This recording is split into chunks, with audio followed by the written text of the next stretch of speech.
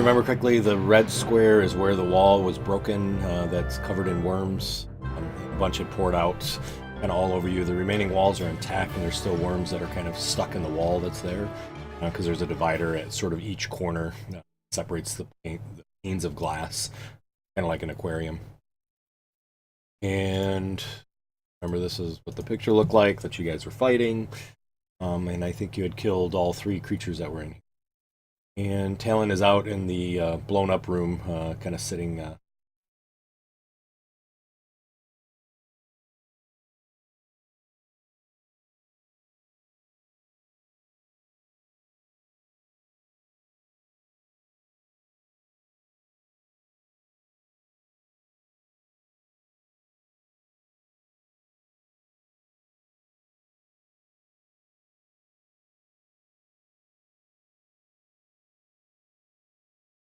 So you could do either an Arcana check, or you could.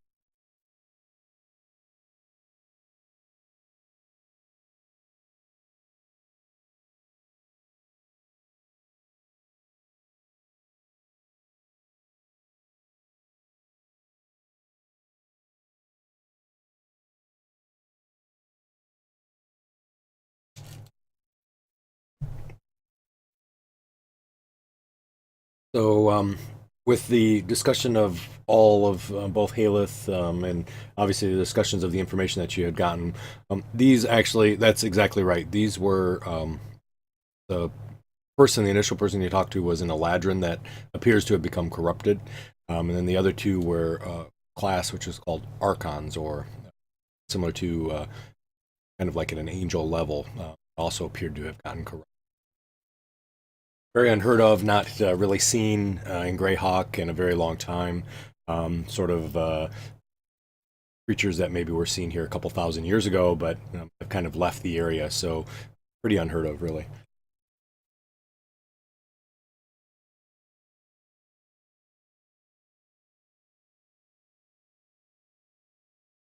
Yeah, sure. Um,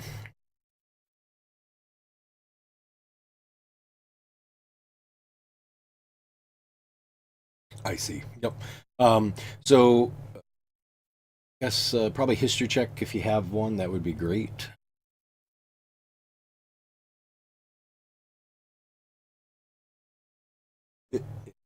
Yeah, you're gonna have to Halo is checking the symbols, and then I believe you get to re-roll that. Roll a one.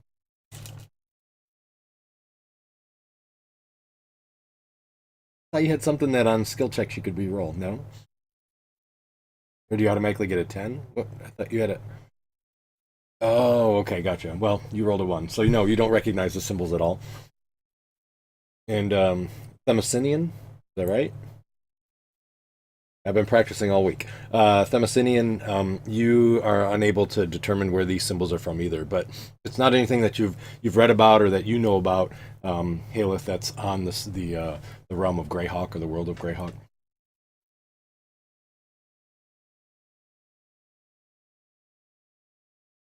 Okay.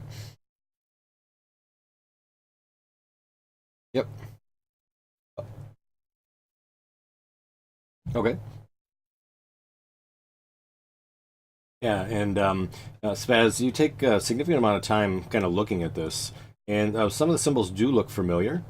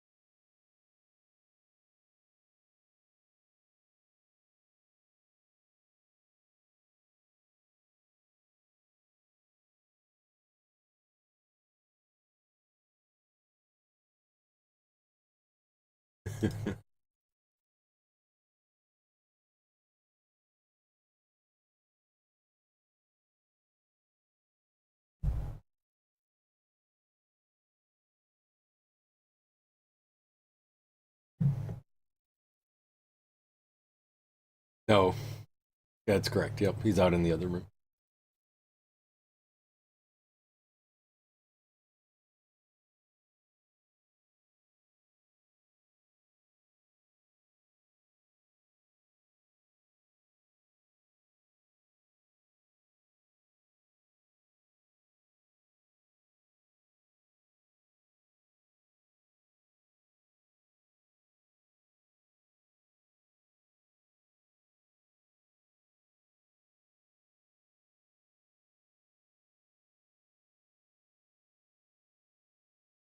No, there isn't. There was the um, stuff that was kind of kind of scattered along the floor that looked like instruments of torture that were sort of rusted and pitted hooks and blades and things. You do see the wall is essentially covered, like I said, in worms that are kind of writhing throughout there.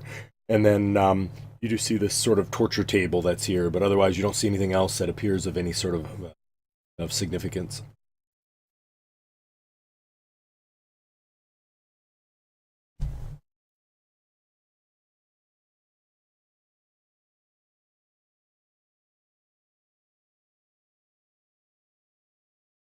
Oh,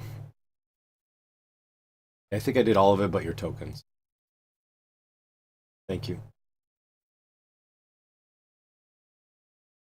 Perfect.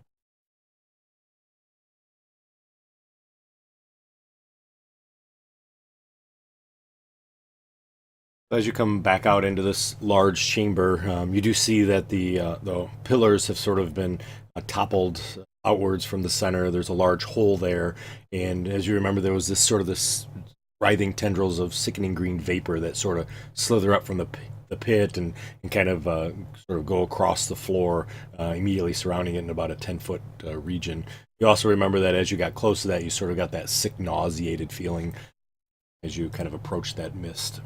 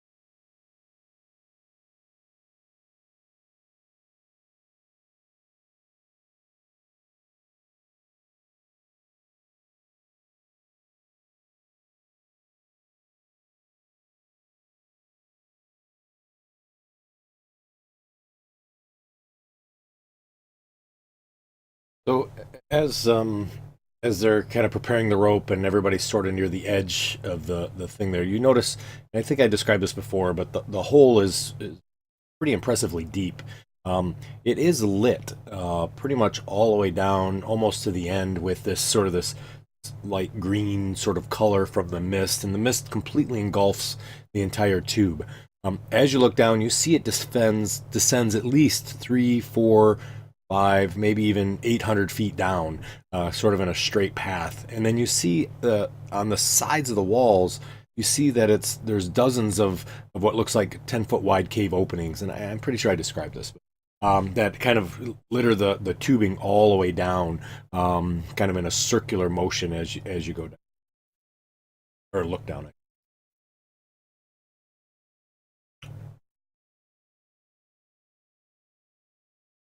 It is. So this room is a very tall room in the inside, and it is a pyramid that goes up. Correct.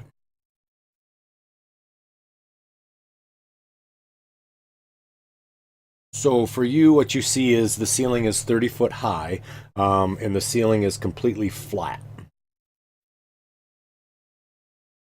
It doesn't appear like there's a balcony or anything that's up there. Definitely no chandeliers.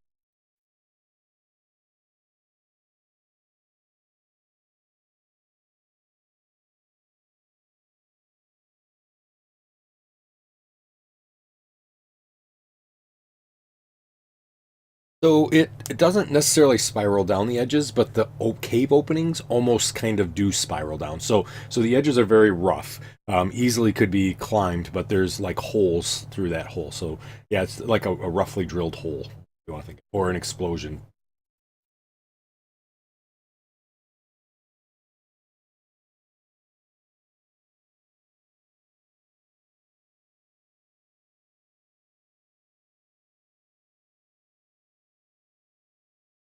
So Themisian is see, I did it wrong. Themisian, Themisian, whatever. As you start to work your way down the rope, you kind of have that permeating mist and whatnot that's coming around you. And again, it does feel nauseating, but on the same token, you're able to continue with your normal activities as you continue down. How long is the rope?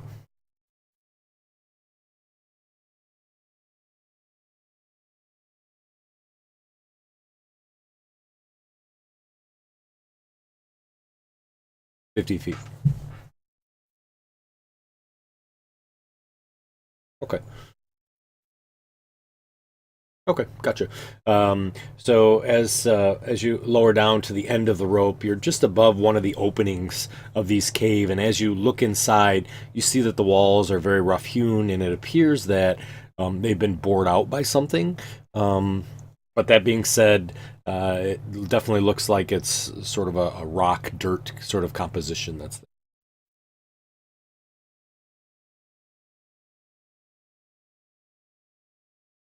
no, it's circular.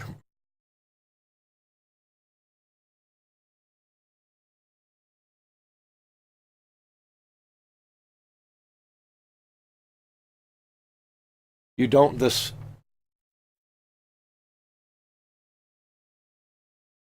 is the first one that you've come to, and you can see a couple that are on the other side, on the opposite side of where you're kind of working your way down. But you don't see anything unusual. They just appear to be bored out caves.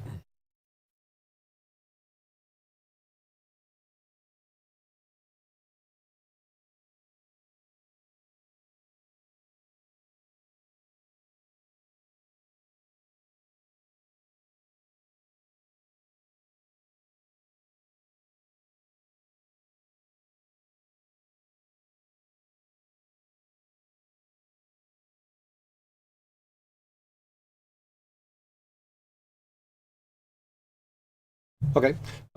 So you kind of have that rope and it's tied around you, and so you're able to reach down and kind of grab onto the edge. But it's down by where your knees are at because the rope just doesn't reach quite as far. So you have a couple options. One, you could loosen the harness that's tied around you, or you could ask the ones above to see if they can lower you a little bit lower.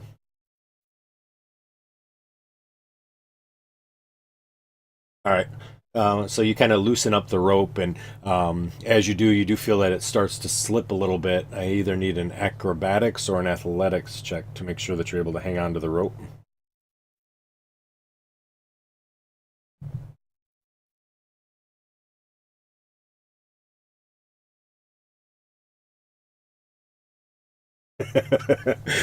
So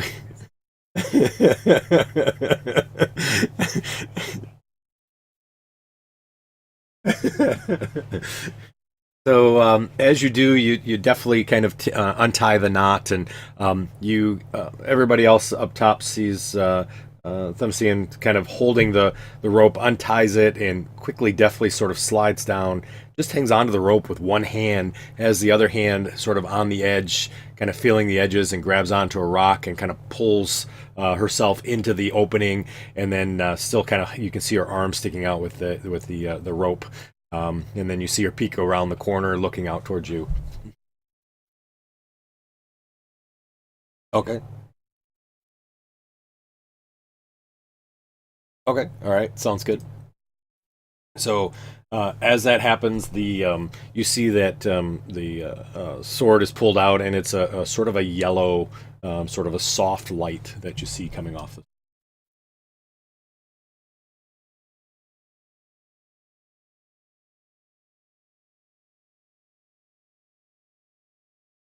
So it goes about 20 feet, and then you see that it makes sort of a left turn. And then as you're kind of sitting here, you see that the other cave goes in about 10 feet. It's a exactly opposite side of the hole. And then it sort of narrows into a small chamber that you can't really see very well.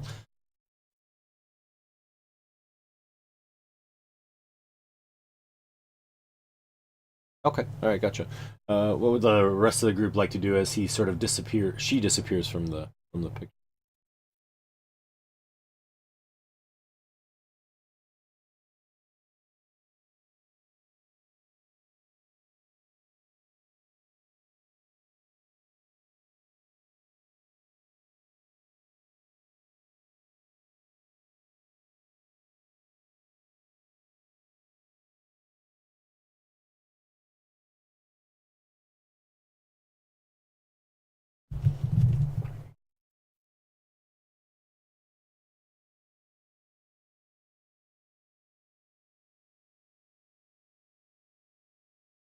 Okay. So you guys have the rope of climbing, and you're gonna kind of make your way down, I assume. Who's gonna go first? All right. So Talon, you kind of see the exact same thing where you kind of make your way down. Puff sort of circles down with you. However, as Puff is circling down, you hear Puff kind of coughing and whatnot, which is very unusual, um, and communicates to you that the mist is just god awful, and sort of gives him that batter acid taste in his mouth. Um, and as you kind of make your way down, you do see that Themyscinian is just barely kind of making her way into the opening that's there. And as you kind of get into that spot, you kind of see kind of exactly where she is looking in, and you see her kind of probably look back to you as you make your way there.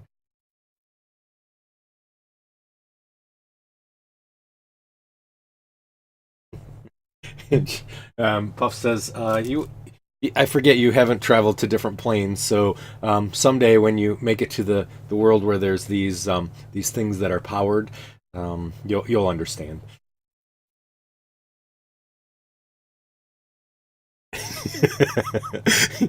She says maybe we should. I think so.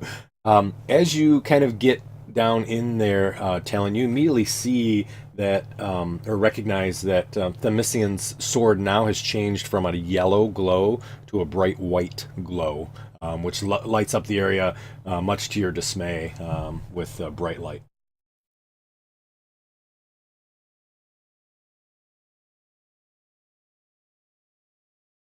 So you came in at on that kind of where that opening is on that map. I see the second map. Did I drag it to you? Yeah. Yeah, you came in through the hole. There's that ledge that's around there. That's technically not there. I just didn't have a map that had a full hole.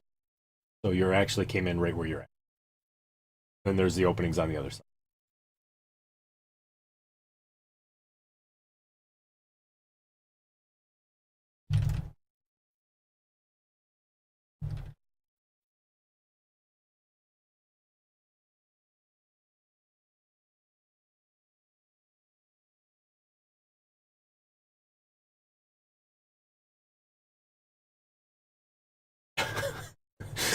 All right, sounds good. All right, sounds good. So Spaz jumps trying to grab the rope and misses. Yeah, yeah. All right. Go ahead and do a acrobatics roll. The Haleth, yeah, if you don't mind, see if you can grab. Should have did a grapple, but that's fine. So yeah, you can grab onto him. So you see him kind of jump over, and he tries to grab the rope and misses it, and you quickly grab onto his shirt, and you start to slowly float down.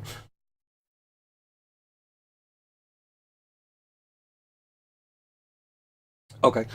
Yeah, no problem. And I think it's a rope of climbing, so yeah, that's fine, no problem. So you kind of reach out and grab onto that rope without any difficulties. By the time you're able to get the rope, though, you're about halfway down the rope itself, so about 30, 40.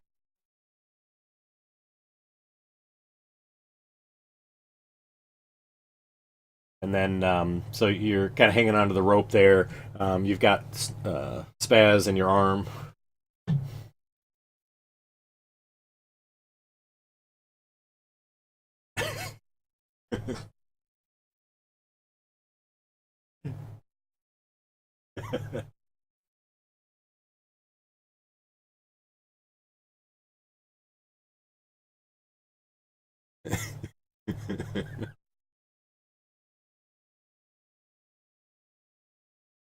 Alrighty. So you grab onto the rope. Alrighty, sounds good. Yeah, right. Themisian or Themisian, we're you're kind of in the cave there. Talon's kind of right behind you with um, Puff. What would you like to do? Kind of wait or continue to move through?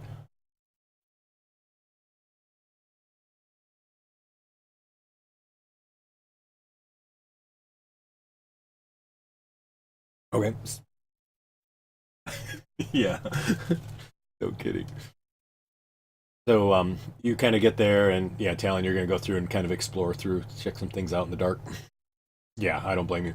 So you see that this has multiple areas that sort of open up into a large dugout cavernous system. There's no really rhyme or reason. There's no marks on the walls, and it does look kind of like a tubular structure had bored through these openings to kind of dig this out. Um,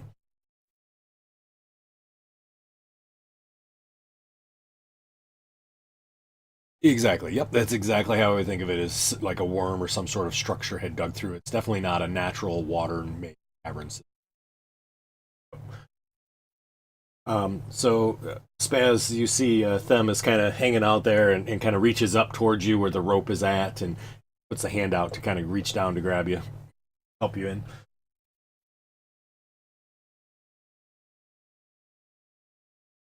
So you kind of move in and circle around. Yep.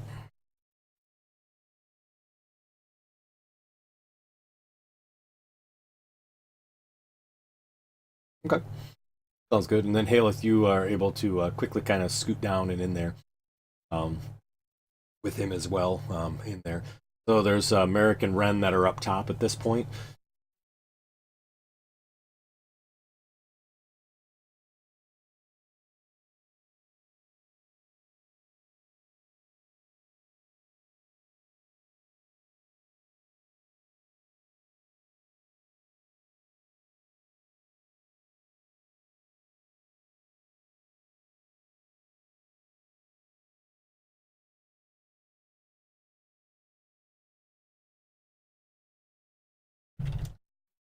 Okay.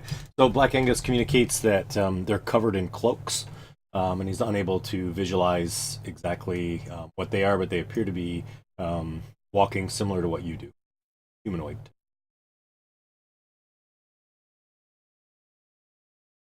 Okay. All right. Sounds good.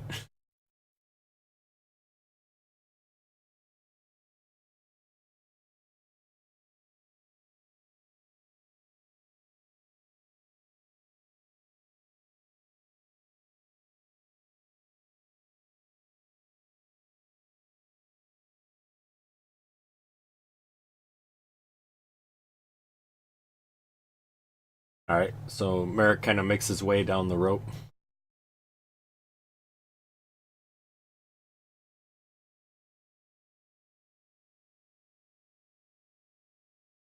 All right. So you kind of make your way down. So as you do, you see Themsinians there, as well as Baz and Haleth, and Talon is not.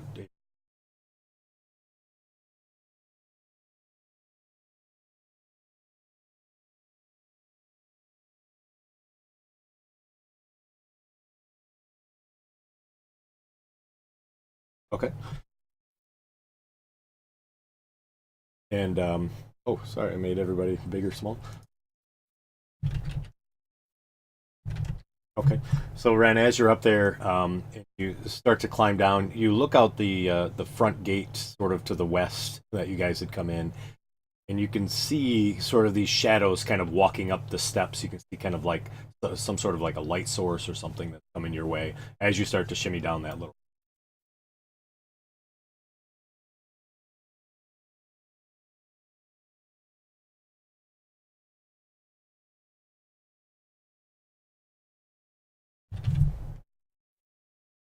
Okay. All right. Gotcha.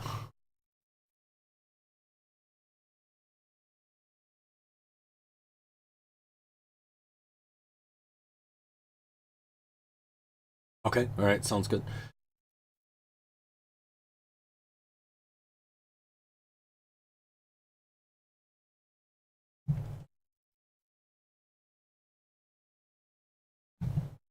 Yep. Okay. Sounds good.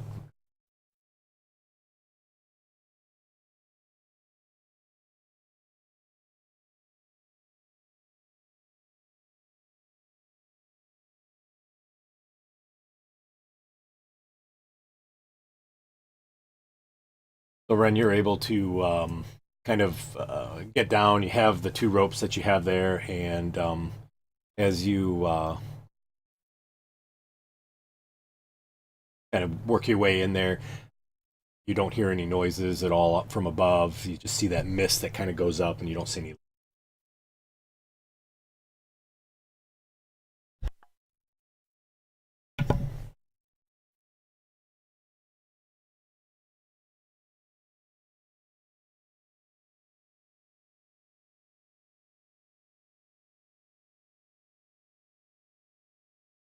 So if you get about 10 feet away from the hole itself, the mist doesn't really affect you at all. It's not within the cave system, but it does, as the mist comes up, it does enter into each separate hole about 10 feet. As you kind of peek around the corner, Talon, and look, you see that this large worm-like creature is sort of covered in a kind of a green hue, has a large round mouth with teeth that kind of go all directly inward around the circle of the mouth itself.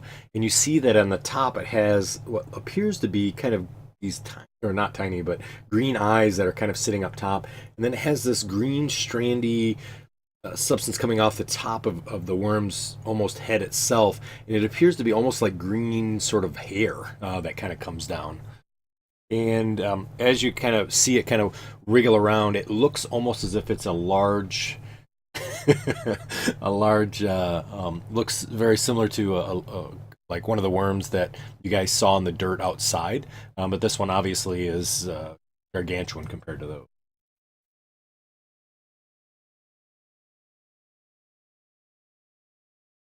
Yeah.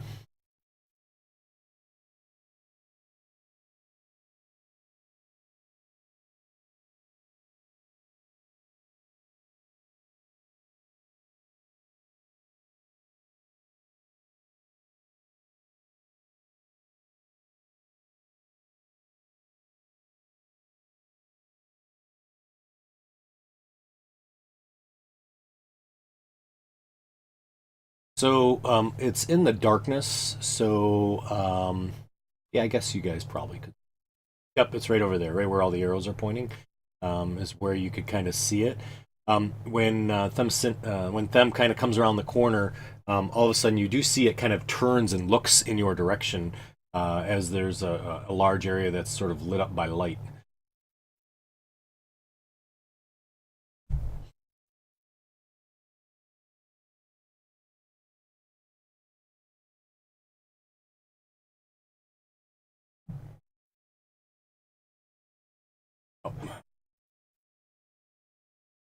Why don't we go ahead and roll for some?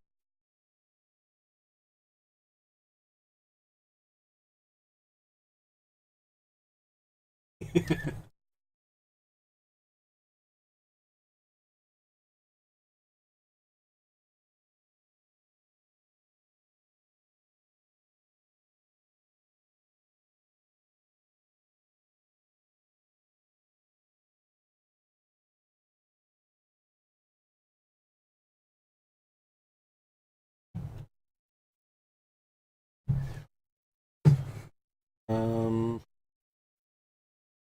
oh, the back room. So Hale, you can hear, you kind of heard um, a little bit of discussion that was ongoing between the group, and then things get really quiet.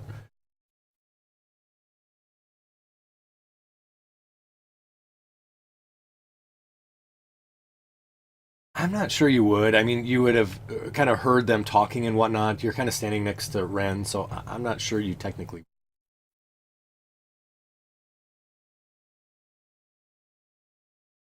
Okay.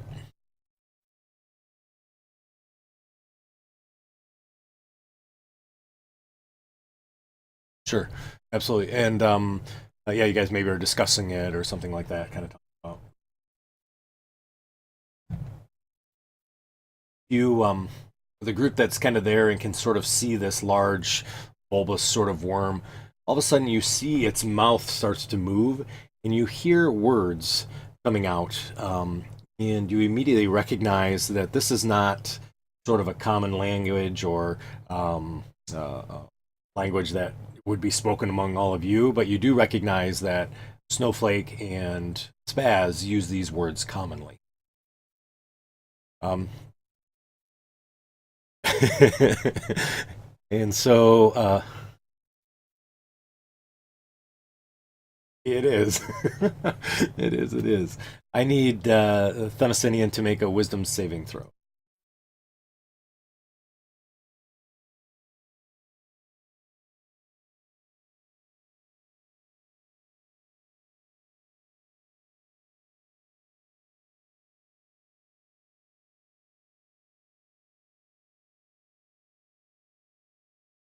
Okay, sounds good. Um, you did not fail it.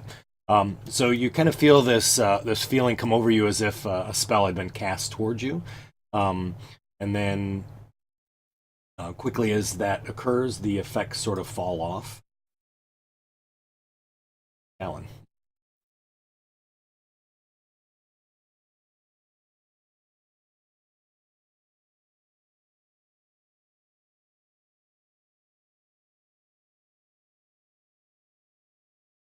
Uh huh. Sounds good. Okay.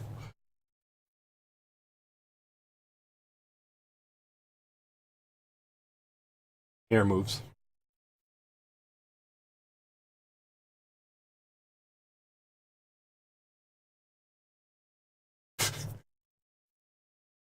Nice. That's a hit.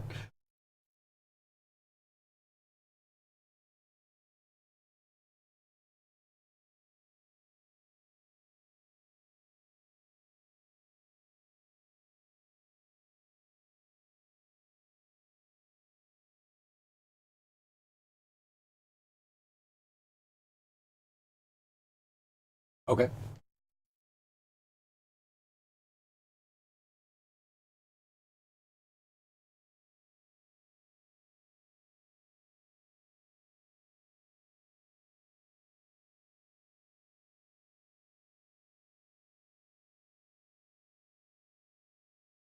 How was this supposed to go, Talon?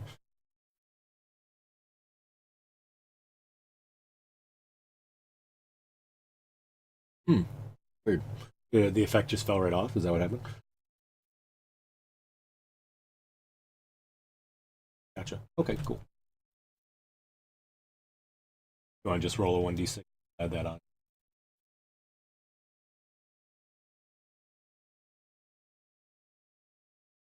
Yep. Sounds good.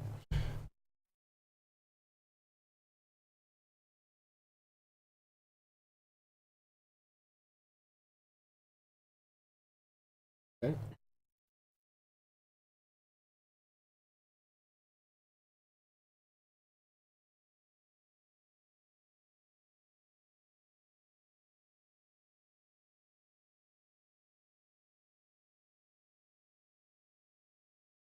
Alrighty.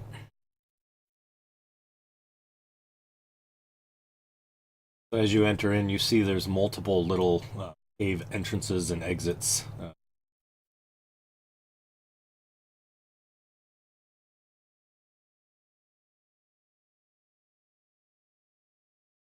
You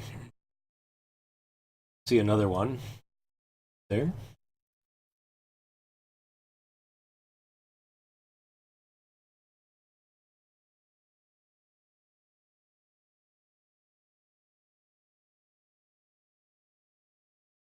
Okay.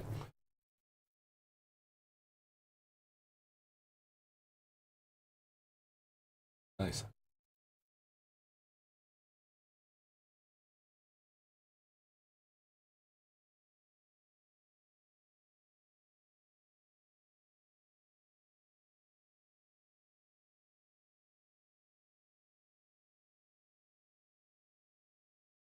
It is a hit.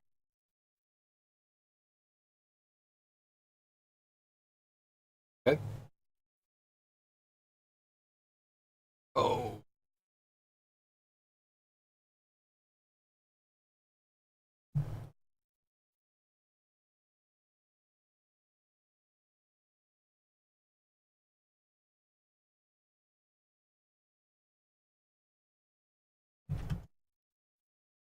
Okay, yep, it does go down. So as it does, you see the worm just sort of kind of doesn't deflate, but loses some of its positioning as its head kind of comes up and just sort of collapses.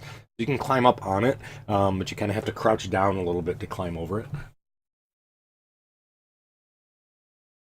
Yeah.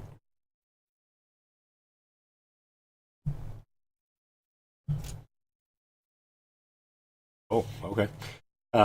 So you kind of stepped over the side, Merrick.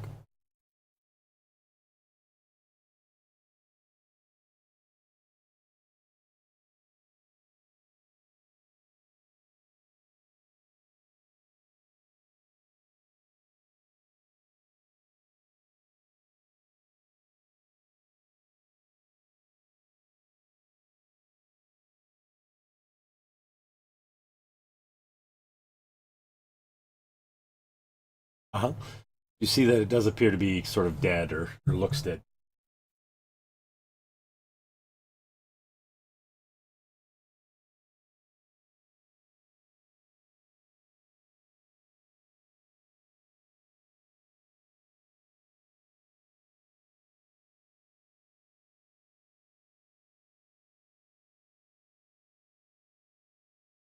Okay.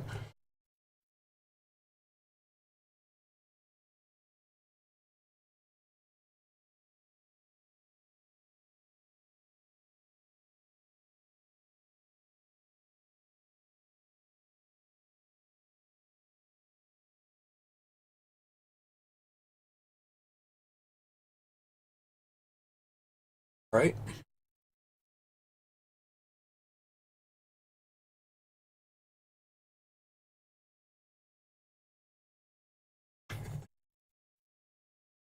Your point kind of over the other, or point towards the worm or over the other worm. Oh,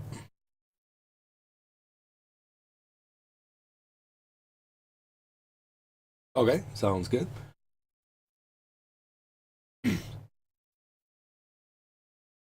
Sure. So Haleth and Ren, you both would have heard kind of the commotion and the common noise of Talon's quiet bow shooting arrows. You guys recognize that immediately.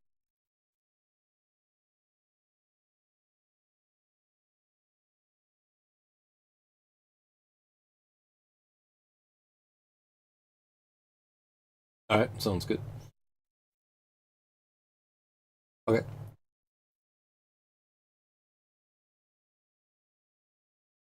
And Puff is just kind of looking around, I assume. Okay.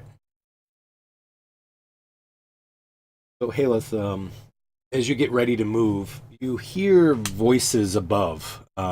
It's in a sort of a guttural language. You're not sure what it is, but it sounds like there's some talking above. Maybe the people that Ren had said had kind of walked in. but you're unable to see them, and the light from Themyscine's sword is now deep enough into the cavern that it doesn't, and the curves are there that you are pretty much in darkness sitting there.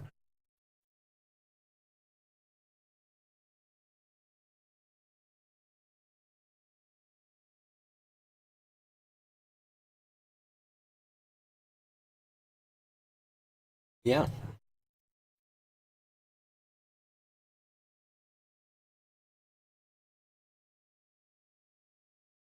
sure. Yeah, let's do some sort of a hide or a stealth thing you're able to do.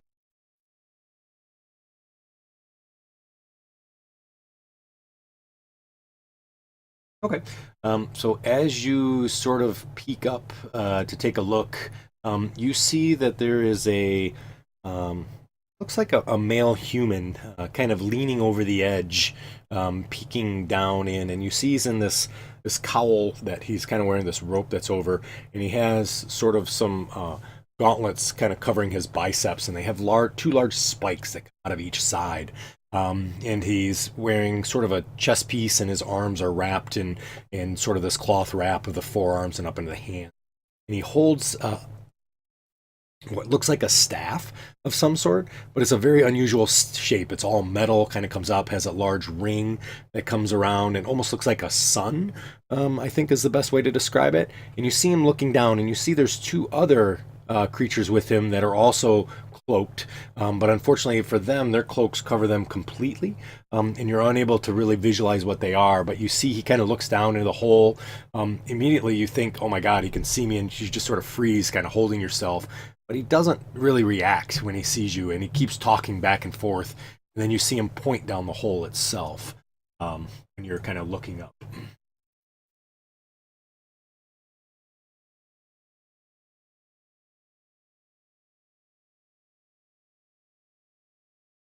You don't. That's a very unusual symbol to you.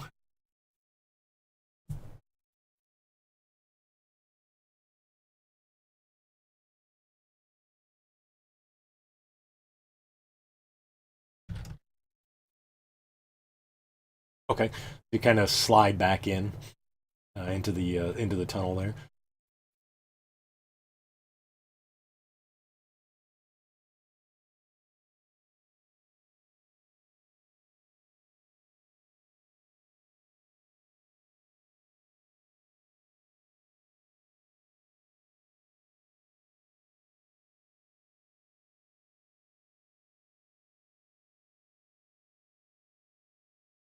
Um, yeah, I mean you're close.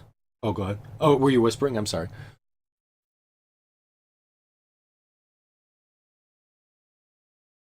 You do. You do. Yep, you do.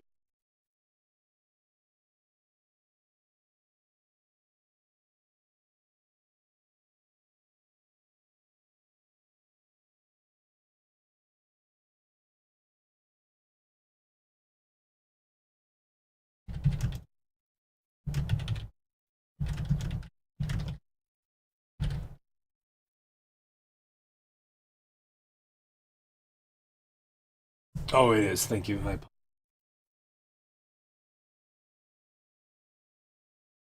So, see the worm kind of moves up behind the other one, and he sort of slithers up and over the body as he kind of looks. So Spaz, you now see the second worm kind of climbing up and over, but it's a tight squeeze. So his head is just kind of sitting there, and it's almost like he's sort of debating.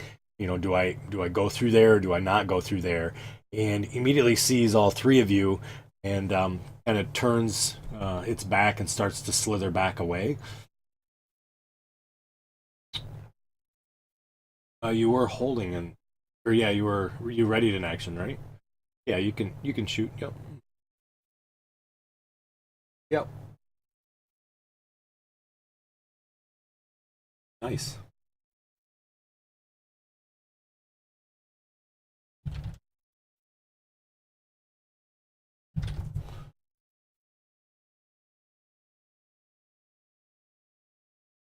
So as you hit him with the firebolt, his head immediately whips around.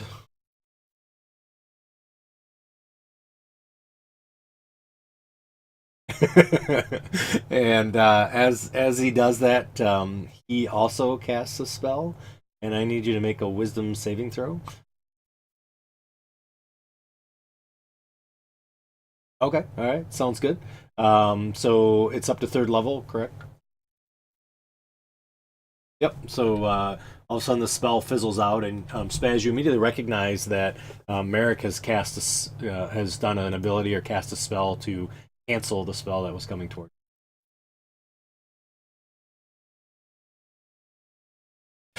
Put out a hook, line, and a sinker, didn't I? Yeah, right.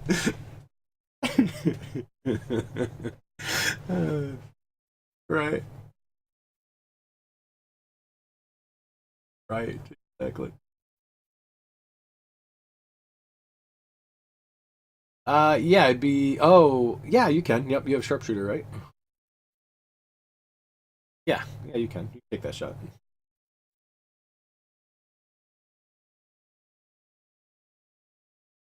Let me. Yes, you are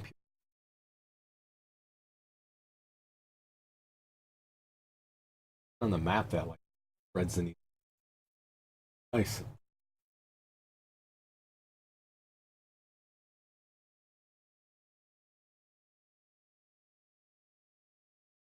Oh, gotcha. So it's an additional one on them. All right. No problem. That is the one that matters, right? Exactly.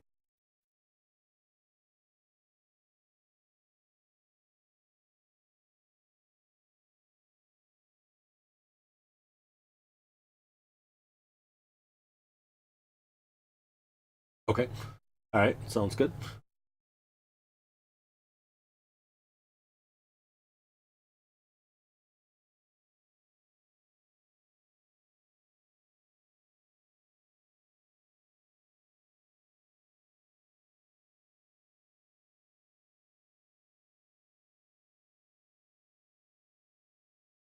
Okay. So as you come around, oops, you see that the tunnel continues off, pretty much off the map to the west for the most part, and then yep, you can go down that path. As you do see that it opens up and does actually open there. Um,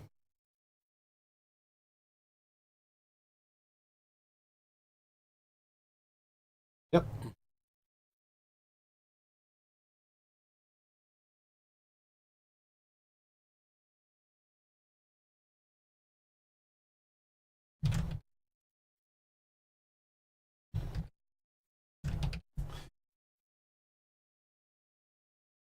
Okay.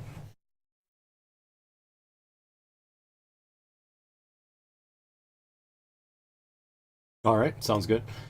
So you kind of hear it echo throughout the caves, um, and you can kind of hear it ringing through.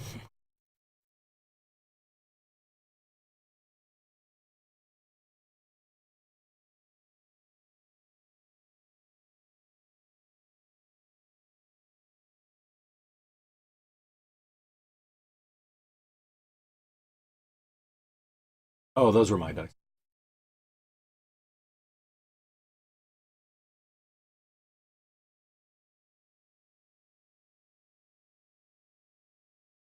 Alrighty.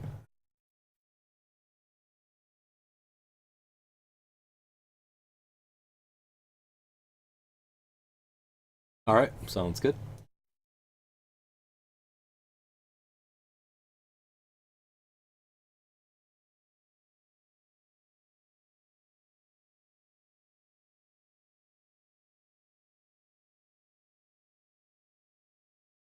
Climbing over the worm will be difficult terrain, just so you're aware. I mean, you can. That's not a problem. So let's see.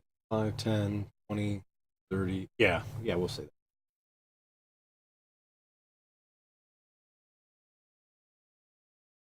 Okay. Got it. So you're there. As you do see the large worm is obviously fighting with who you assume is Them on the other side, facing them. Okay.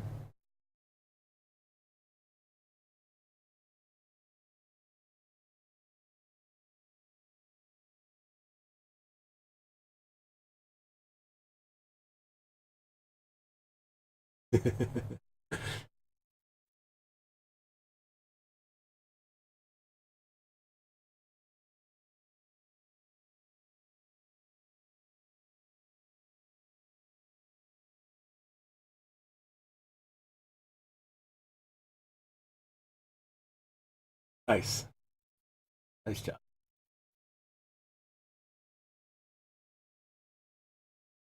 Yes.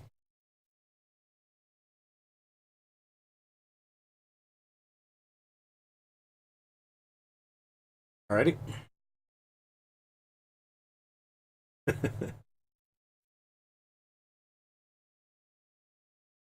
Yep.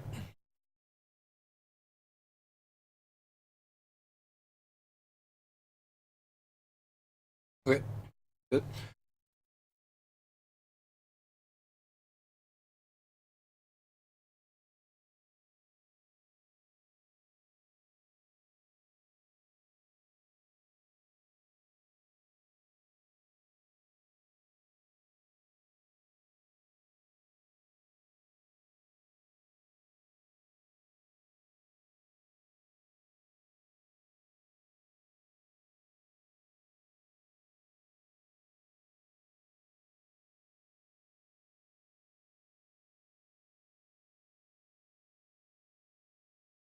Correct. Yeah, the red part is really the big hole. The hole takes the entire wall, and then you can see across there. And you could try to scale the wall. I mean, it's rough enough that you could sort of rock climb across if you wanted to the opposite opening. Is that what you were looking at?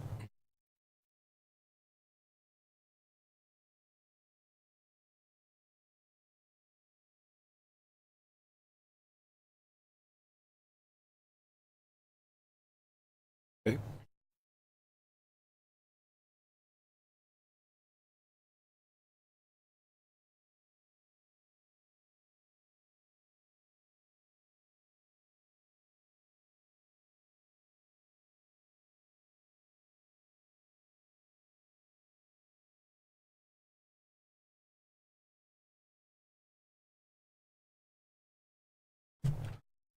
Oh yeah. So you're gonna bring them over to the hole.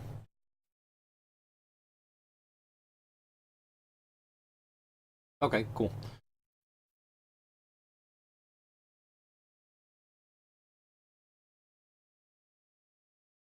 Sure. Yeah. There's no light there, and the mist is lightly obscuring. So he does tell you that he sees three people, kind of the edges of three human-like creatures sitting up. Yeah, they are. Yep. Okay.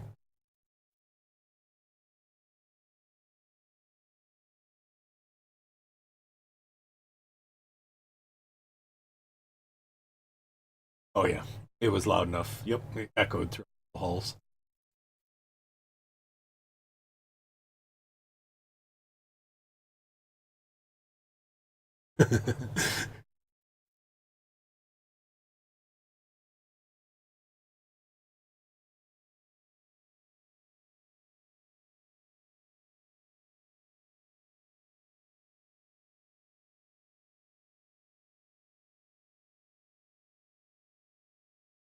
Okay.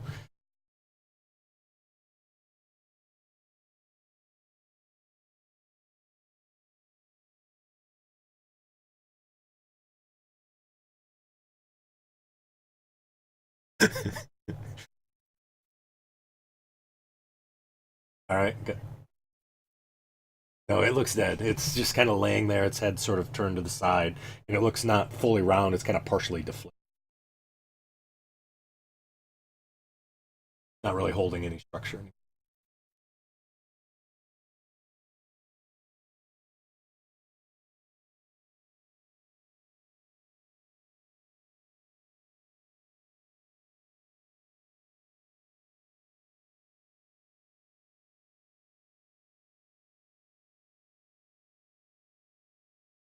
There. Excuse me. As it does, it sees that its other friend has sort of collapsed there, and the Obsidian it casts another spell towards your direction on the wisdom saving throw.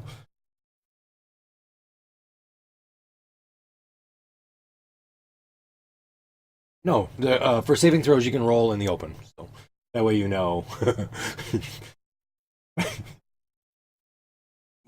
Yeah, I don't blame you. The checks I like in the tower because then I can kind of work it. But saving throws, you would know. There you go. So you felt this feeling of almost as if you were going to be sort of made stone essentially, but it's sort of not stone, but you felt like you weren't going to be able to move, and then you were able to quickly push that off as your indomitable kicks in.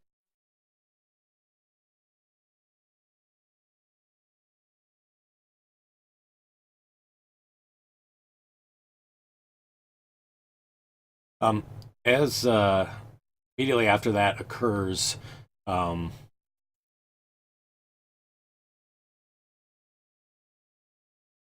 that one's all right. Gotcha. Talon, you hear from Puff. Puff says, uh, um, "Big thing, other hole, big thing."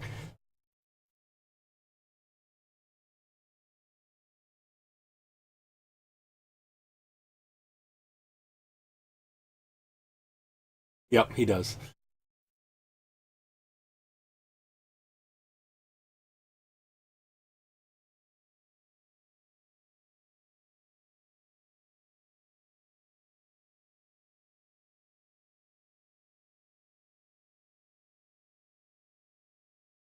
Okay. All right. Yep.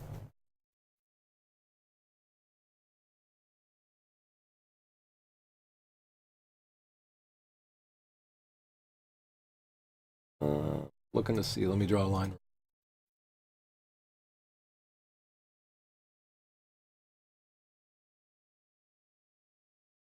Yeah, you'd be able to make it. Threading the needle again. All right, sounds good.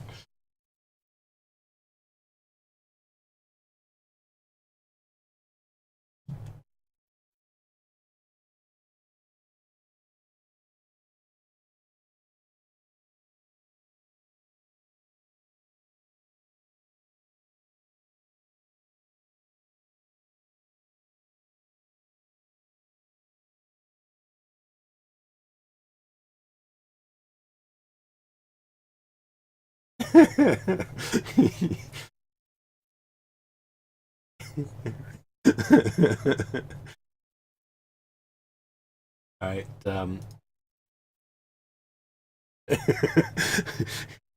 He's like hiding behind it. Of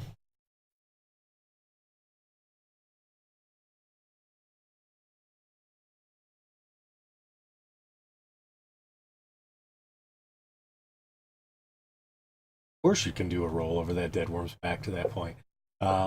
How about? Yeah, yeah, absolutely, you can. Yep.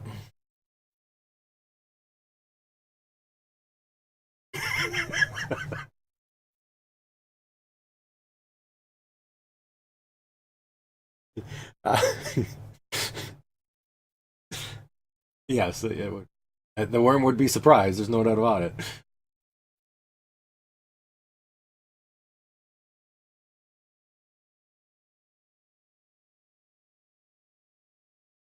Okay. All right.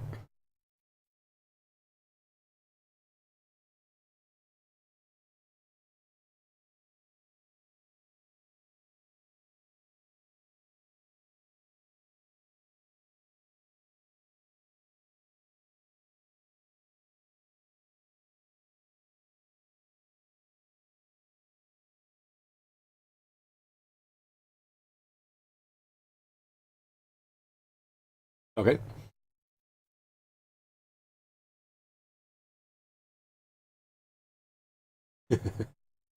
Merrick, before you go, I apologize. I had missed one of the rounds there for something that was hidden. So, as you kind of roll about there, Ren and Alan, you're kind of looking off into the mist, and immediately you see this creature sort of materialize on the opposite side, almost as if one minute it was there, and the next minute it or wasn't there, and the next minute it was.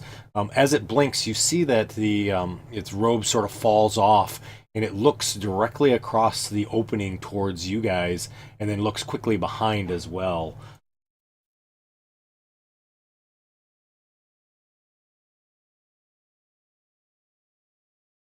Kind of, yeah. The cloak kind of disappeared, sort of just kind of fell to the ground as it kind of looked towards you.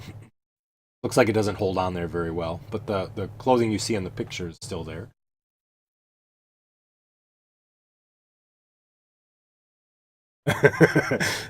And then, Ren, I need a wisdom saving throw as it looks at you.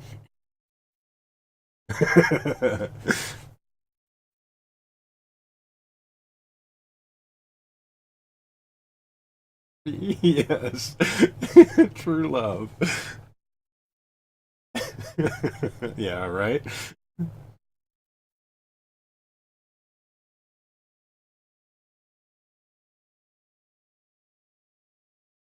Everything will be fine. Everything will be fine. Nothing to worry about. Yeah. You're okay with that roll?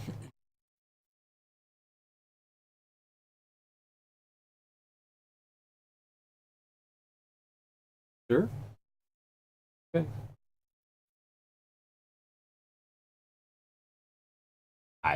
It was the 13, so you rolled a 3. That's why I asked.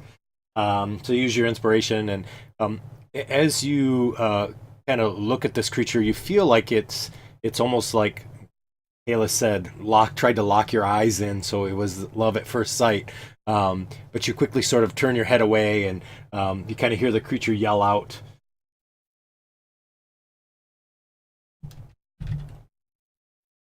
something in a language that you don't really recognize.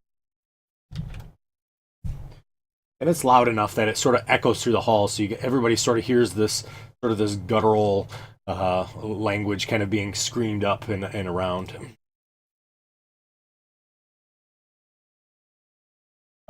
Sorry, Merrick. Now you can go.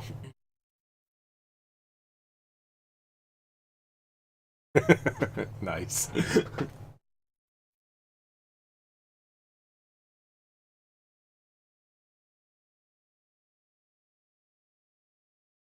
Okay, sounds good. You kind of climb up on top of the worm there.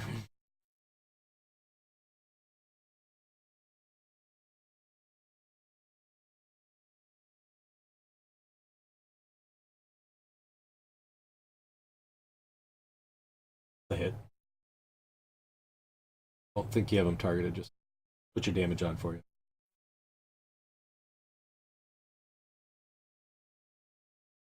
That's okay. No worries.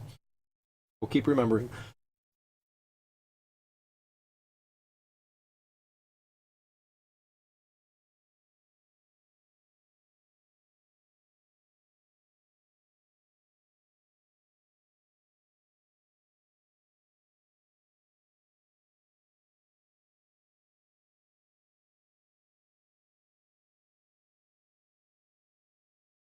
Nice. So you quickly dispatch that. Yep. Spaz, before you go, sorry, there's another one that's coming into the picture here. Um, yep. So Ren and Talon, you see a second creature sort of materializes, just like the last one did, right next to the one that's over there. This one looks much different, and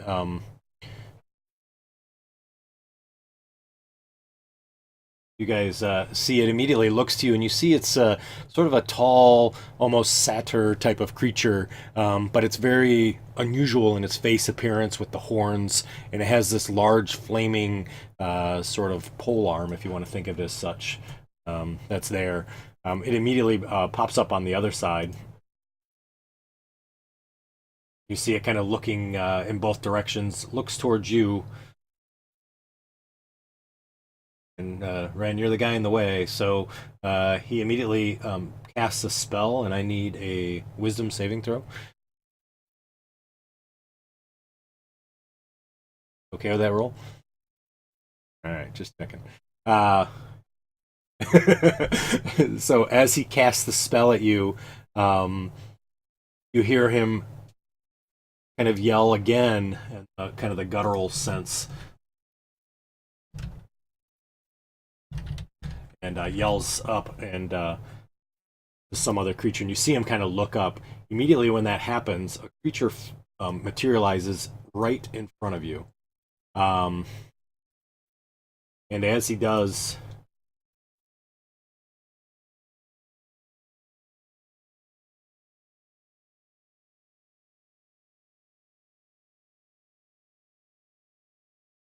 Sorry, I apologize.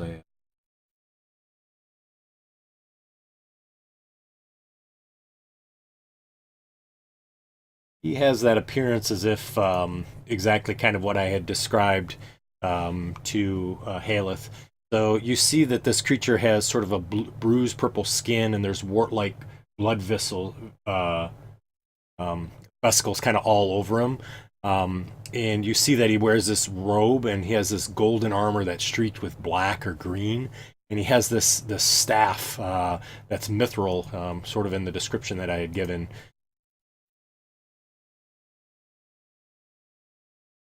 And he immediately kind of pops up in front of you. As he does, he takes his yeah,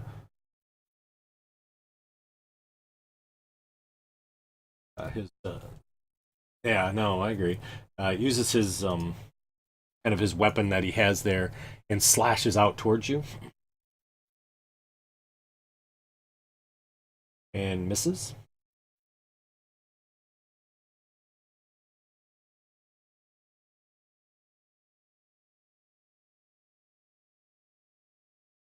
All right, Spaz, it's your turn now.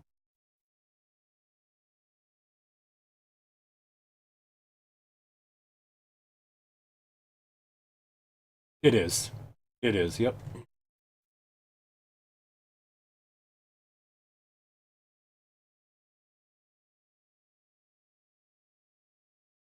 Yep. All right. Ren.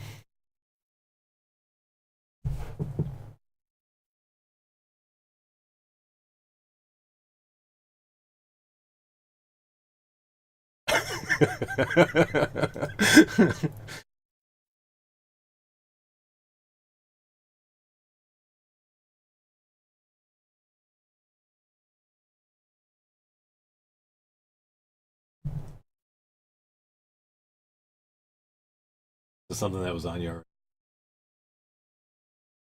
Oh yeah, you have. It was one of your crits. Manage until a short rest from the last session. So as that hits, you see it cuts through the armor, and all of a sudden blood pours out. You just see it kind of pour out, and the armor immediately seals closed, and he cackles as he takes no damage. All right. You miss with the second attack. And the sword bounces off the armor.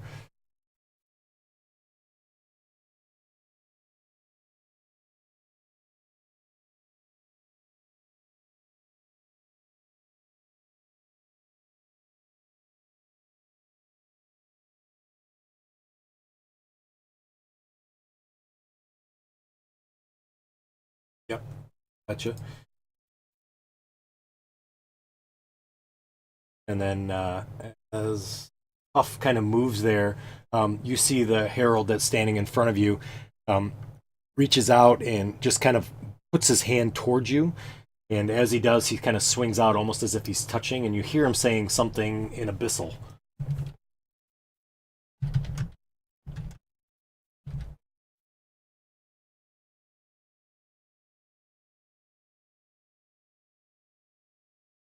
Yeah, you can yell whatever you want. No, no. Mm-mm. Just as long as it's not like a paragraph.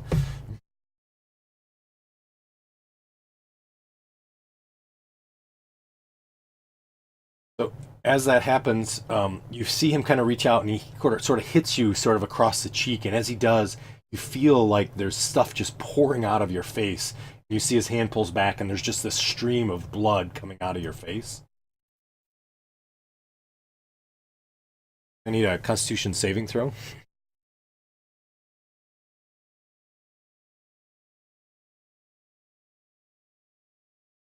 Okay, sounds good. Nice. So as you do, you feel this. Your legs get a little bit woozy, but Talon puts his hand on your shoulder and says, "You got this." And you kind of stand back up, sort of straight up. Caliph. Oh, it wasn't. Sorry.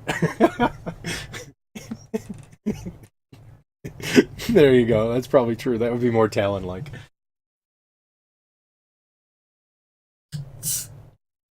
Yep.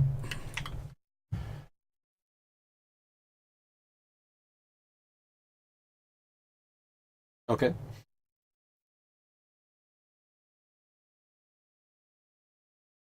Okay. Yep.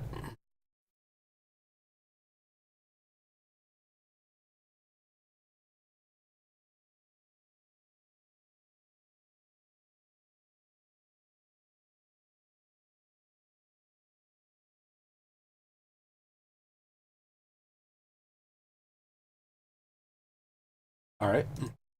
Sounds good.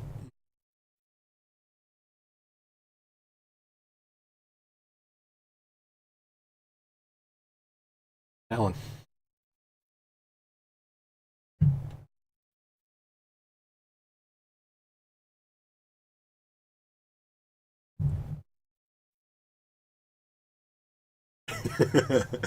Arrow of walloping. Okay, cool. Nice hit.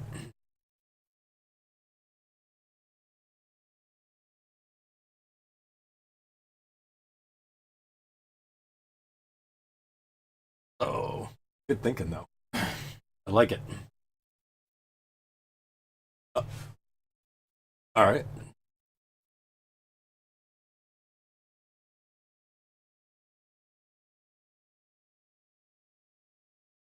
But he uses one of his legendary actions.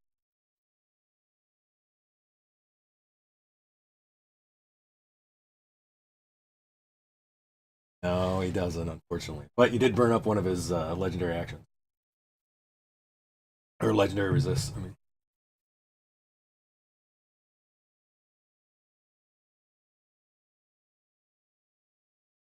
yep. Okay. What CR are you looking for? I think you get that choice, right? Alrighty, half or lower. Okay, sounds good.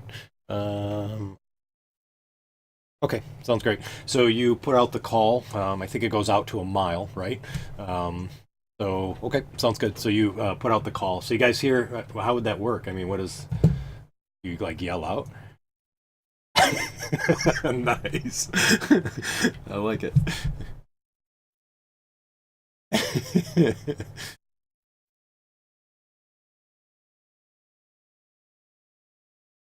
All right. So the specter um, immediately sort of turns around, and as he does,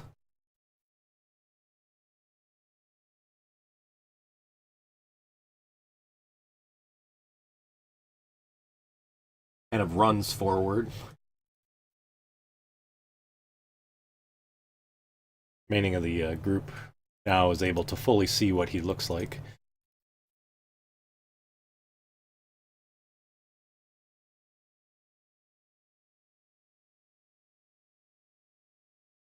Right?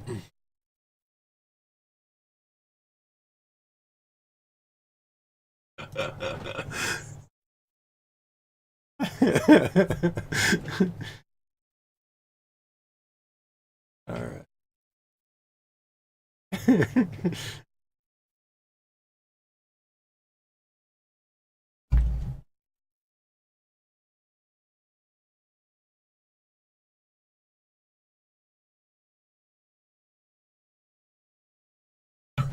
Apologize.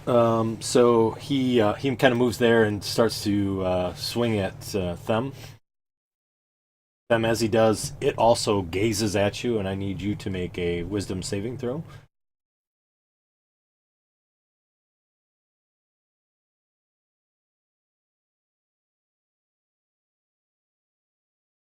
Okay.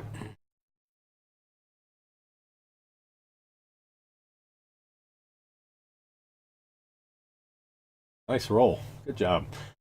And it swings with its claw. It misses with the first attack and swings with the second one. With the second.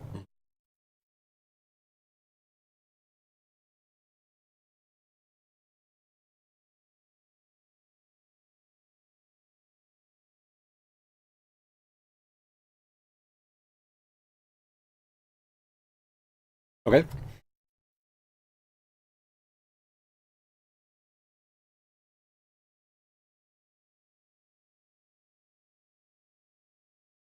All right. So you're able to hit.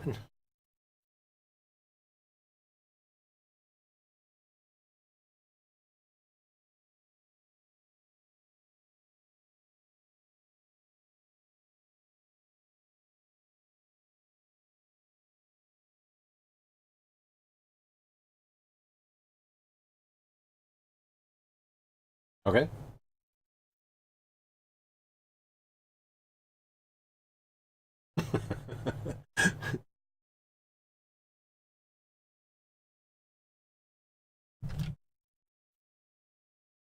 uh, yeah, you can move there. That's fine. It's more than half of the map. So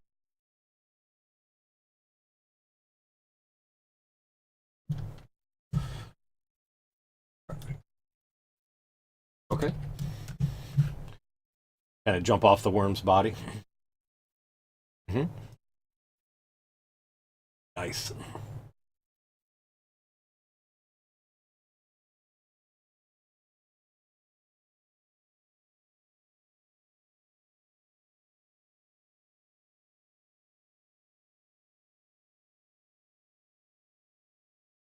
Yep, that's a hit.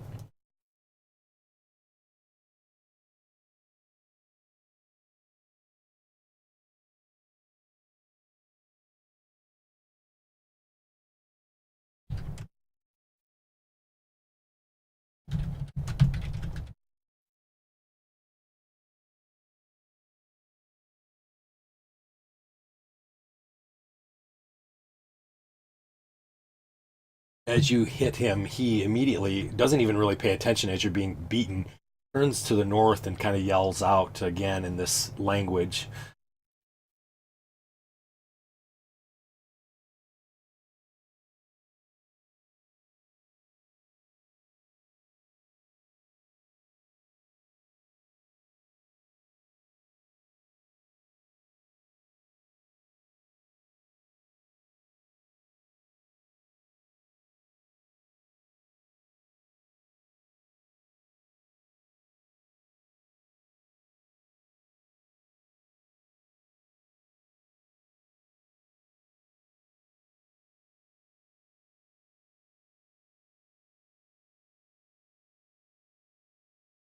So you see that the devil all of a sudden starts to cast a spell, and as he does, you see a 10-foot circle immediately illuminates around Merrick.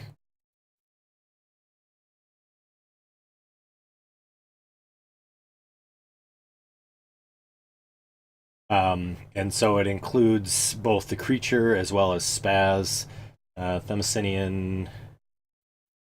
Yeah, you would be in it as well. And you see it's a 20-foot, or the cylinder goes all the way up to the ceiling. And you see glowing ruins sort of appear wherever the cylinder sort of touches the floor, the walls, the ceiling. Um, and as that happens, I think both Themyscinian as well as Merrick. Yes, Themyscinian and Merrick. I need you both to make a. Uh, nope, I don't need you to do anything. Nothing. I don't need you to do anything yet. So you're good. Spaz, you are good. Rocking it. It moves to.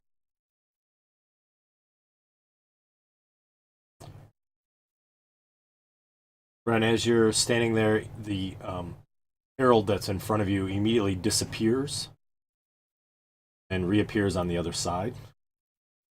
And he slowly walks very triumphantly to there.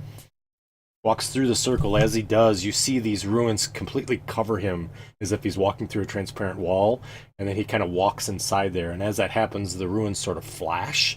And then you see a sort of a shimmering of ruins kind of raining down from the ceiling from all the other symbols that completely engulfs you in sort of a curtain. And he looks to you, Merrick, and Merrick, he says to you, he says, "Give me the rod now."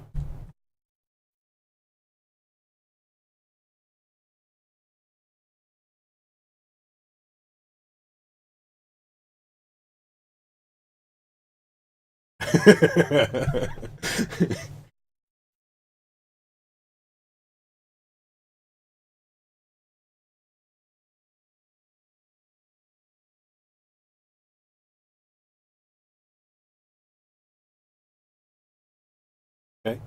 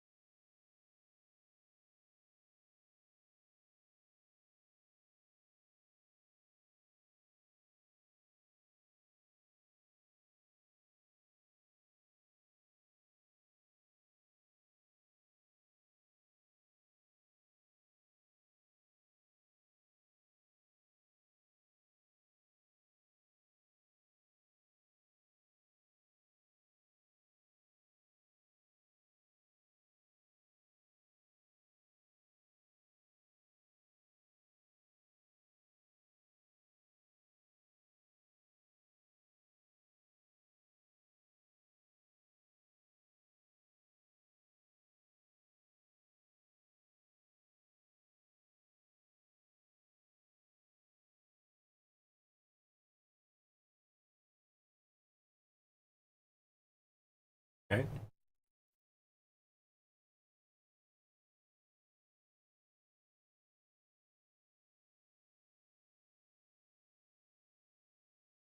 Oh, two failures.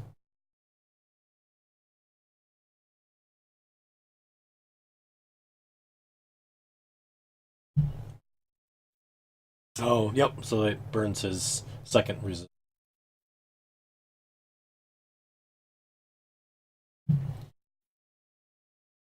Yep.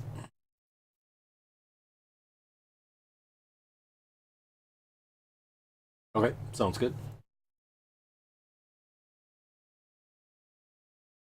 Uh huh. Oh, yeah, and I need a D4 from you. Great.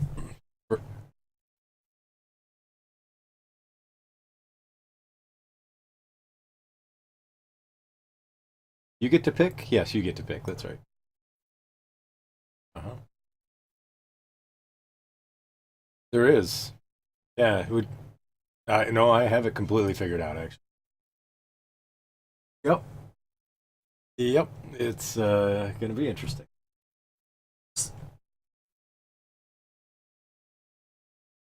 So these are your two choices, but to tell me which one you want.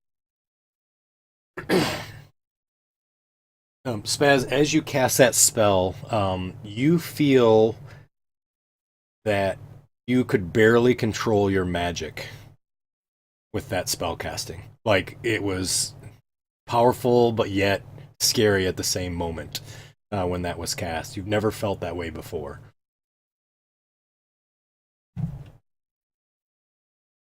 So that would be.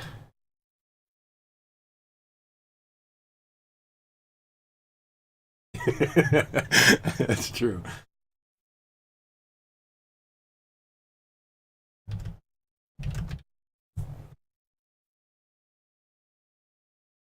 Okay, sounds good. So randomly chosen by me, huh?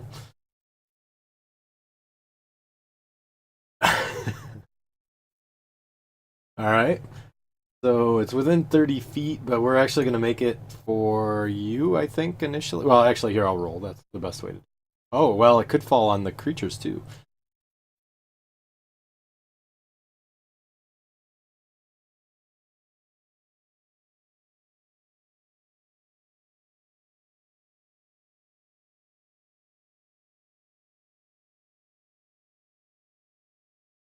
So, Demosthenian, as he casts that spell, you notice that your mithril plate armor all of a sudden sort of locks. All the grooves and everything sort of lock in, and your mithril plate now is +1.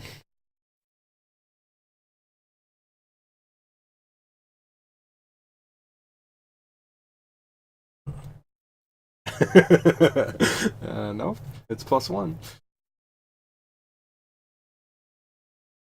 All right, Ren, you're up, buddy.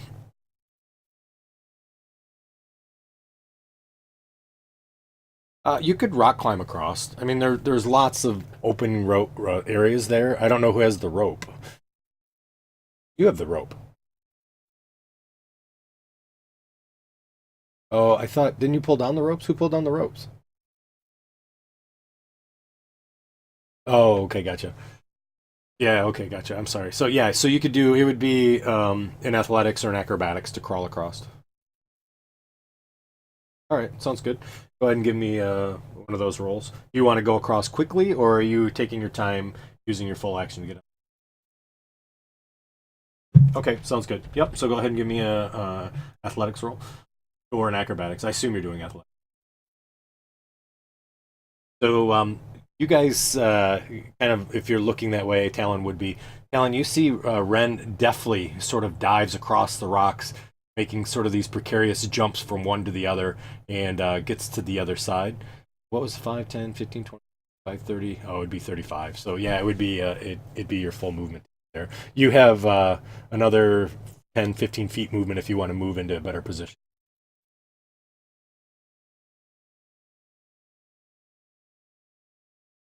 Yeah, some advantage. Yep, no problem. Okay. Oh, I see that. Yep, no problem. Puff kind of swings over quickly. As Puff goes, he sees that worm now crawls back into the tunnels.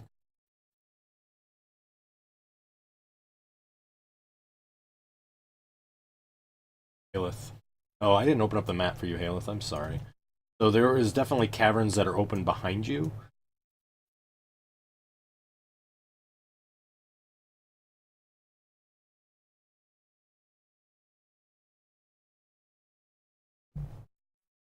I'm bad about opening them. Okay.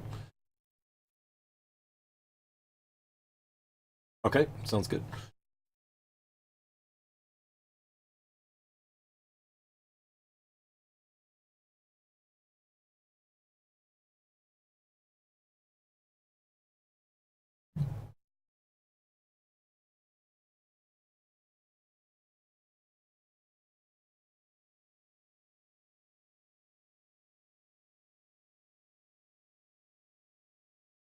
Okay. So as that happens, you kind of step around the corner. Talon and Ren, you hear this loud buzzing sound, almost as if there is a cacophony of bees kind of coming in your direction. Suddenly, you see there are two giant wasps that sort of fly down into the hole. Talon, those are yours. You control just.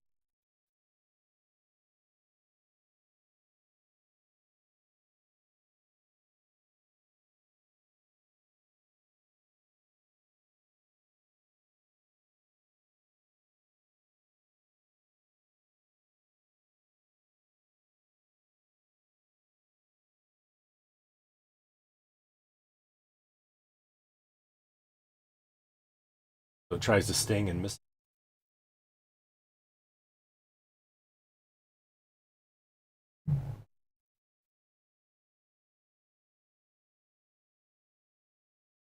Oh, yep. Got it.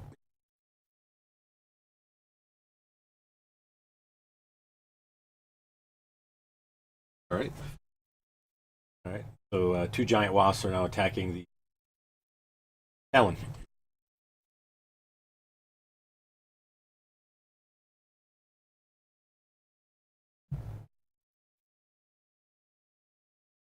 Yep.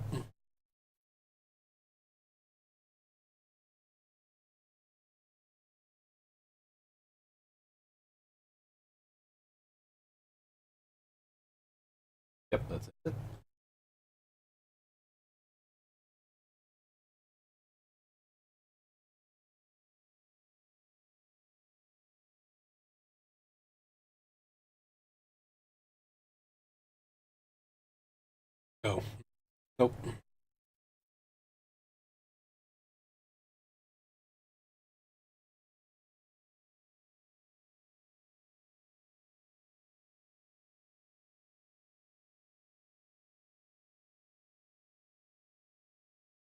Okay.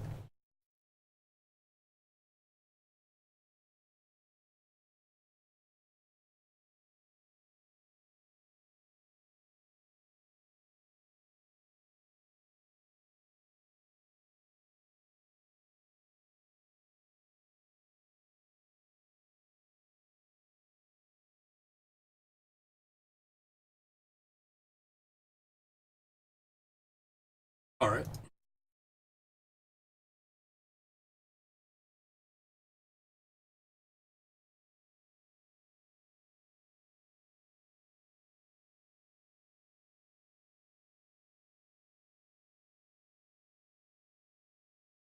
So the yes, yeah, thank you. So he kind of the specter kind of reaches out, and as he does, you see he kind of touches his arm, and as he does, you see all these boils and pustules just kind of pop up all over his body. And then as the pustules sort of pop, the skin appears to be healed underneath, and all his wounds disappear. However, he appears to be weaker, and he also looks tired or exhausted.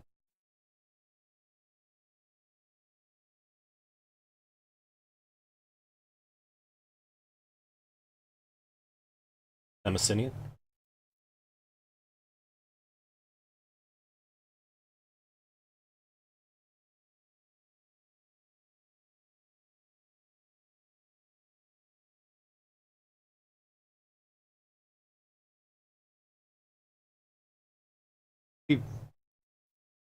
It'd be pretty difficult, I think. Yeah.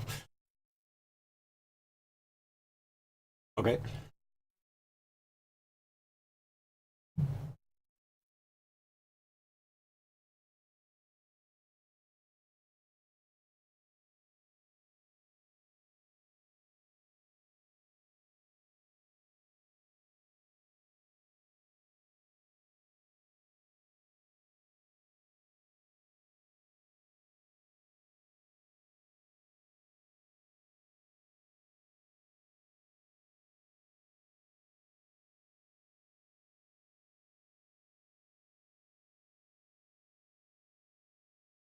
Okay.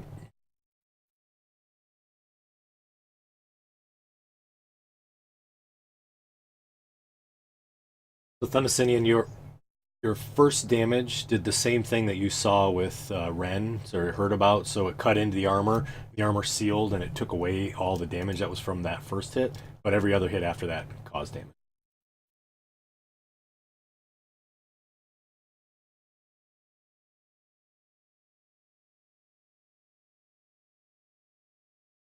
Eric.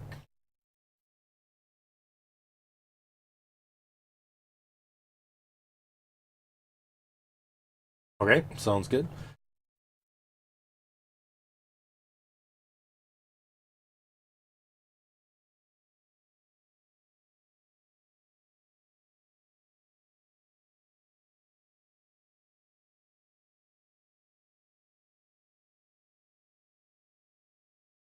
You see the lightning hit them. Does do some damage. It seems like more to the pig face than the rest of them.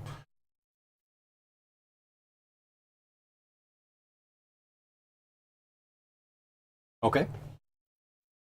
How far are you misty stepping away?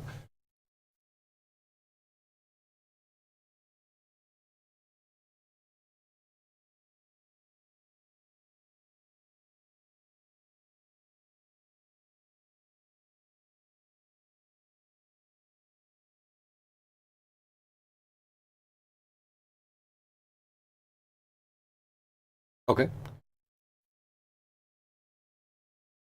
So as you do your Misty Step, you suddenly see all these magic ruins kind of come in front of your eyes. And in order to be able to get through, I need a charisma saving throw.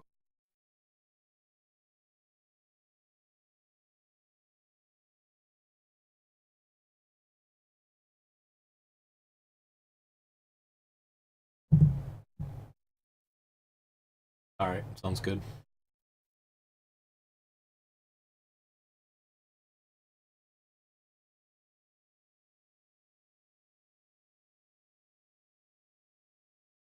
Okay. So you see that, and as that occurs, you are able to move through the symbols and you Misty Step away.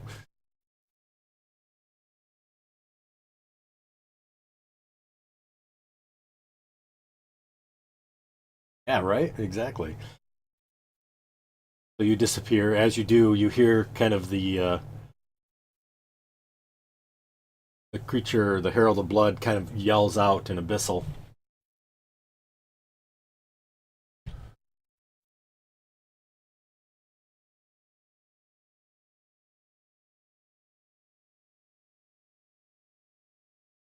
So the devil that's next to you, Ren, kind of turns around with his flaming sort of weapon and swings at you.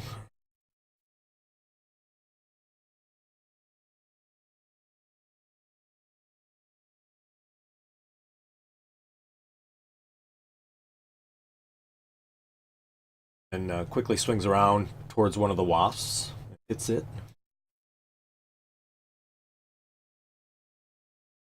Swings at the other wasp. Hits that.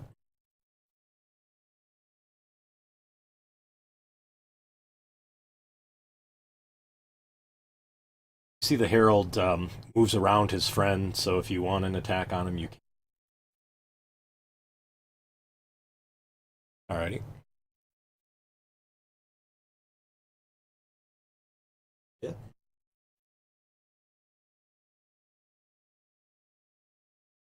You see that this uses up his armor effect, and so that kind of blends in because it is his turn, so he doesn't take any damage.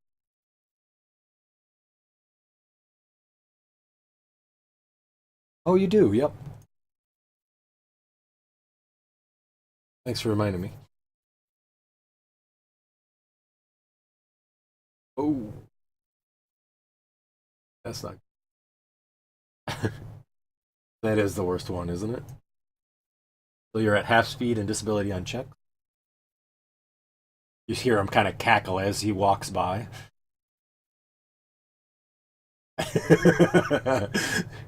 And you all see him disappear around the corner.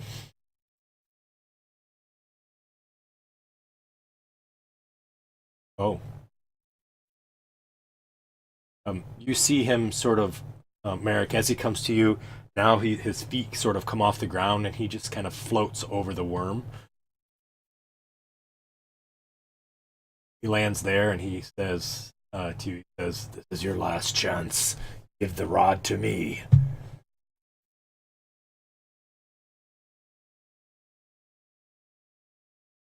He takes that as a no and he swings.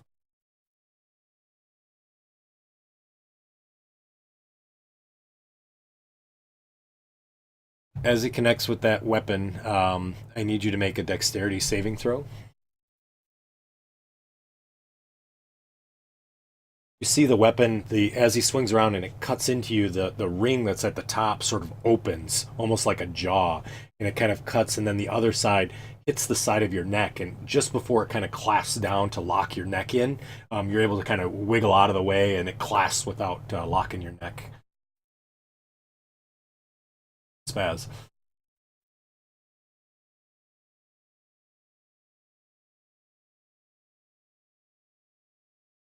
Sure.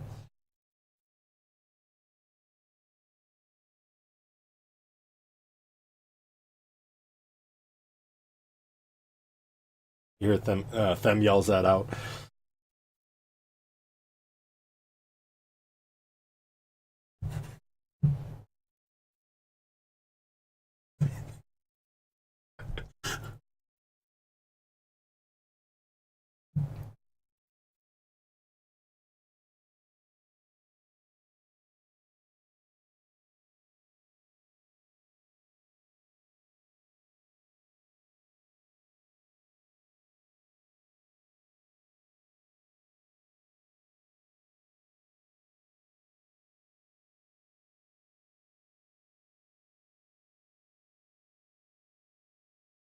Merrick, do you have light still? Oh, you have dark vision, right, Spaz? Yeah, you can see him. Yeah, you can see him. I keep forgetting who has dark vision. Sorry. Okay.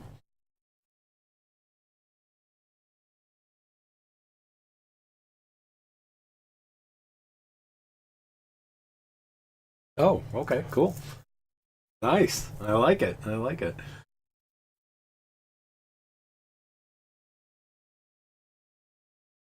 All right. All right. Sounds good. So it's a strength against your charisma. He has a higher plus than you do.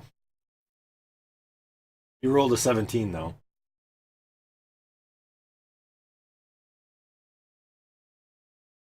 Yeah?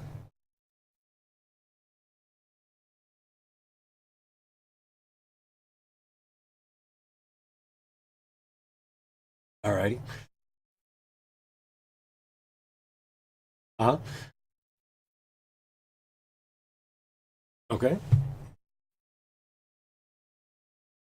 Nice job.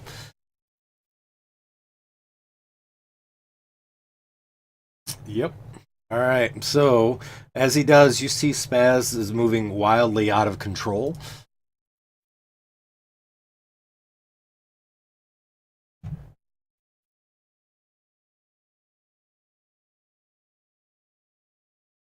Okay. So you're gonna pull him back to where? Uh-huh.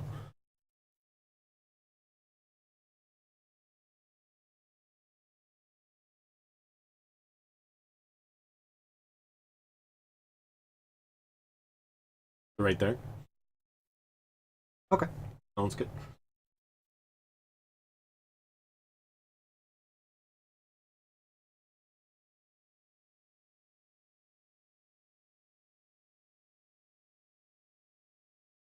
Pick number one. I didn't actually. Okay, all right, sounds good. So you do see Spaz kind of throws this sort of crazy magic. I don't know, whatever. It was pretty nuts. Is that it for your turn there, Spaz?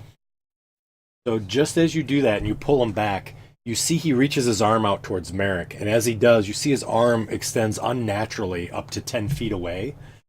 He uses one of his options, legendary actions, and it misses Merrick as he reaches towards your face. Merrick, you're able to kind of dive underneath.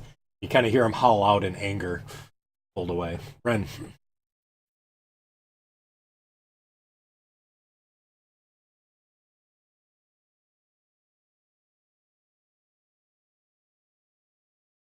Yes.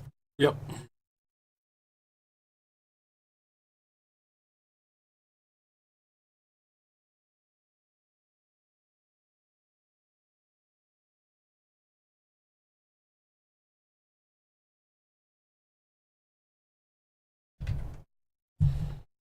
Okay. So you're able to move through that curtain of symbols without any issue.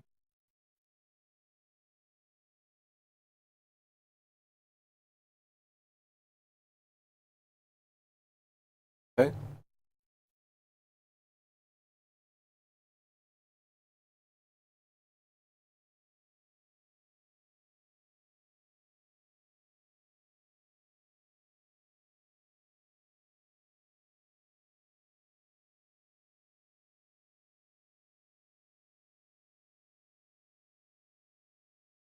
Off still sitting there. Oh, go ahead. Yeah, no worries. Okay. Which you'll take.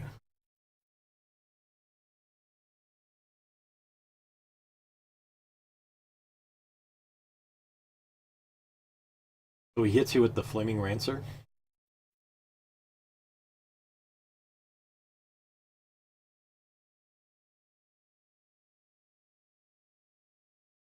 Off moved, I saw. Aleph.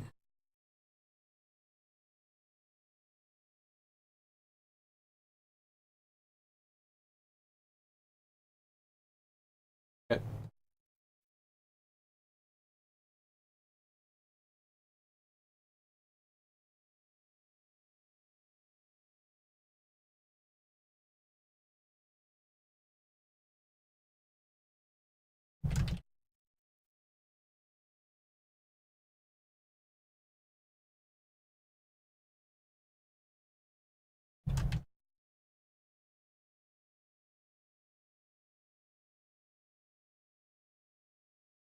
Okay, sounds good. So the wasp kind of flies in.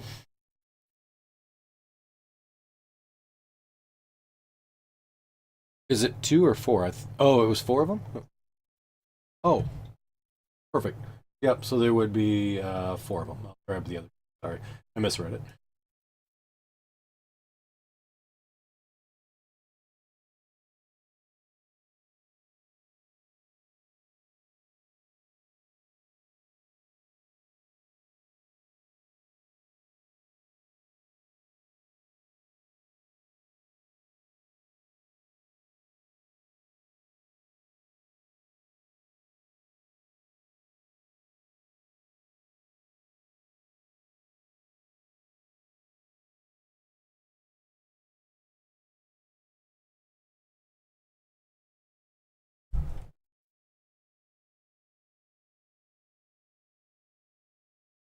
Yep, there's the other two, but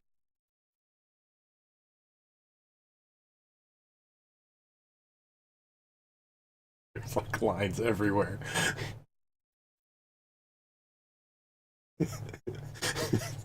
I'm like, I don't know what it would be. I know, right? Exactly.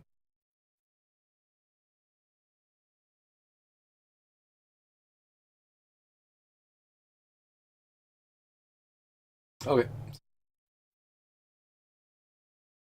Then Talon, it'll be your turn. Yep.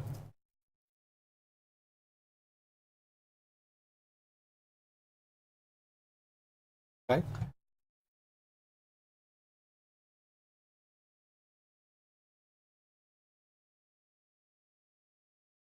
Yep, that's it.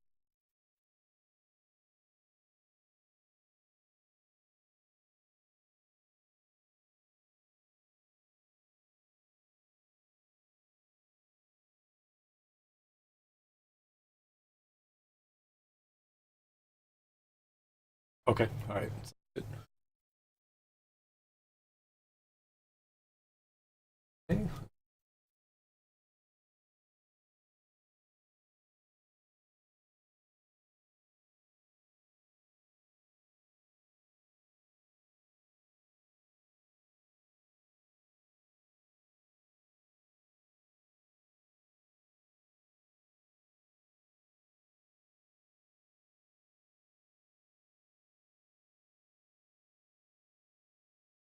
So the creature in between Ren and sorry, Them, immediately sort of blinks out from a teleport spell or teleport. He has that act.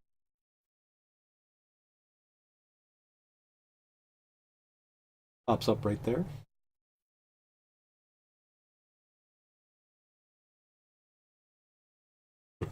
He kind of smiles, and as he does, a bunch of pustules kind of pop off his face as goo kind of flies everywhere. All right.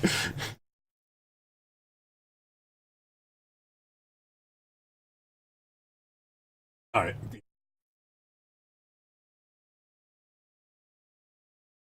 Okay. Oh yeah, yeah, yeah. All right. Them.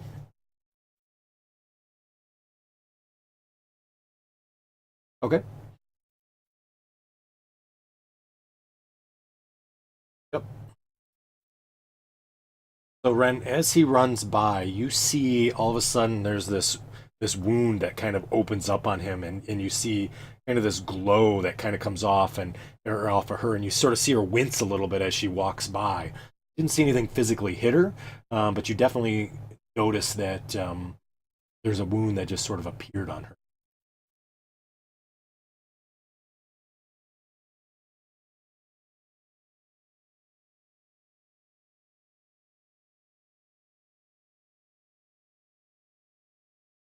Yeah. Yep. They're kind of up on top of it, but it would be normal combat. It's just difficult terrain. That's okay.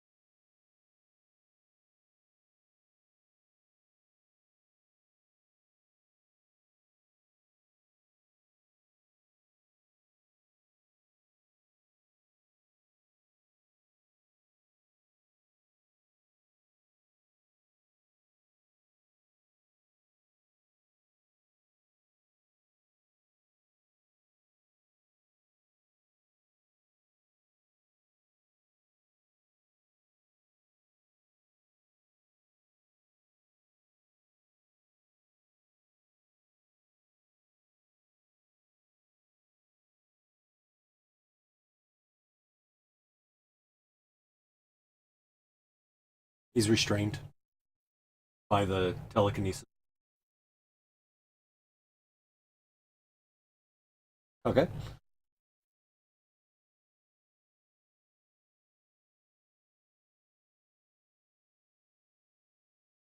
So, okay, that sounds good. As you run, you see the wounds that occurred to you from the Herald. Suddenly, there's a yellow glow that comes, and those wounds automatically heal.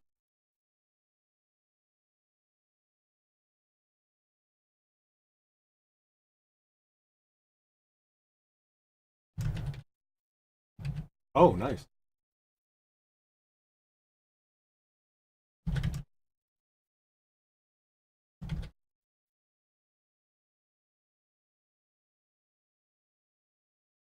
Nice.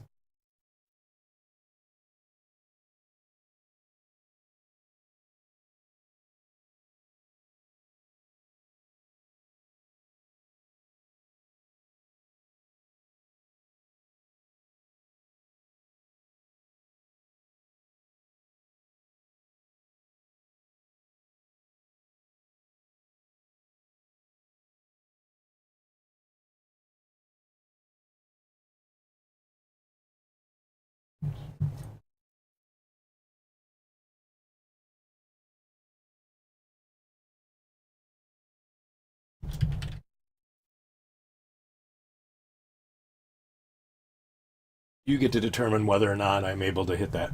Yep.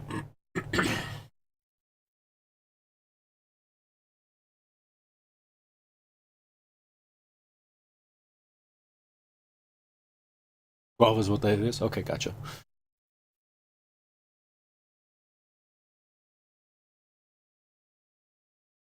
Oh, it's not a concentration. I thought it was.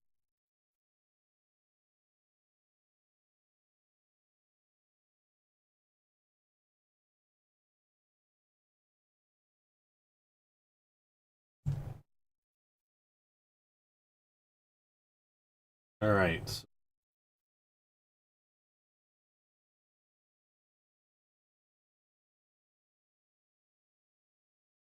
I did. I took care of it. Thank you. I appreciate it. Um, so, God, there's so many circles and boxes and stuff. Holy. So, in between Ren, Haleth, and Spaz, that square right there, a 10-foot radius from there, a vertical column of fire roars down from the ceiling. I need each of you to make a dexterity saving throw. It is. Alrighty. I'll need a concentration roll then, right? Because it's higher than level 3.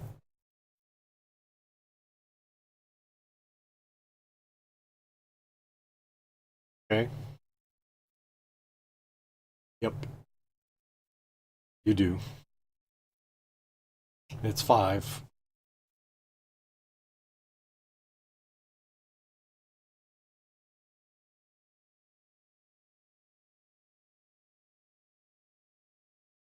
And then I need a D4.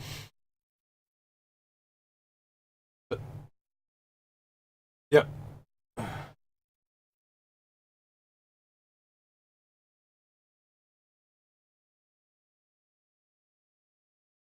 Oh, well, I know which one you're going to pick.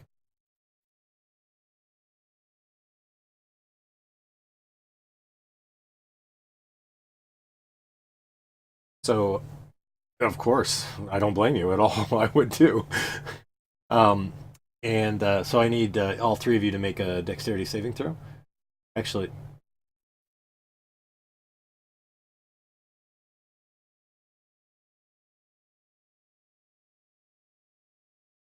dang, nice rolls, everybody. That's impressive. But the wasp didn't do so well though. So, does who has the evasion? Does some of you have evasion? Okay, gotcha. Perfect. Ren, you don't though, right? Oh, okay, gotcha. You'd have to look at it. It's. I didn't want to draw another circle, but she would have been. It was in between Ren, Spaz. Yeah, there's so many blocks there. I didn't want to confuse. So the wasp burns up, as you'll take that amount of damage. It was 11. I got it for you. I put it on. And then Ren, did you figure out what that ring does? Okay, gotcha. So you take 11 as well. Aelith, you're able to dodge out of the way.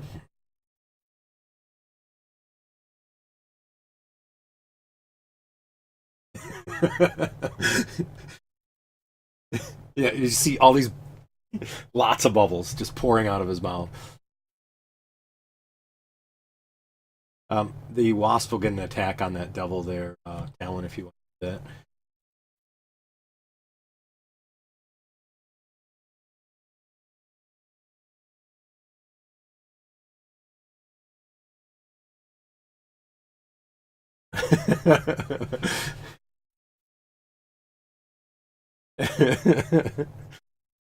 And then, so the Herald, what does he have to do to get out of the restraint for the telekinesis? Same thing again?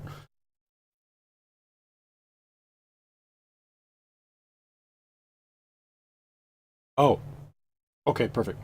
I just was curious, kind of how it worked. All right, thank you.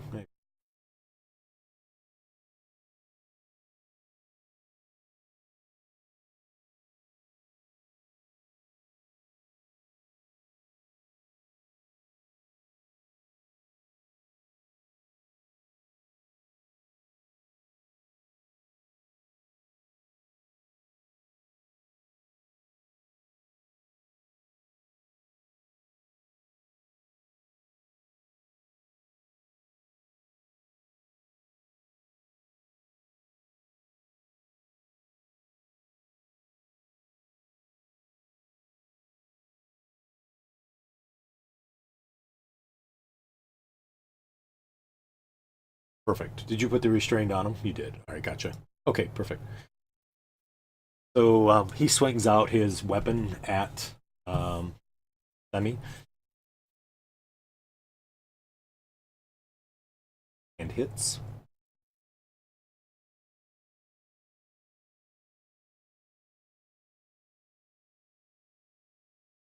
Okay, sounds good.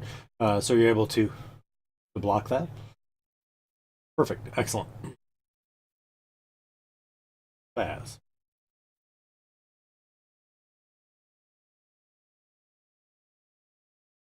Okay.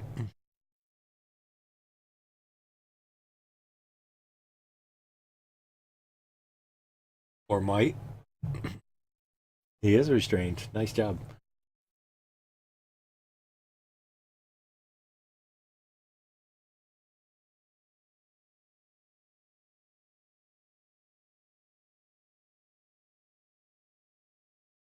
Okay.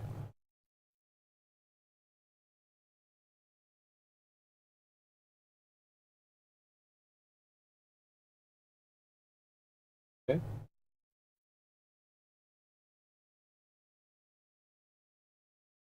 Ren.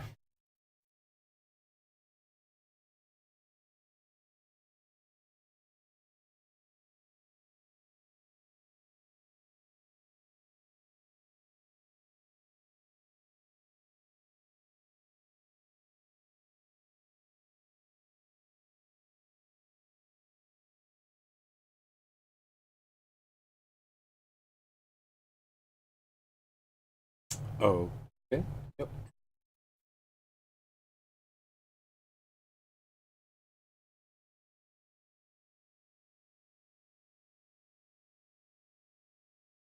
You rolled a ton of ones.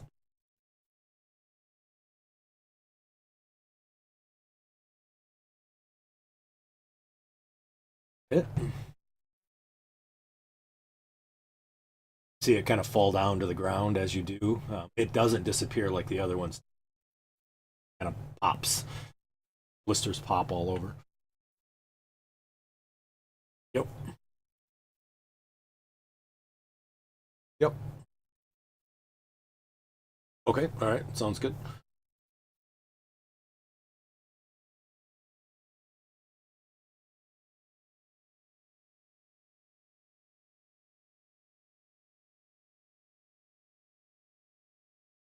Yep.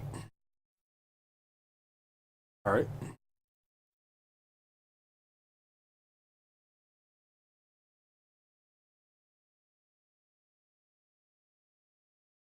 Still there. True. True. Yeah, I don't think you're going to exceed.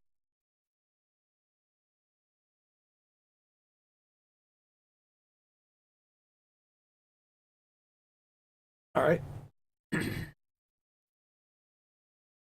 Off. Staying next to you there, Talon. Okay. Aelith. All righty. Sorry, I clicked on you too. Okay. All righty. Nice.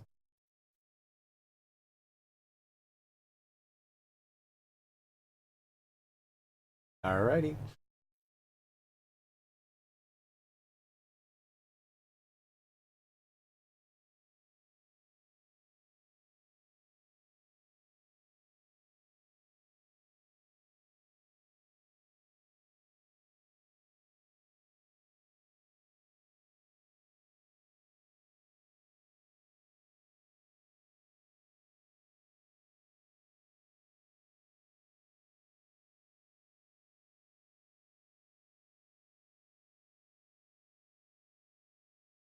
Oh yeah, I see.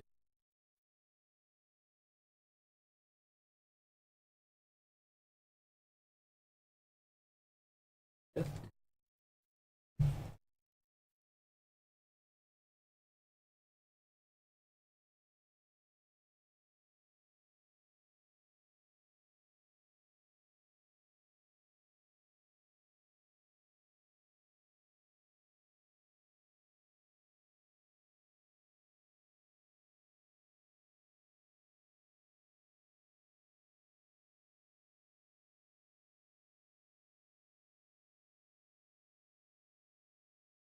All right, gotcha. And then just prior to your turn, he does use a legendary action. So he reaches out and hits. Yep, he does.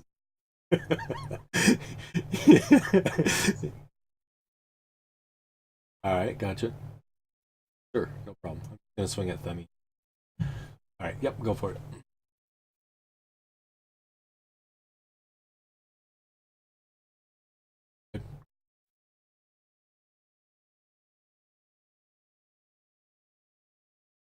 Yeah.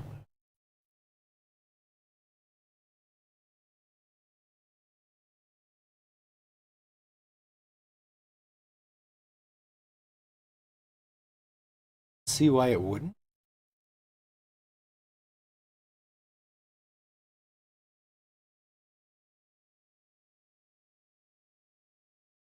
So for restrained, he does get an action. He can attack.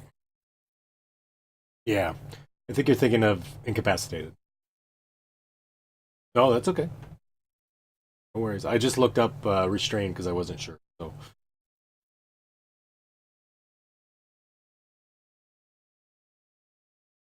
correct. Oh, nice shot.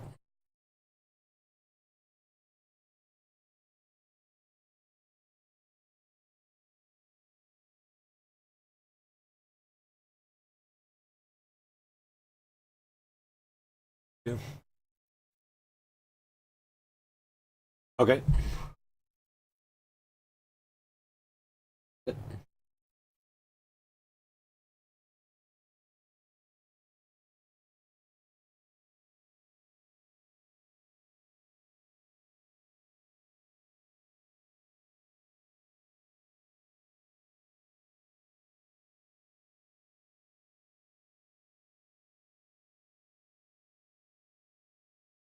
Okay.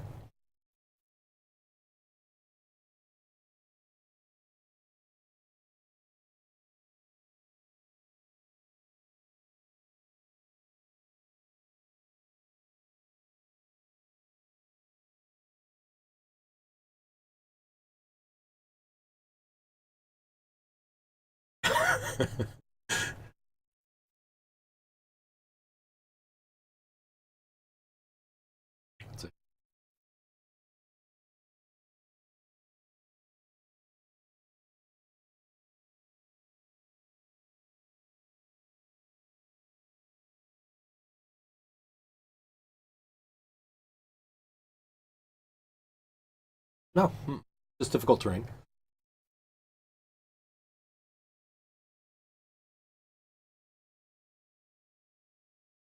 Yeah. So as you do, you feel the symbols sort of almost trap you like a sort of like a wall. I need you to roll a charisma saving throw.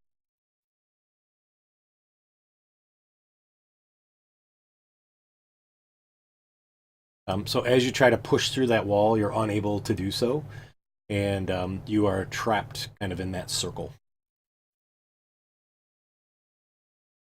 Okay.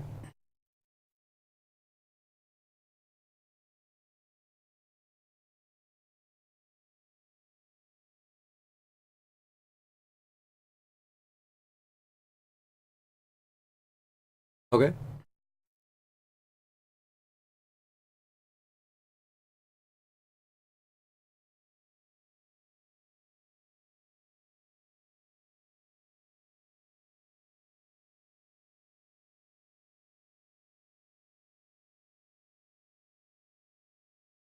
Uh, Alan can, Spaz can.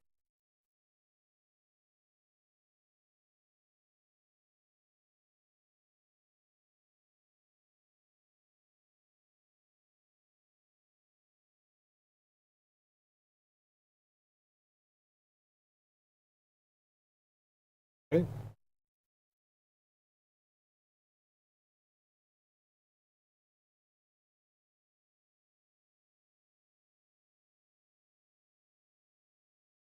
Nice. Eric.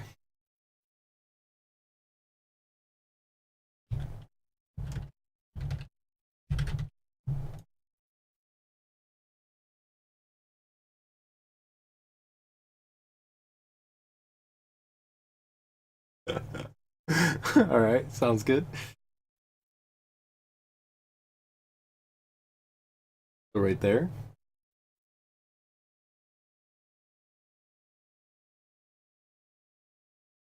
Okay.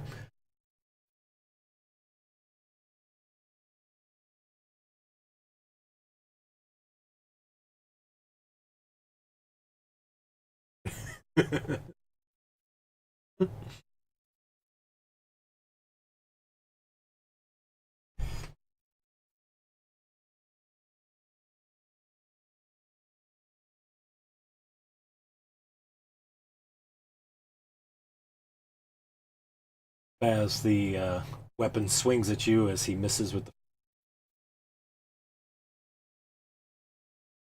hits with the second.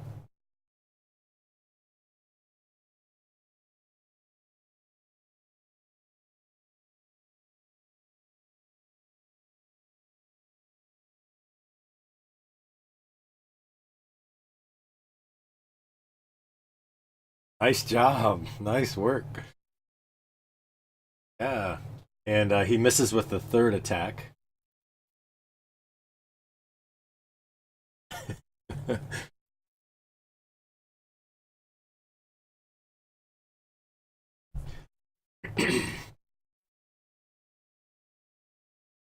So this creature swings at Thummy.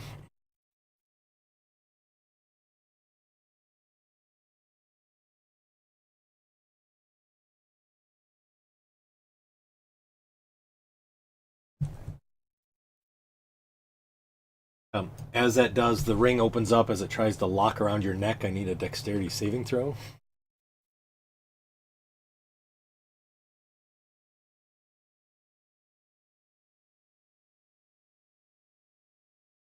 Ah, so it doesn't lock.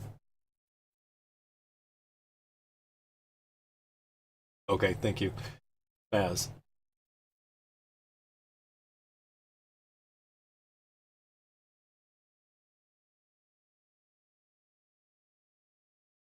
It's 10 feet high.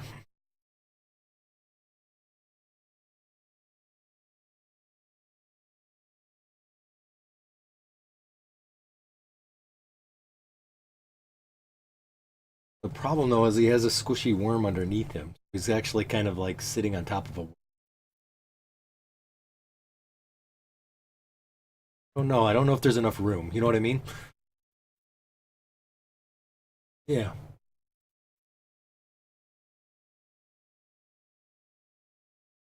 I mean, I guess you could. I don't think the damage would be what you're looking.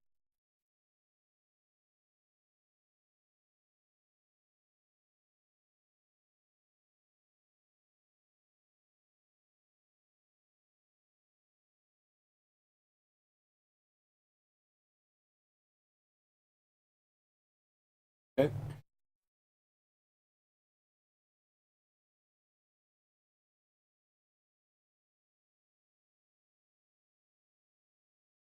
Okay.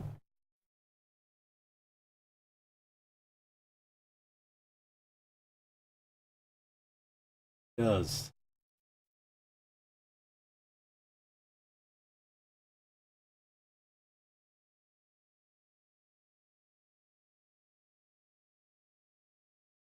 Sure, we'll use it. That's the last one. I know you were. That's all right. It's all good. I appreciate it. I had forgot. So,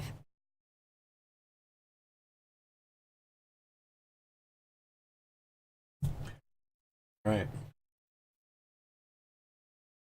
So at the end of your turn, the Herald looks around at everybody, yells out something in Abyssal, and as that happens, you see an eldritch blast breaks out into all directions from him. So anybody that has been able to shoot at him or see him need to make a roll. As has, yep. I think Talon has. The Messian's right in front of him. So it'd be if you were 100 feet within direct line of sight. I don't think so either.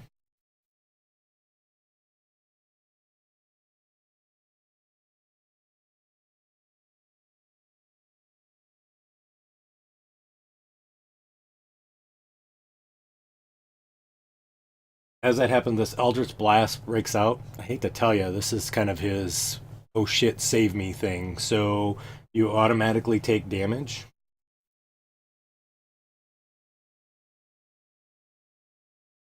And then I need each of you to make a charisma saving throw.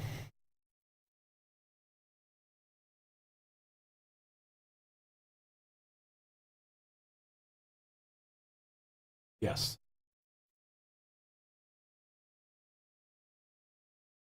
It rolled it for you. Oh, no, that was Talon's. Sorry.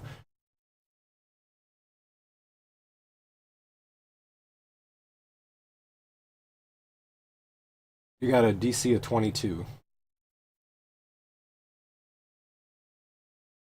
Charisma. Save. Ah, nice roll. Charisma. Yep. Talon, I saw you burned off your inspiration. Oh, okay, cool. Nice.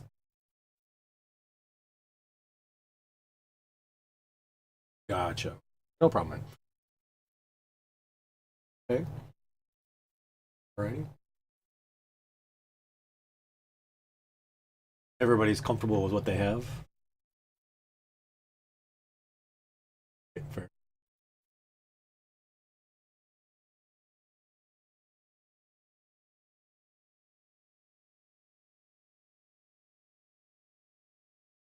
So let's see. So Talon rolled a 14, Them rolled a 10, and Svaz rolled a 27. Um, Holy crap. Okay. So both them and Talon failed their save. You guys get 2 levels of exhaustion.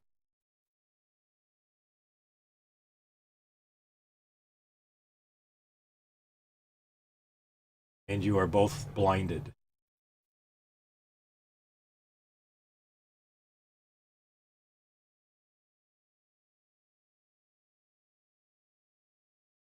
They're all on them.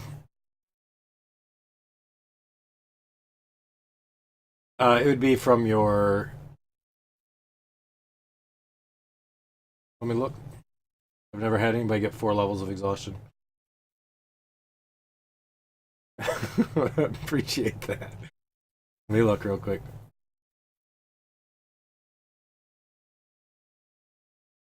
Right, your wounds stay the same.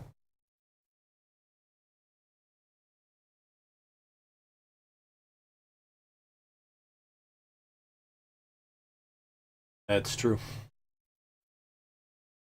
Yep, you're right.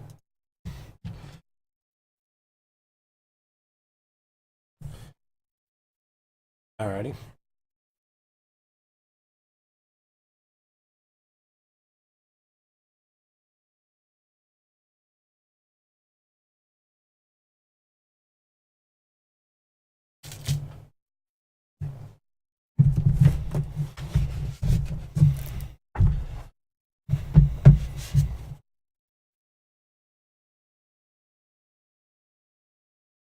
Yep.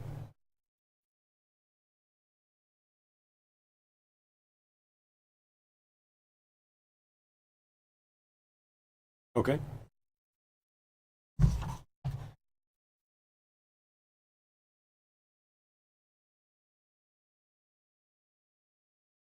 Okay.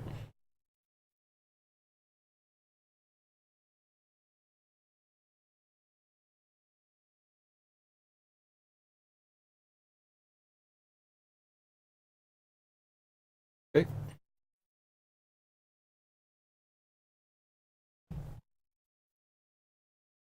All right. So good.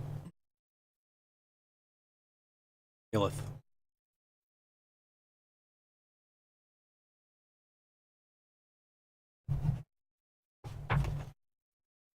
Sure. You, sounds good. You did see a big bolt of sort of this reddish green energy kind of shoot around and hit Spaz, but yes, you're right. You did. Correct.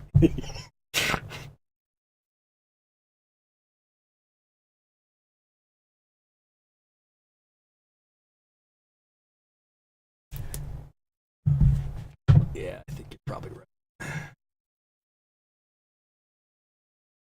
Nice. Nice shot.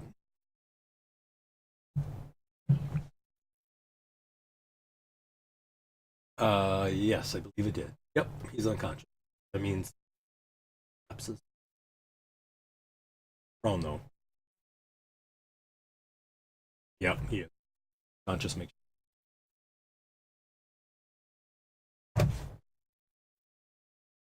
Yeah, sure.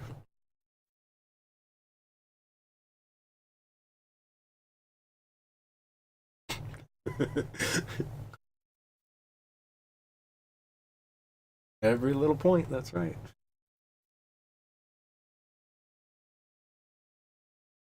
Okay, all right. Yeah.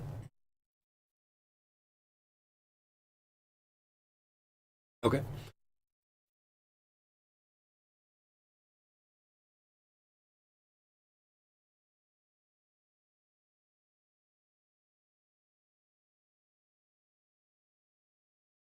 Alrighty. Wasp for Talon.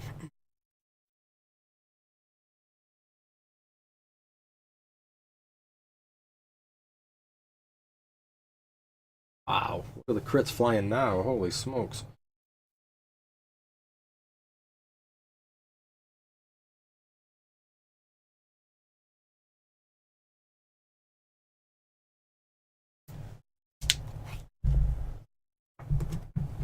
Alright.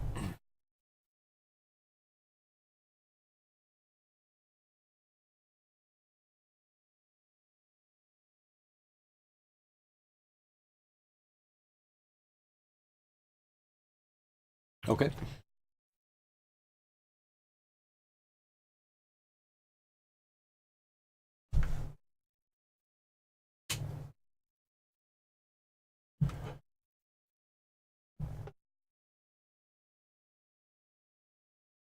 Yeah.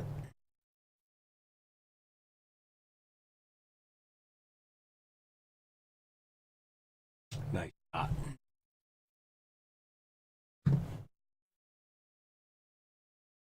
Nope. Just kind of crumples down to the ground.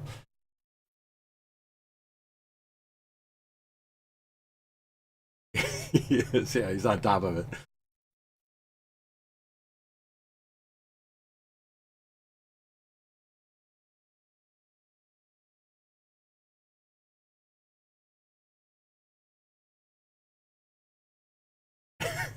Sounds good. Great. All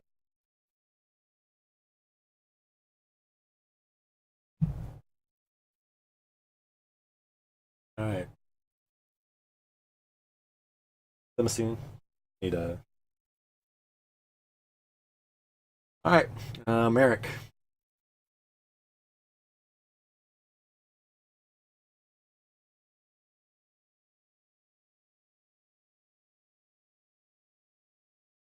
Sure.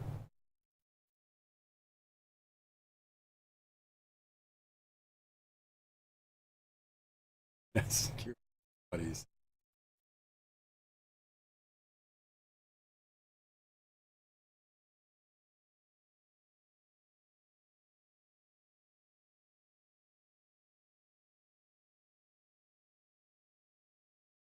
Yeah. You hit. It's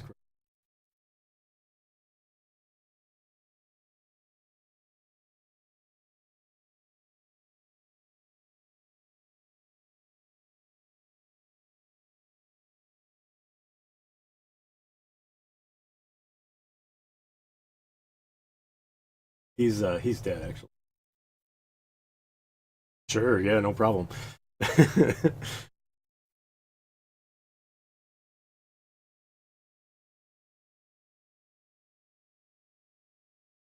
Nice. So as you do see his body just sort of kind of melts and burns sort of through the worm itself, and then the worm kind of opens up, and there's this carcass smell of death and decay that kind of comes up. You do see though that he is, as that happens, things kind of fall down. His weapon disappears. His cloak is there, and there's an object underneath the cloak.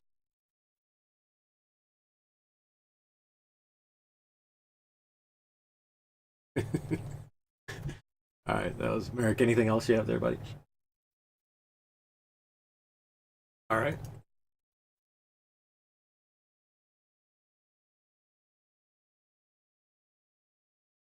Yeah, right. All right.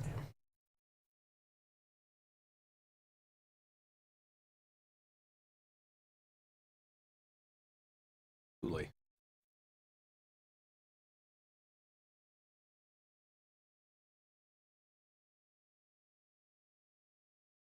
Okay.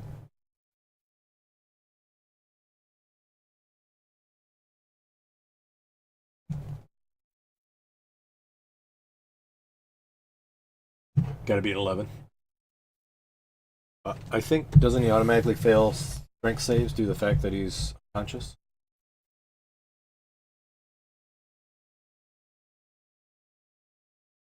Yeah, he's the one that's unconscious. Yep, I think so, but let me check and see.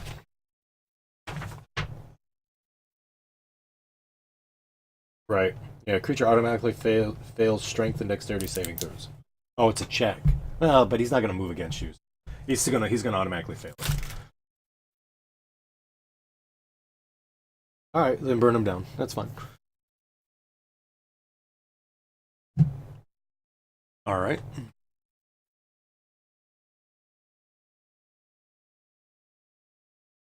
that's a hit.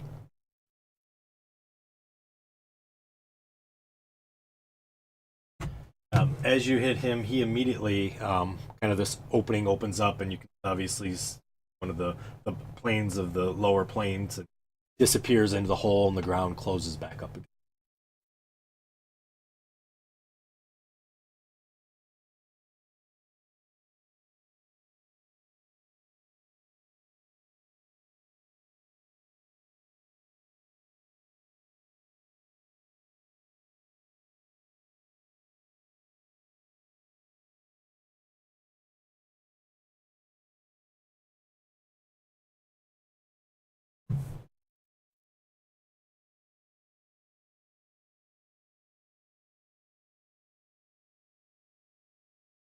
It is, yeah. In question. So it doesn't have concentration. So, but it is. We'll say it's gone.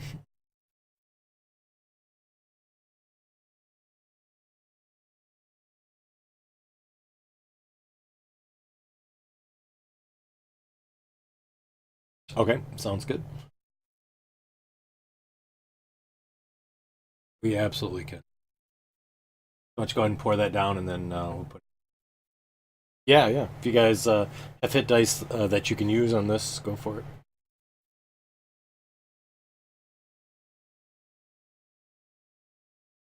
Once per.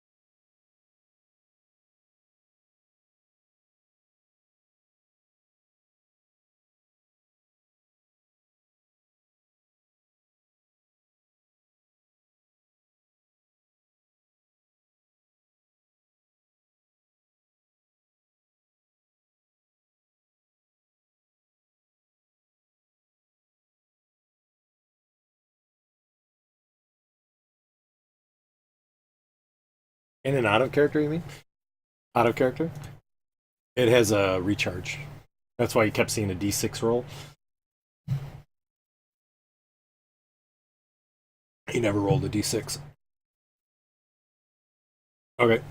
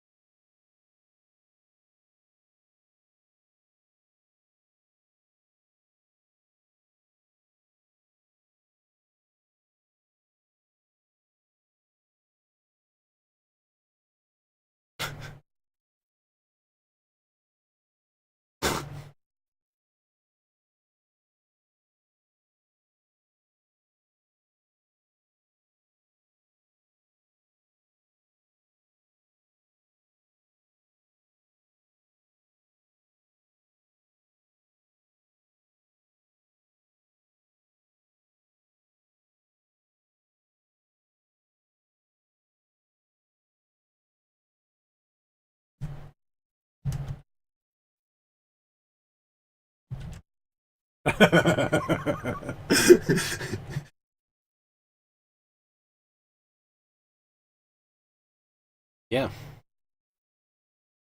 Sure. So, Talon, as you pull the cloak back, you see there is a 4-inch section of the rod that looks very similar to the other section that you guys had found. The end of this section, though, has an ivory, sort of a colored crystal that's sort of embedded in the end. You do see that the end of this rod has sort of an intricate, sort of puzzle-like detail, and when you compare it to the other end, or what you remember from the other end, it also had an intricate detail, like they could be connected. A puzzle where you put them together and lock them.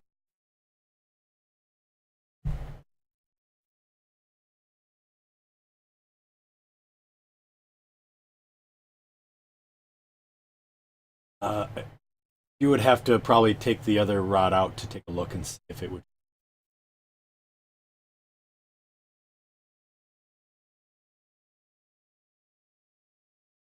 So this one's much smaller. This is only 4 inches long. The other one is 15 inches long. The first one that you got.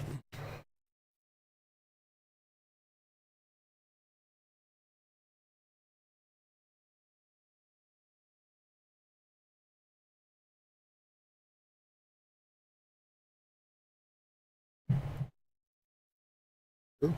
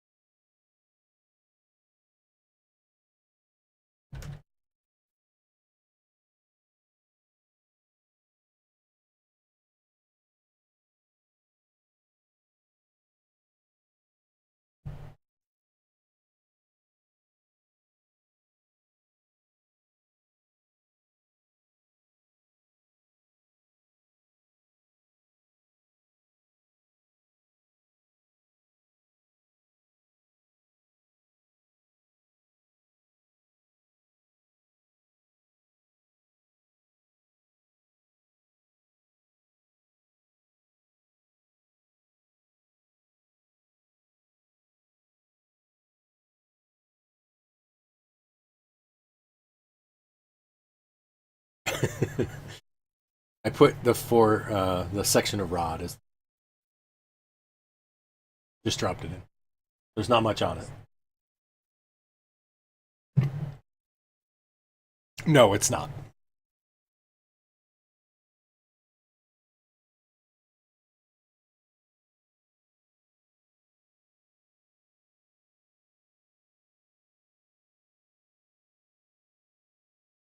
Oh, that's right.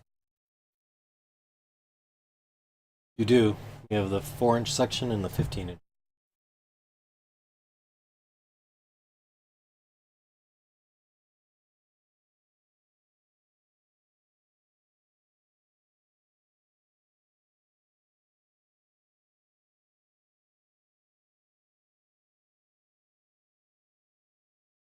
It did come through. I think they. I don't know if they knew that was in character that you were describing it. Yeah, if you want to re-describe it again quickly, you can, or just a synopsis.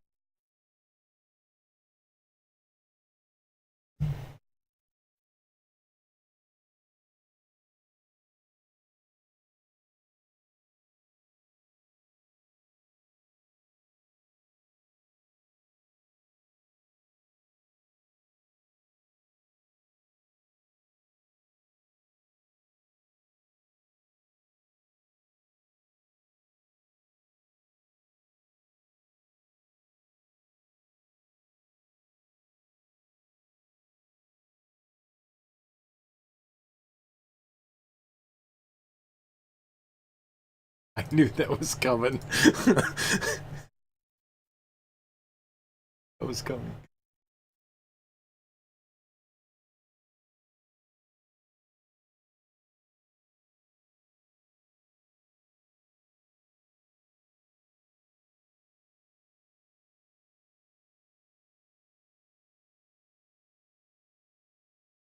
Correct. That is absolutely correct.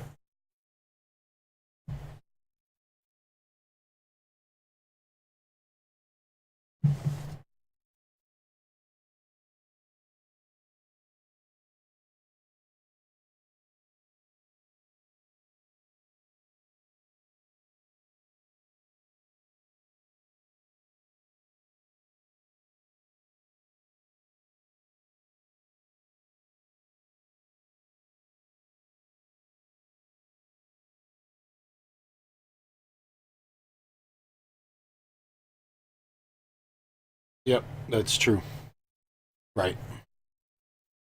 Sorry. Yep, you're right. I just reread it. So yeah, if they, in theory, would bump up against each other, then it could cause issues.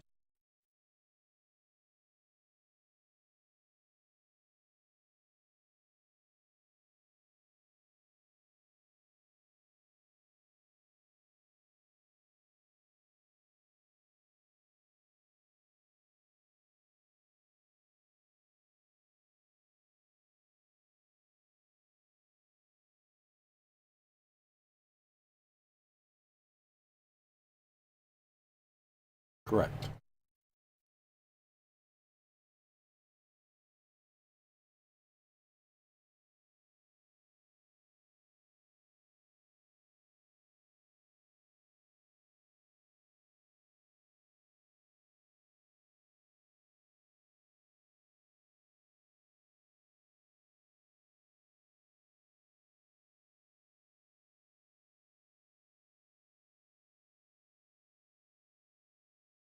Okay. All right. So, Ren, as you hold that piece and think about it, you have an image of a city along a sea. However, that city that is near the seaside also has a temple similar to the temple you're standing at now, but it's not completed.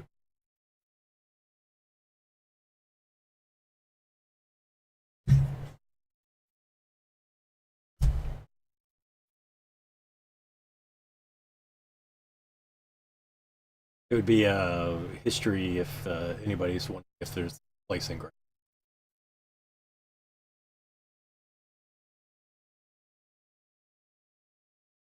Nope.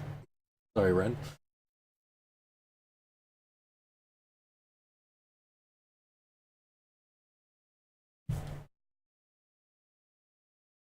Nope.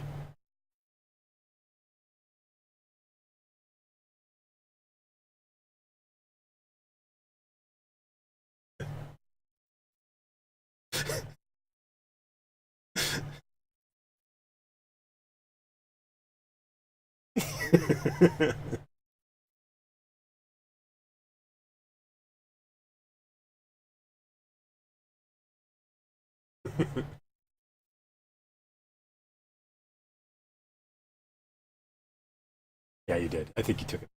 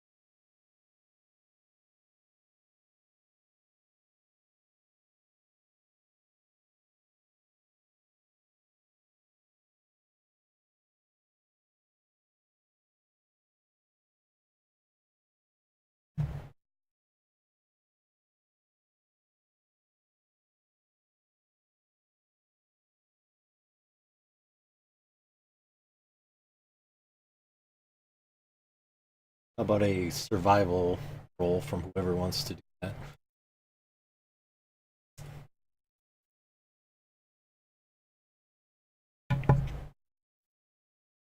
That is true. That's the question. Tough to say, unless anybody knows what that creature was. And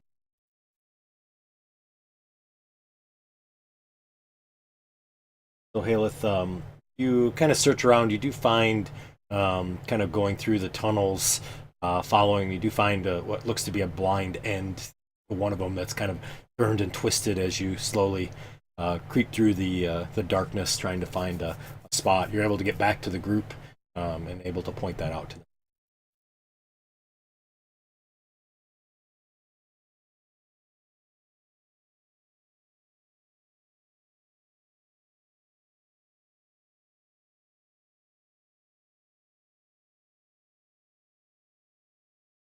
All right, gotcha. So as you all kind of walk through, I assume you're helping uh, them and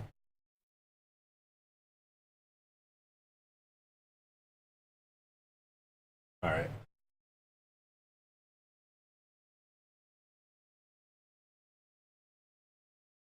I'm listening. Yeah.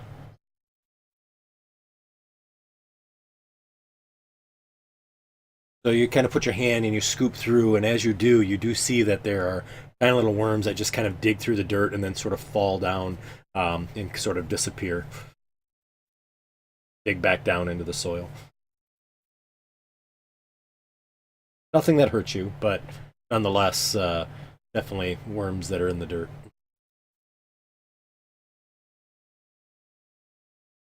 Okay. Okay. I figured that was the spell you were gonna. Yep. Okay. All right. Sounds good. So you all kind of cuddle up really nice and close.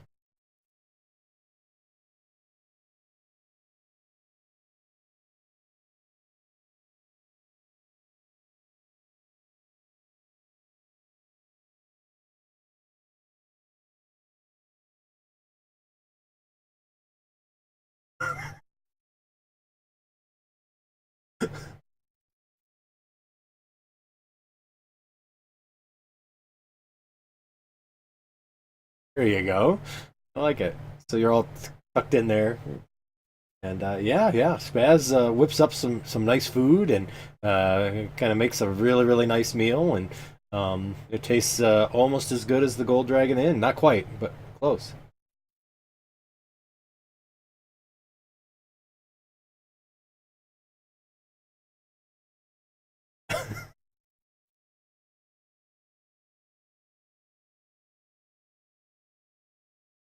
And go ahead.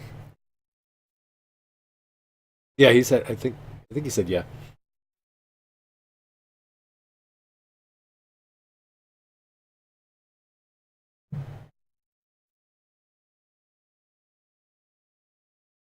Nice.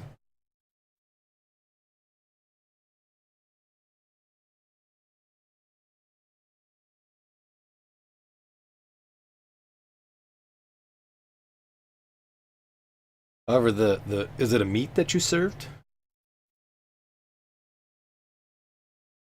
Oh, there you go. Nice.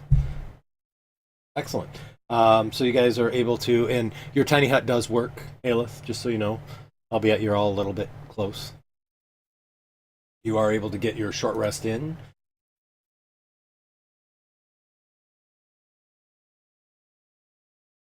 The wasp does fly away at that point.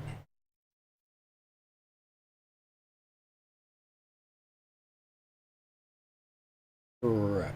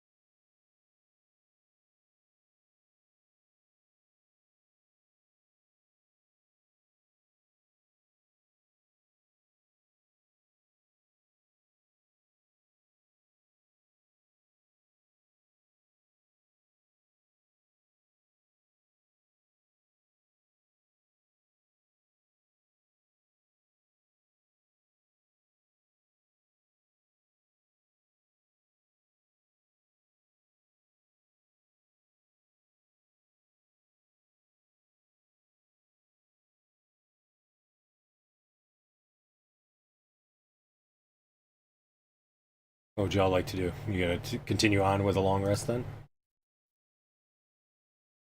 All right. Everybody that used their hit dice, do you mind going back and counting to see how many you used, so I can refund them, or you can refund them? Because otherwise, you're not going to get all your hit dice back. You're only going to get half, right? Yeah. So just add that back on if you can to your character sheet. Can you? I can't remember how that works.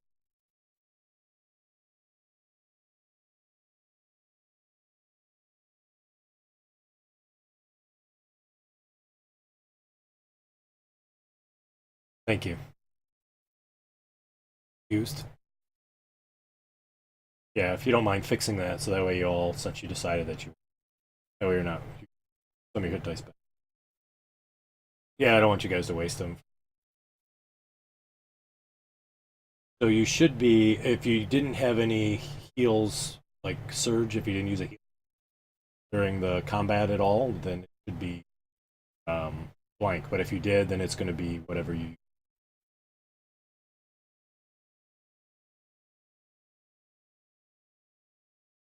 know, and everybody.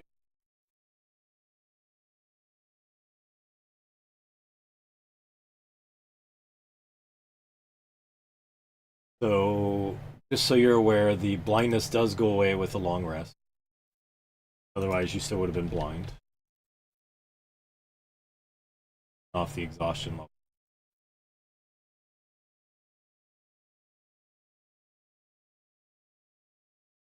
That's there. Everybody's hit dice are where they need to be.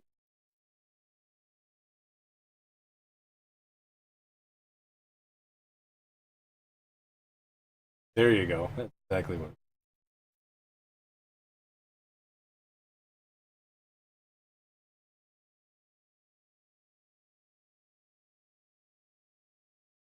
Yeah, you can only use one level per long rest.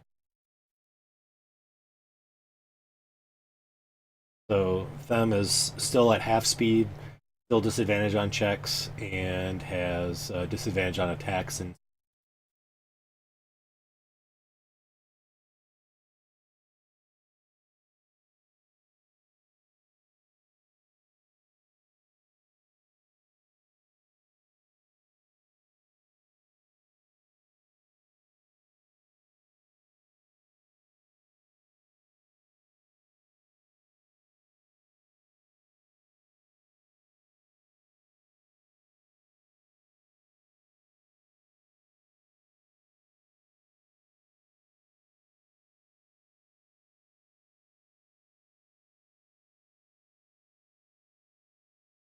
thanks, Talon.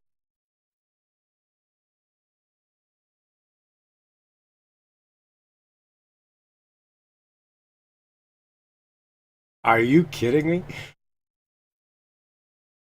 Inside the tiny hut.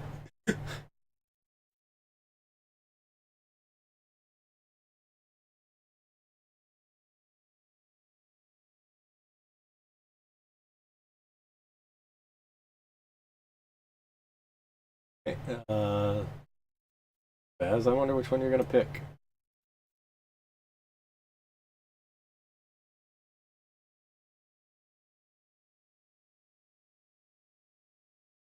So as he does, you see like some spell components bounce around inside the magic hut.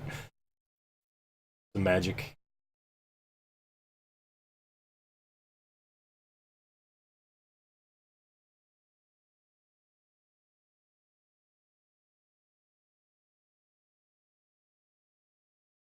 Okay. Why don't you roll a 5d6 then?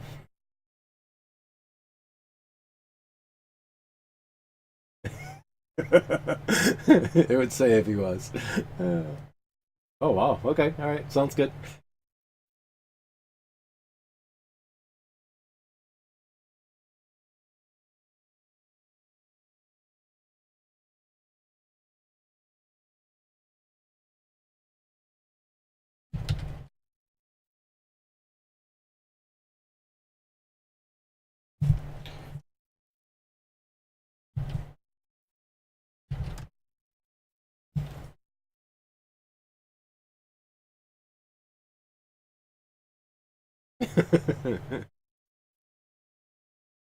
Literally. Nope. Gotcha.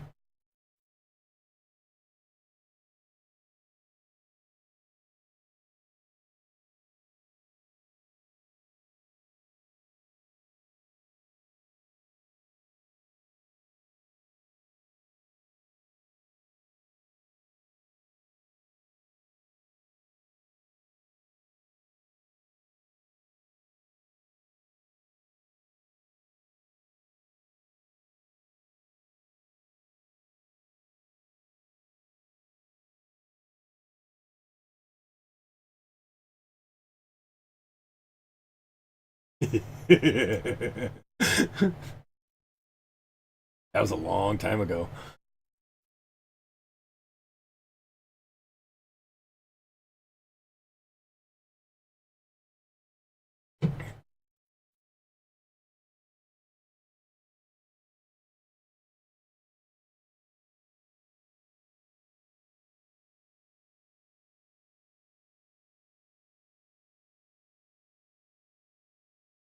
Is it in there? Oh, okay.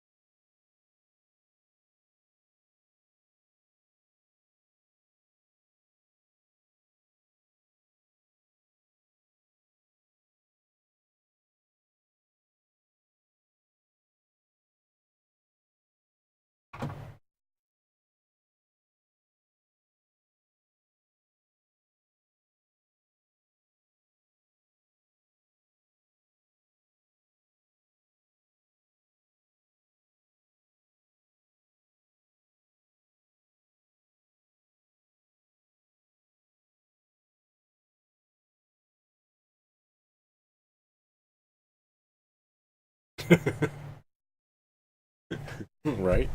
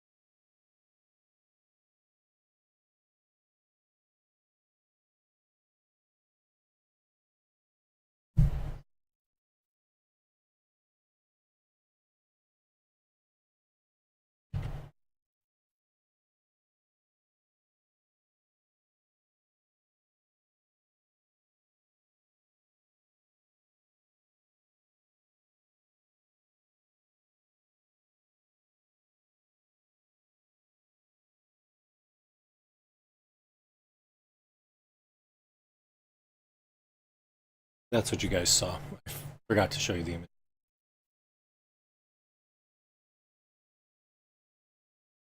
That's the one that was helping the knight Caius, the one that the six-armed creature that looked like an alien.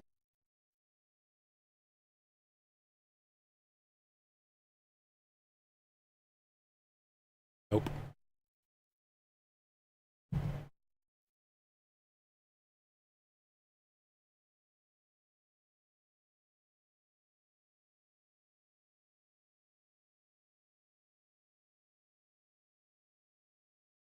Mhm.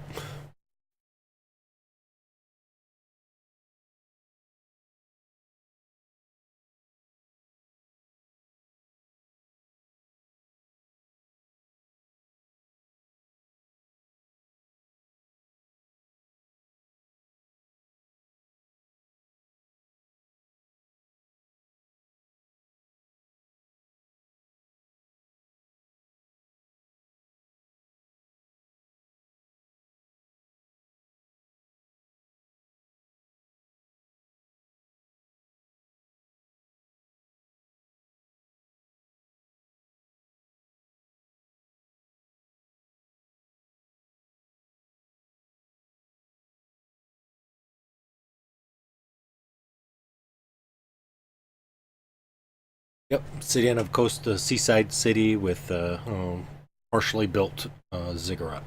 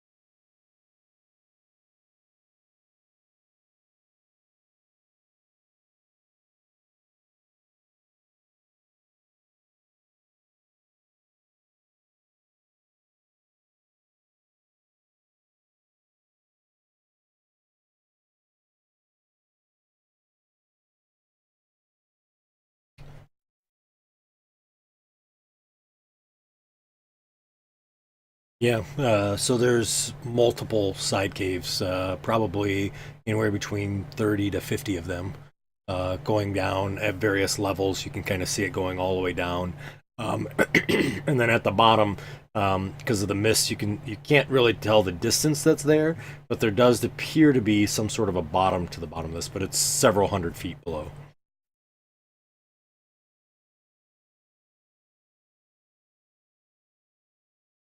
Okay, let's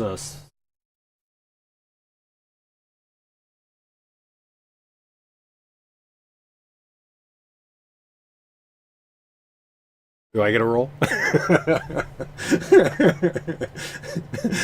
Right, exactly. Uh, those spazzes, yeah, spaz is spaz.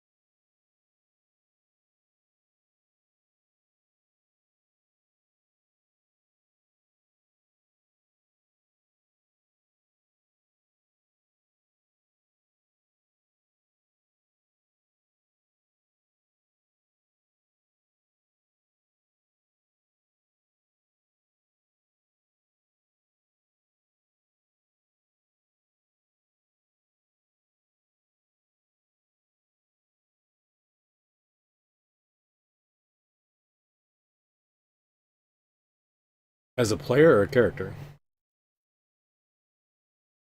I don't know.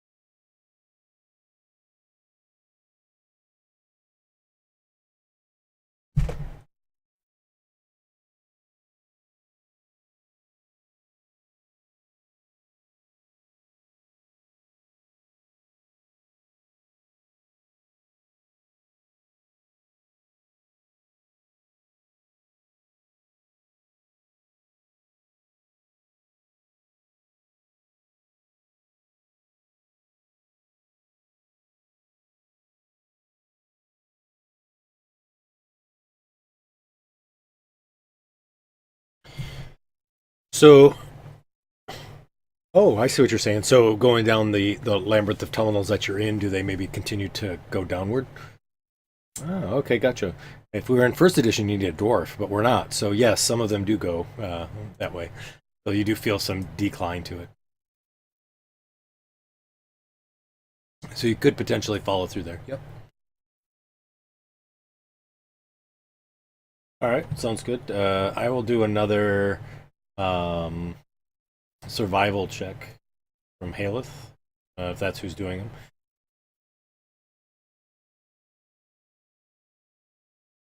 He can see, yes. So that would mean that Talon will be at advantage.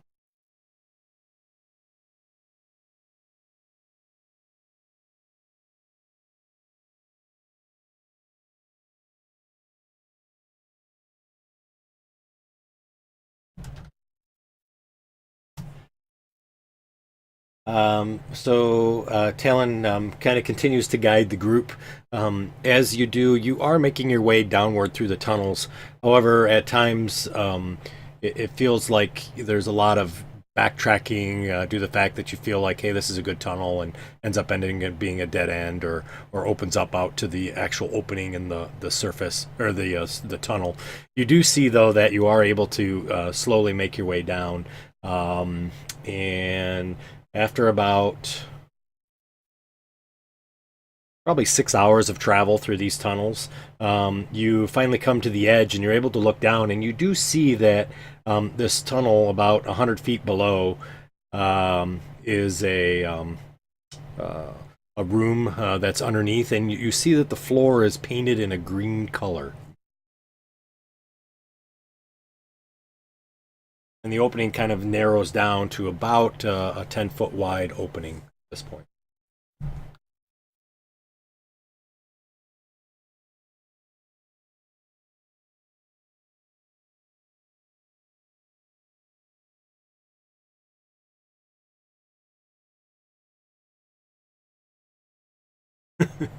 Yeah, about 100 feet below you at this.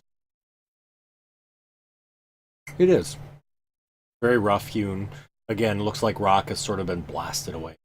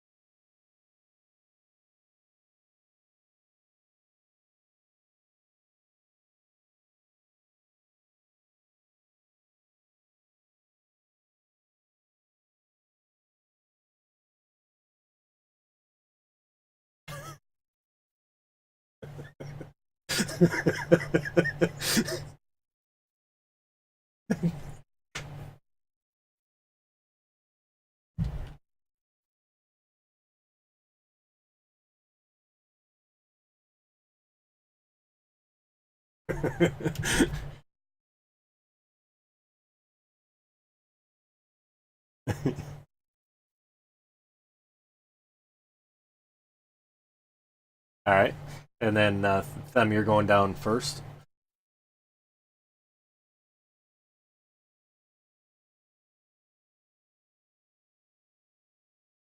Okay. So as you kind of climb down this rope, you start to get closer and closer to kind of the opening in the chamber there. The rope hangs just past about 10 feet down from the opening of the chamber. The chamber is 20 feet high. As you get there, the at first you look at it and the floor seems kind of almost it's green, but it has different sort of variations to it. And then it seems almost as if it kind of writhes and twists in on itself. But the longer that you look at it, you reveal that it's covered by thousands and thousands of cayuse worms of all different sizes.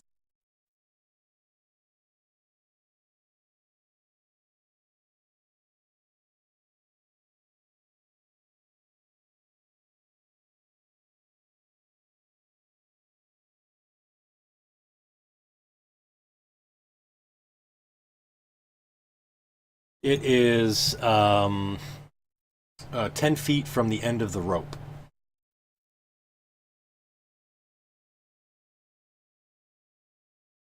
Correct.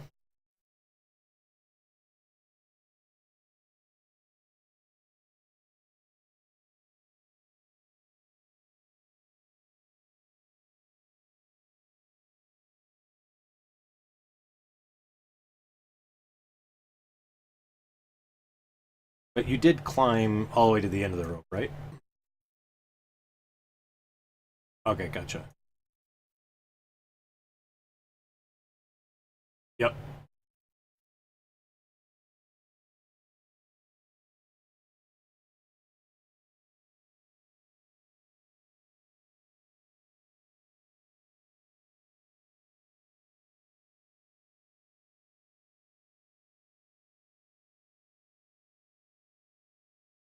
The opening of the room, bottom left or bottom right corner.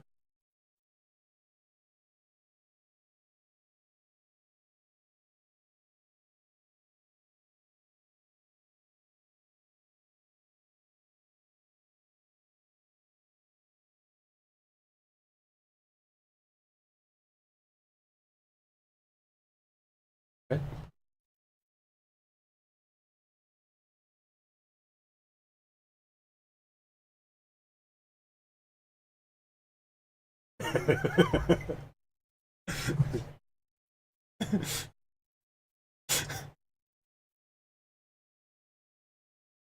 So the hole is 20 in a 20-foot room, so it's the ceiling, and then from where you're standing, it would be 120 feet.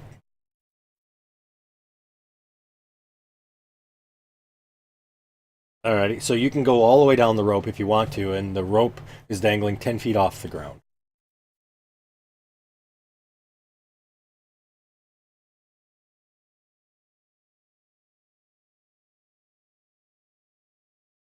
Yep. Yep. Correct.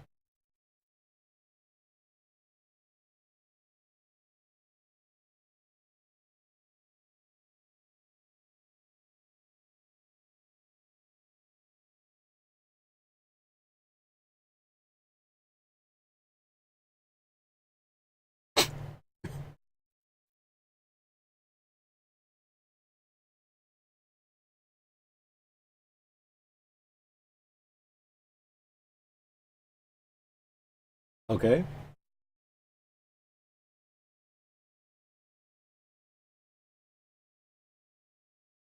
Oh. So all of a sudden, Spaz shrinks half in size.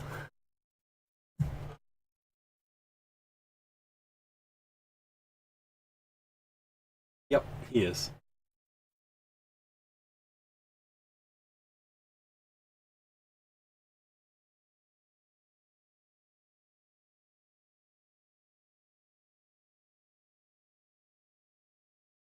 All right. You see darkness fills the room.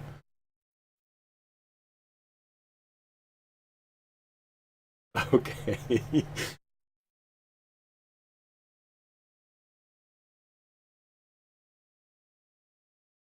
So he's down at the bottom of the rope, but you're more than welcome to climb down if you want to. Right, right, Spaz. Are you at the bottom of the rope? How far were you going down?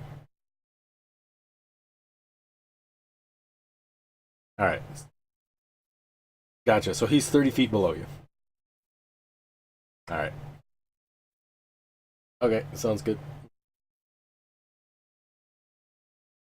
So Spaz, you're now small and it's dark down there.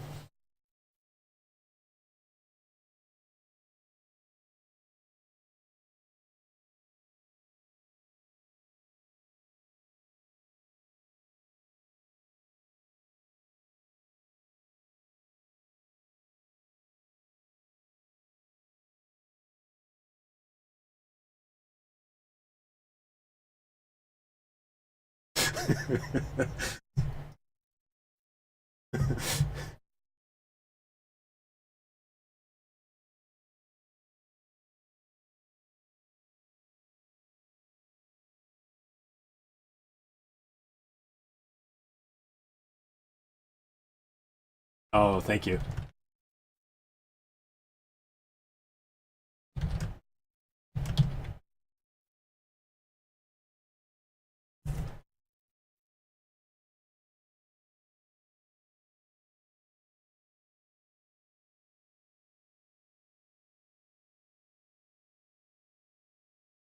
Cloud kill. Okay. All right. So you're gonna shimmy back up the rope.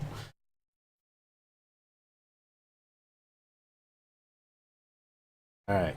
So this time.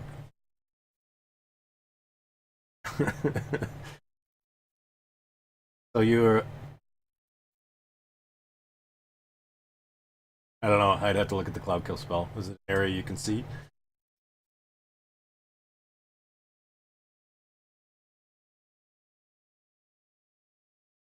All right. So 10 minutes goes by and the darkness disappears.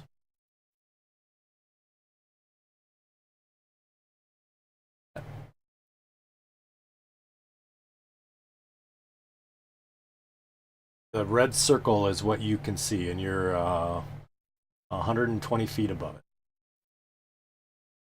above the floor. Correct.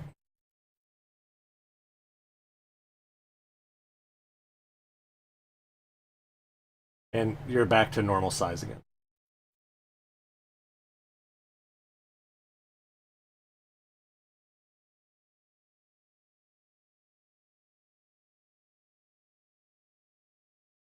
Okay.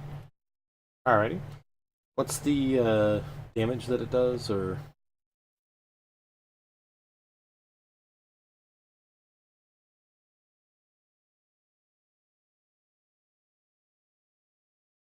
okay?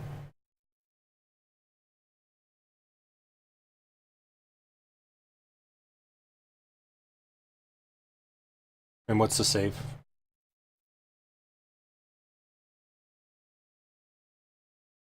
I assume it's con. Uh huh.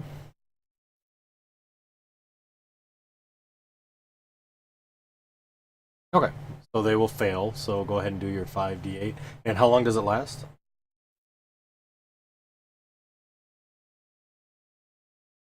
10 minutes. So it's each round. So okay. So and you're just gonna kind of keep it down there.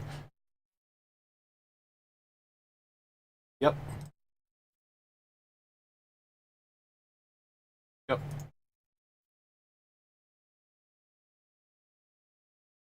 Gotcha. So after he casts that spell and 10 minutes goes by, you don't see any sign of anything down there.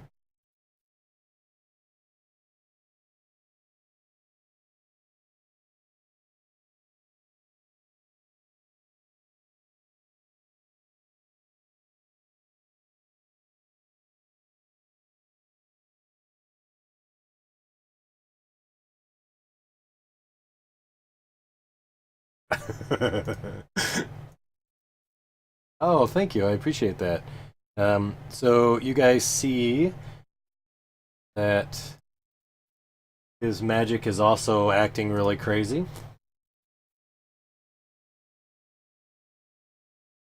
Not probably not.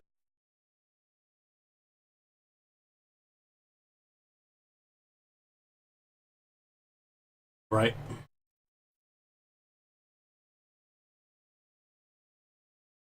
So suddenly, all of you see that everybody disappears except for Spaz that you can see. You all are now invisible. Spaz, everybody disappears.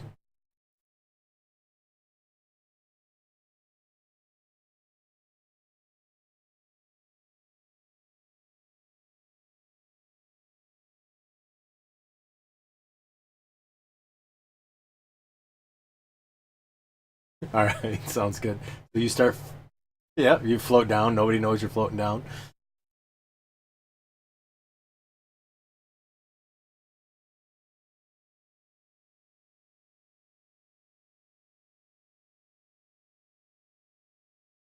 As they've left you.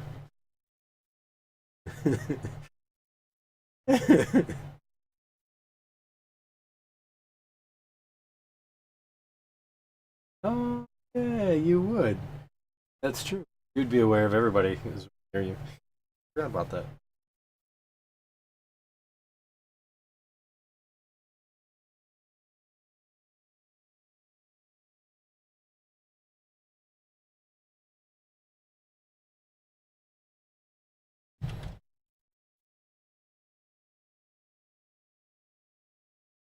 All right, so you two kind of go down the hole. The rest of you just kind of standing up there, looking around.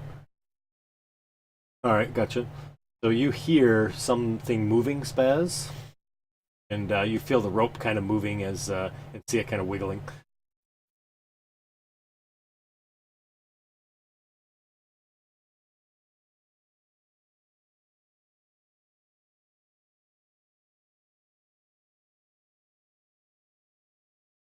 So if no, so um, if Talon and them are just gonna kind of hang up out there for a while.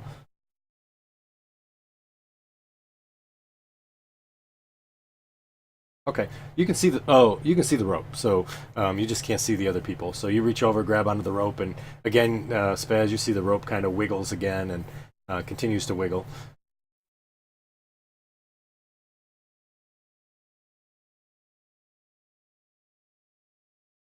You hear that out of the space there, Spaz. All right.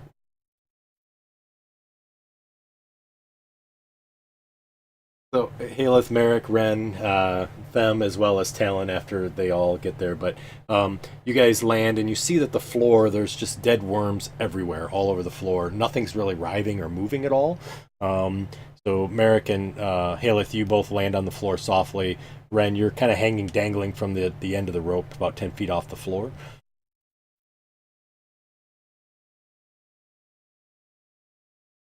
Alrighty. So you do the Superman, and the only person that knows that you did that was Haleth and you. Right. Sounds good. Them, how about for you?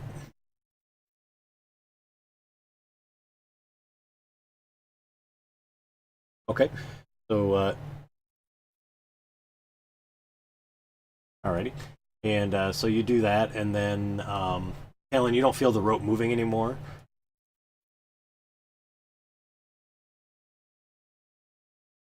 Alrighty. And then you start to spaz. You see the rope starts wiggling again.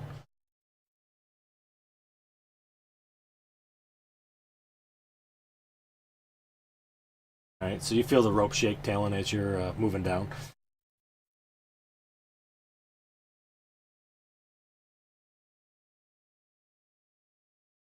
All right. All right. Give me a strength check.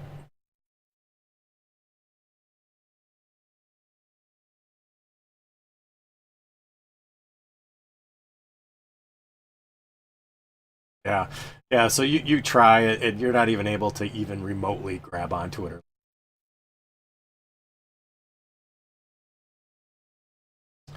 Talon, you're able to get down to the bottom, and you see all your colleagues are down there, kind of exploring the areas. Oh no, you don't see anybody. So you get down to the bottom. After Talon, you hit the bottom, all of you guys appear, and Spaz, you're alone, about 100 feet up, still.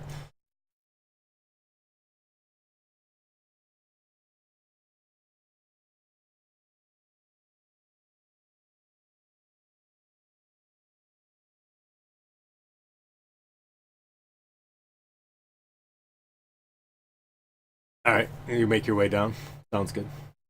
You come on down and down there as well,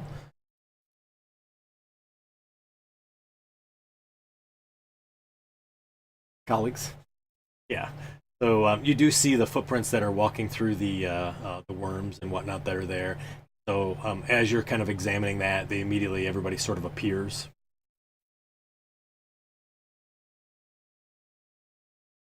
I just hadn't dragged it. So we'll kind of take each room sort of separately as you look around. This room is nondescript other than all the dead worms that you see. You do see there's a large door at the far end of the east hallway. That door again is carved with skulls and worms kind of all coming out of it, just like the door upstairs was. And then Merrick, as you look into that room, you see a chamber that shows perfectly preserved corpses, and they're all standing upright, and they're sort of stuck there, not almost like an animated or not animated, but just kind of standing there, completely upright with their heads down, their arms down at their sides. You do see that there's a thick dust that kind of obscures the walls and floors, and it shows signs that the room is been here for a long, long time. Yet there's no trace of decay that touches any of the corpses that are there. You do see that there's kind of this massive greenstone block, massive greenstone blocks that line the center, line the chamber, and covered with ancient runes that resemble kind of coiling worms, and it goes all the way around the walls. Sorry.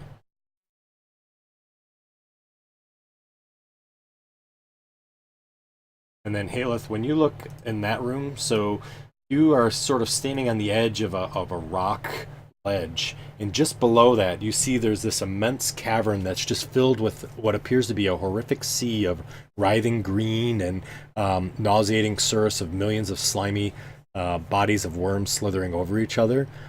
You see that it appears that there's no floor, and you see that they almost have like a wave of these worms, almost as if there's ripples going across every once in a while. And then you see that the rippling surface lies about 5 feet down from the floor that you're standing on, and the ceiling rises to a vault that's nearly 90 feet high. You do see there's low islands of stone that protrude here and there from the expanse, and additionally, you see there's some passages that extend out in the back of the chamber, and I'll open up the entire.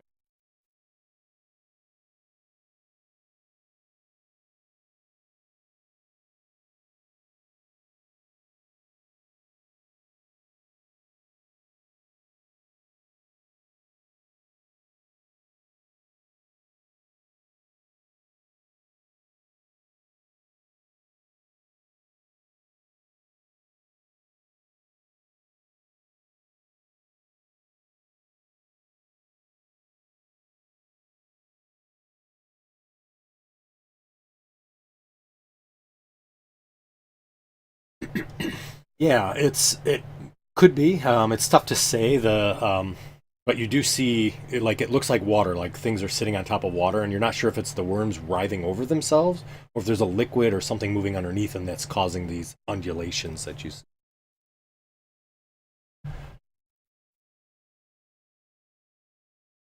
It is. Yep. So it's 5 feet down to where the worms are all writhing all over. So they're definitely not climbing up or anything.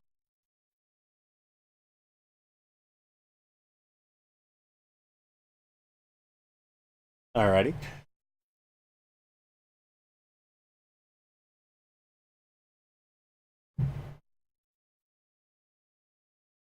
Yeah, absolutely. So as you do that, you kind of swirl it around and you do see that as that happens, the worms kind of move around, and you do see that there's actually some sort of a black liquid that appears to be water underneath it, underneath these worms. But as soon as you stop swirling, they just kind of converge back onto the surface that's here. But it definitely looks like a liquid of water of sorts, and feels like it. Like, you know, it's not like a thick, tenacious liquid. Hmm. Sure. All right.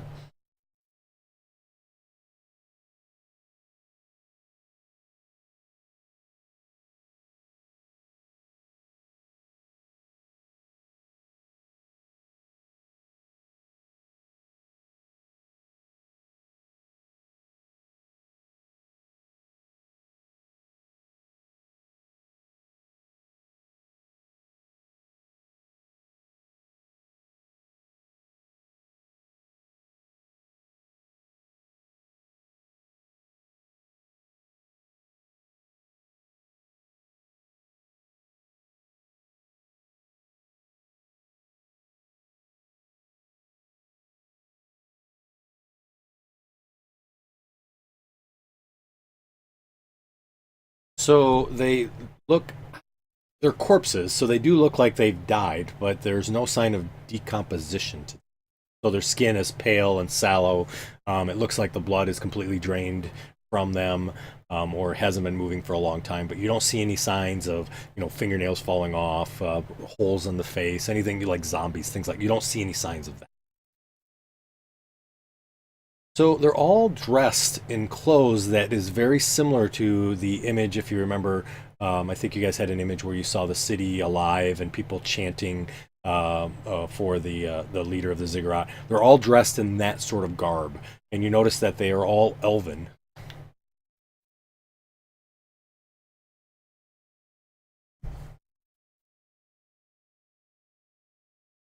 Okay, alrighty. And what's the range on that again? I forget. 60 feet. Okay, and then can you localize? Oh, thank you. I couldn't remember.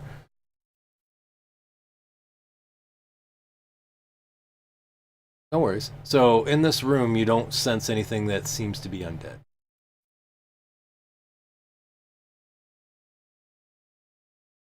It is. Alrighty. So you take off one of the ever burning torches. As you move around and you walk by each body, you see that each one is in the same pose. And it's just sort of holding arms down at the side, standing upright, almost like a terracotta soldier. And their head are dipped down with the hair kind of over their faces, long hair.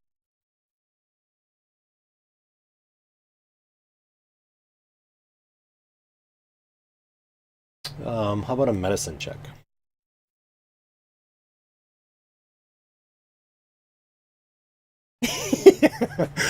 I like to use the ones we never really use. So you don't see any obvious wounds on any of them, just from your perception looking, and then looking at the creatures, you don't see like what killed them. There's nothing obvious to you that caused these, but they appear fresh, like they just died maybe an hour ago. Yep, and they're covered in dust as well.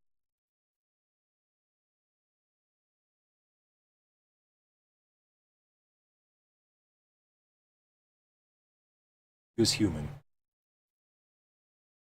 right? I think somebody had mentioned that they were chanting Cayuse.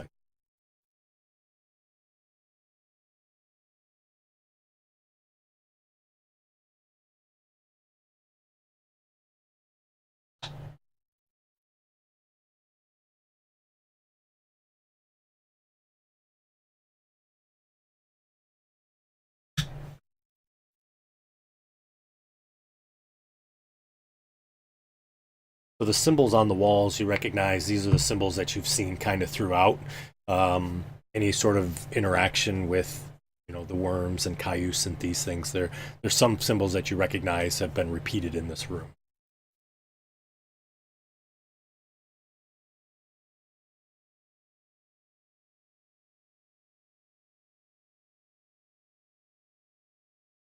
Okay.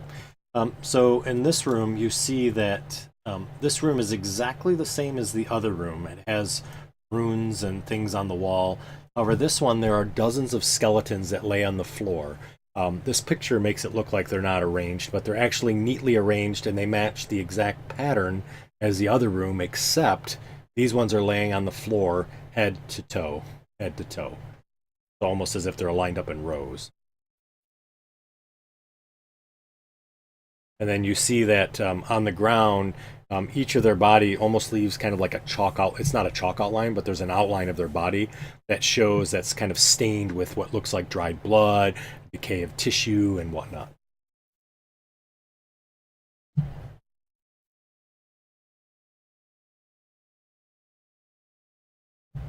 Yes, you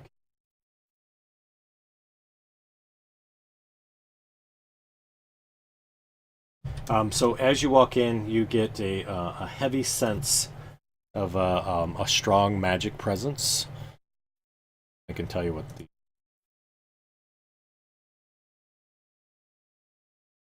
and it's necromancy.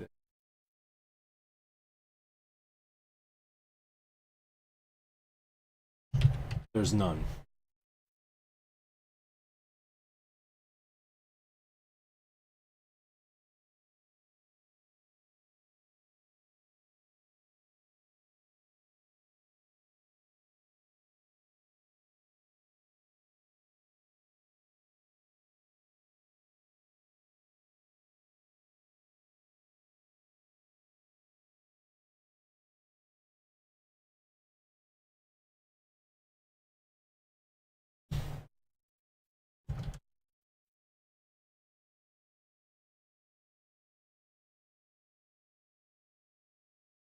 That is not. That's just me being bad opening up. At least not a door.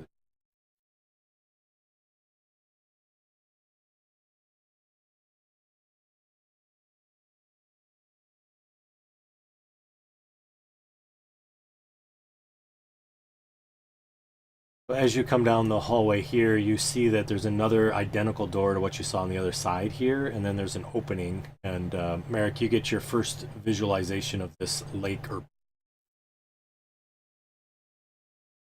right. The floor sort of becomes crumbled as.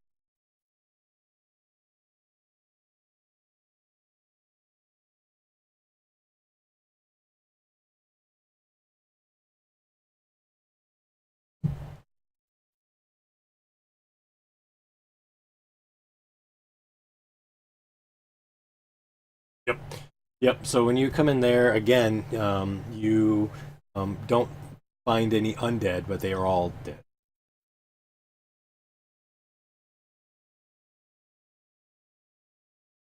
This door looks exactly the same. It has multiple skulls with worms kind of crawling all over them. It seems to be kind of the characteristic door of the temple. That's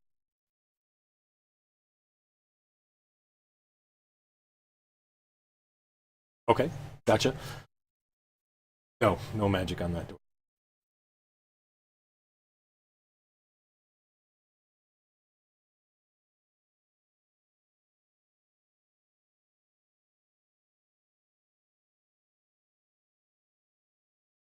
Okay, alrighty, gotcha. So you kind of search the door. You don't find any sort of traps at all. The doors do open outwards towards you.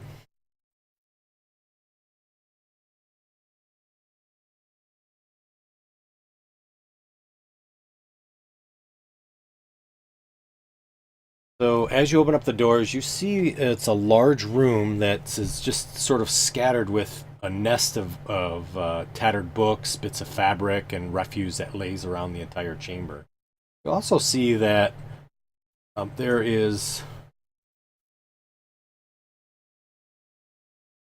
You also see that there's a curved trough that is, you would think of like a feeding trough, but it's actually curved.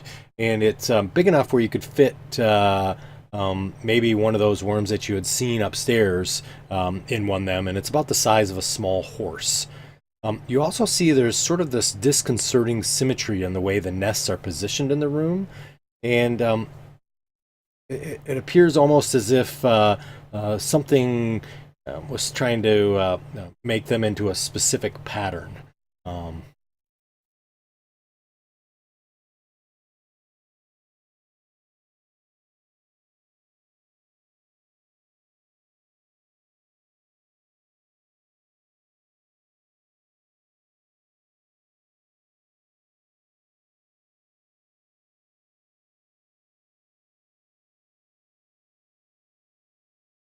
as you kind of walk in, you see one of those worms that was upstairs peeks up in the far corner. And as he does, it says in common, "Oh, hey, hi, hey, you came. I'm so glad."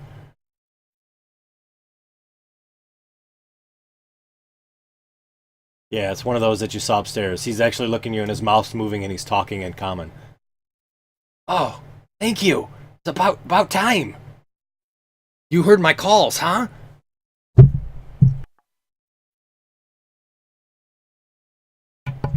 Well, I've been sending out messages to get someone to come here. I'm so glad. I've been in here for quite some time."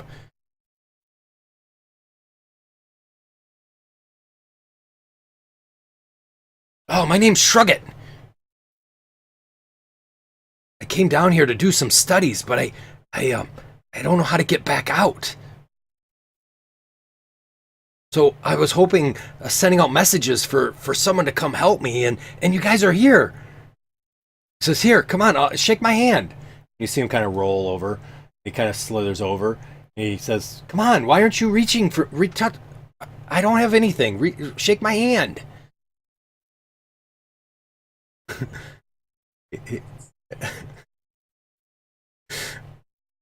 He's like, "Is it rude to shake hands in your culture?"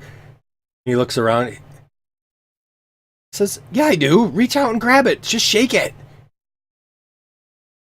Look, it's right there." And his head looks down at this bulbous body, and he looks back. He's like, "I don't know what you're talking. You have hands. I have hands. Just shake my hand."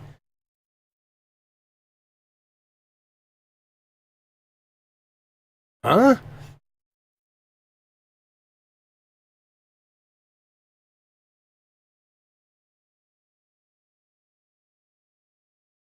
No, you're mistaken. I'm I'm I'm not. I'm Elvin, just like you. No, you. And he points. You. And he kind of turns and looks at the general group. He's like, "Just like you and you." I'm so I. Please, can you help me get out?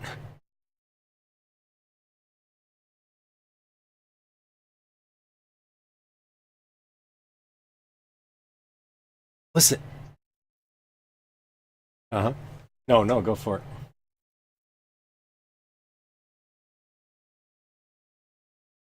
it. Sure. Yeah. Go ahead and give me an insight. Let's see. What you do.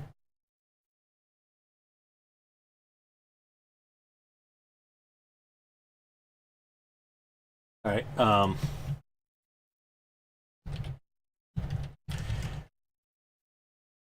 So Ren, I'm glad you like that. So Ren, this is undead.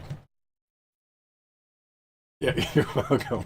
I don't want your ability to go unknown. So, and he kind of he says, "Listen," he says, "all these books. There's a lot of magical stuff here. I can give you all the important books, and it's really important. But got to get me out of here."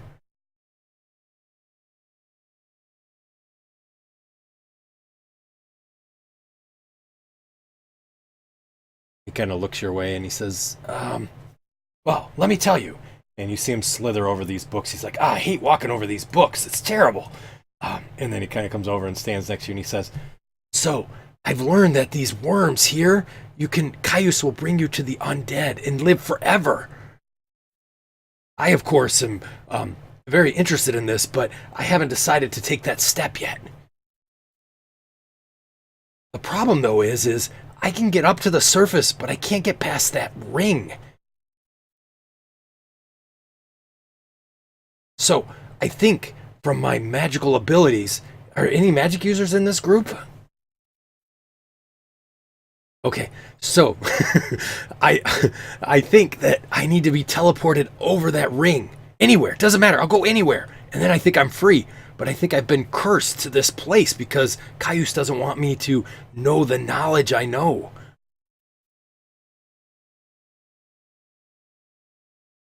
I just did. Caius, all the secrets of Caius are in these books right here. But I'm not going to agree to anything until I get out of this place. So, who's going to teleport me out? You? He looks at Hela. He looks to Them. You?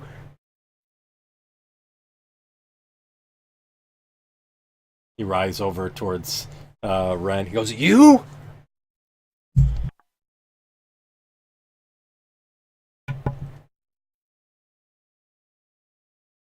Then he looks at Spaz. What about you?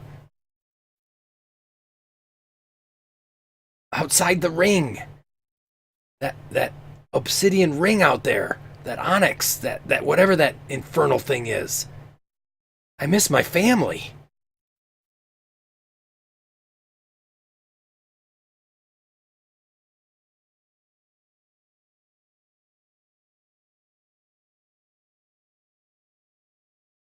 Which ones?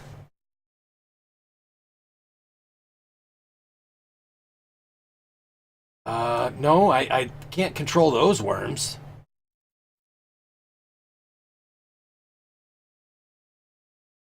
Oh, um, I can control my henchmen, the worms that came with me. Oh, no, they're right here. Boys? Suddenly you see each pile books that are arranged in a worm-like shape appears to be these.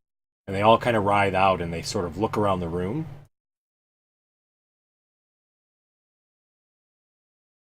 And he's like, oh no, these are my pets. They were elves. What do you think? They all kind of look back to him and then they look around. Pretty nice, right? Think?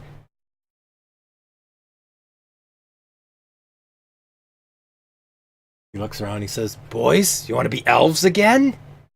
I'm already an elf, of course. No?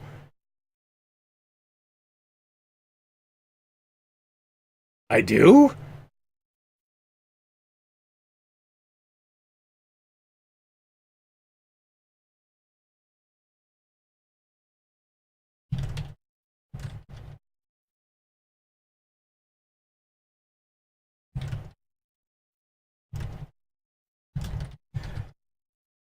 Says, I'm sorry, what was that? My boys were talking to me.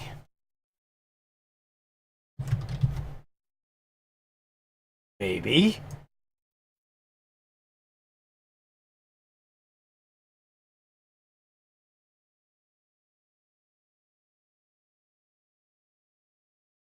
Go ahead and put where you'd like to be at, Haleth. I forgot you had that ability for blind sense. Um, Perfect. Sounds good. So he says, well, there's a tunnel, there's a hole that you go up through, and you can go outside and see the sunlight. You can see Nezarin. He's nice. I saw him out there. He has two pet dogs out there that he walks outside every once in a while. Um, and then, oh yeah, there's Cadric too. Have you guys? Cadric's nice too. He's been here a while. Yeah, it's a pretty nice place.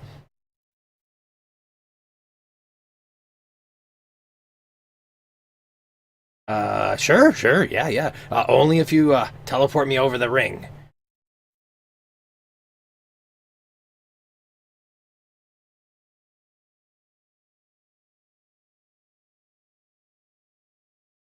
Okay, let's go.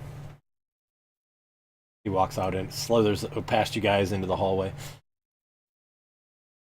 Looks to Spaz. Are you coming? We're going upstairs. You guys are letting me free.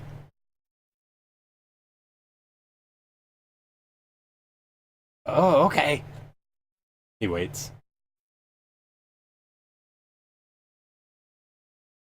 I'm not doing nothing till you guys let me out of the ring.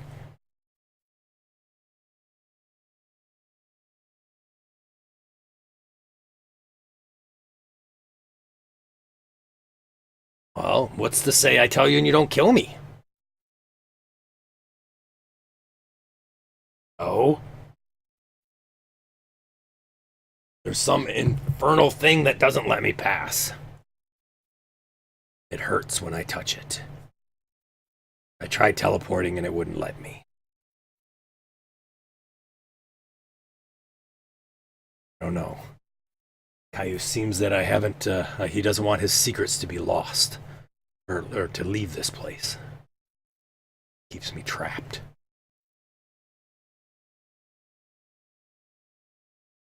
Well, fine, but you don't get the secrets, do you?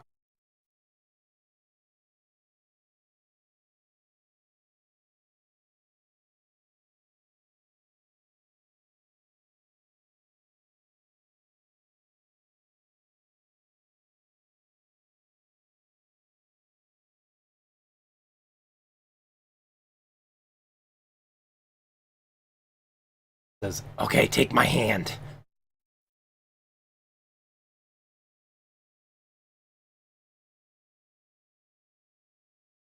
What? Who's that? Is that your brother?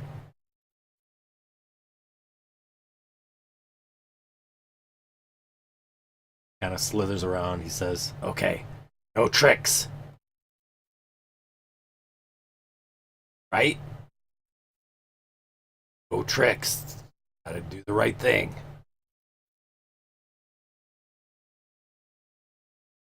You give me a bluff check? As?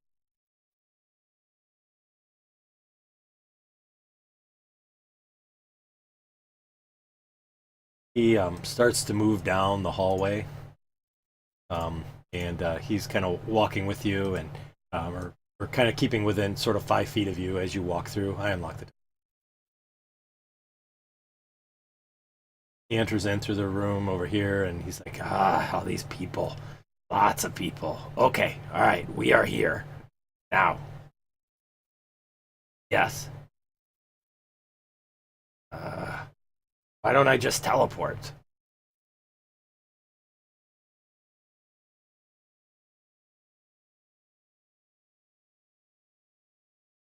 Okay.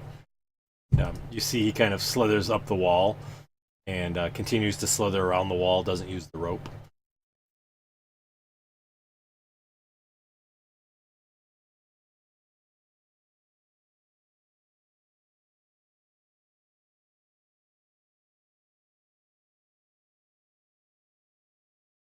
I gotcha. No problem. So you kind of close the door and do it. Yep.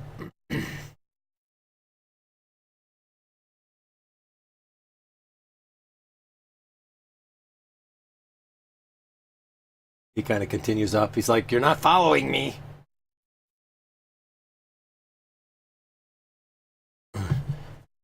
He's like, oh. He's like, I'll go into one of these little caves. And you see him kind of disappear.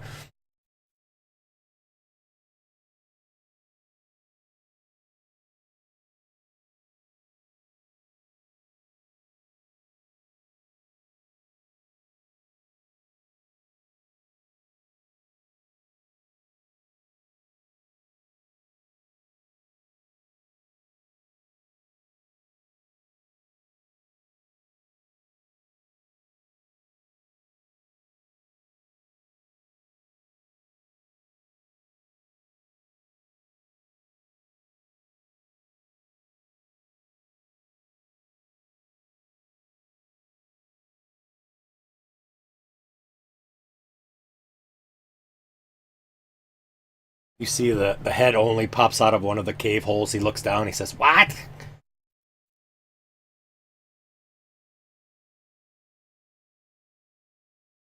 Righty.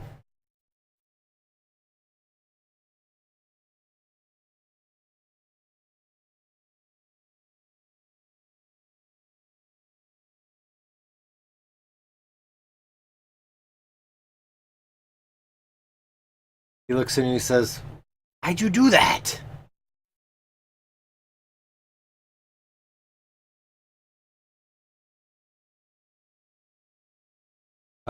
So nice job.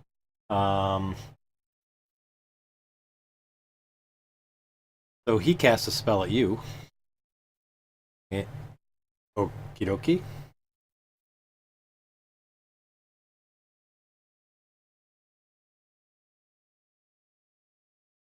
Well, Spaz would be next to him. He'd have to be by the hole. So Ren, you're next to him too, I assume. Oh no, you don't need to be. So he is 40 feet up.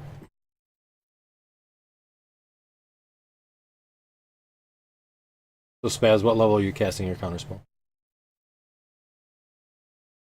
Alrighty, I need a Constitution saving throw for a level 5 spell.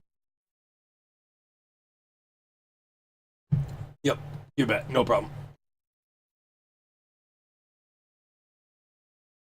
Yes, that's what I meant. Sorry.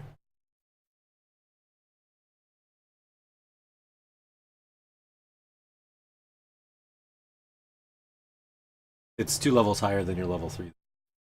Oh, is it 15 no matter what? Okay, perfect. Excellent. Okay, perfect. So you're able to counterspell his spell. Why don't you guys all roll for initiative? So he is all the way up in this tube, so you'd have to be underneath it, pretty much kind of along the edge to be able to.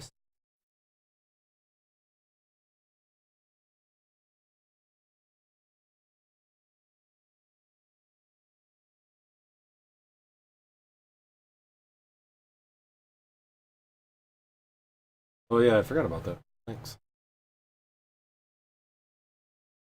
All right. Spaz seems to be a little more in control of his spells now.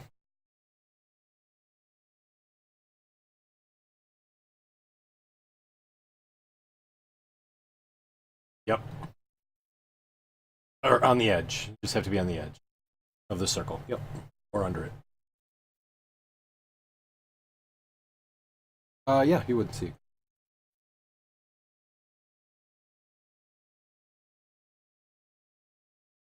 Dang. Gonna start out early. Good for you.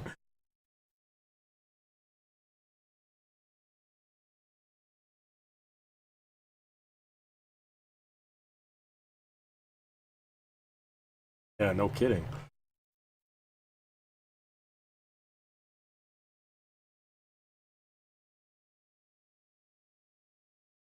Alrighty.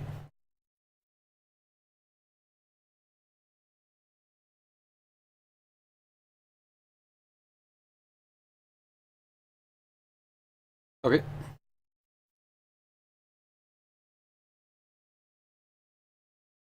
Okay. Eric.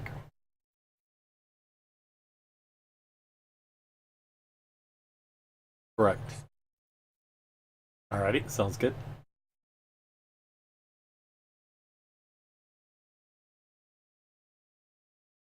Yep. Alan.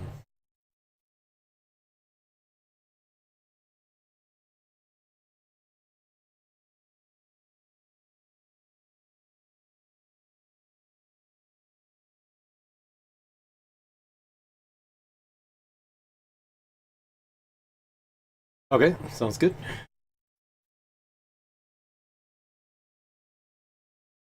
Okay.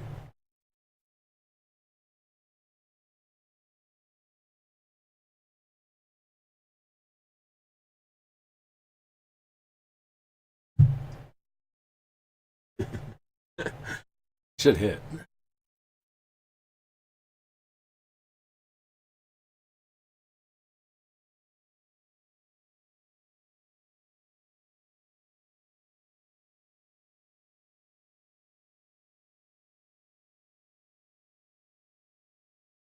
15.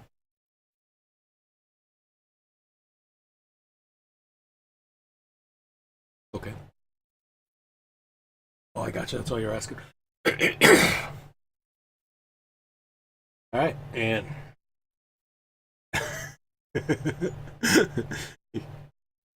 yeah, good idea. And as he hits the ground, let's see.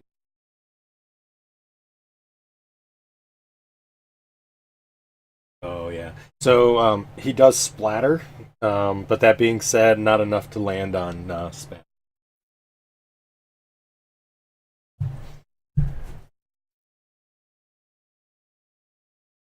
That was fun.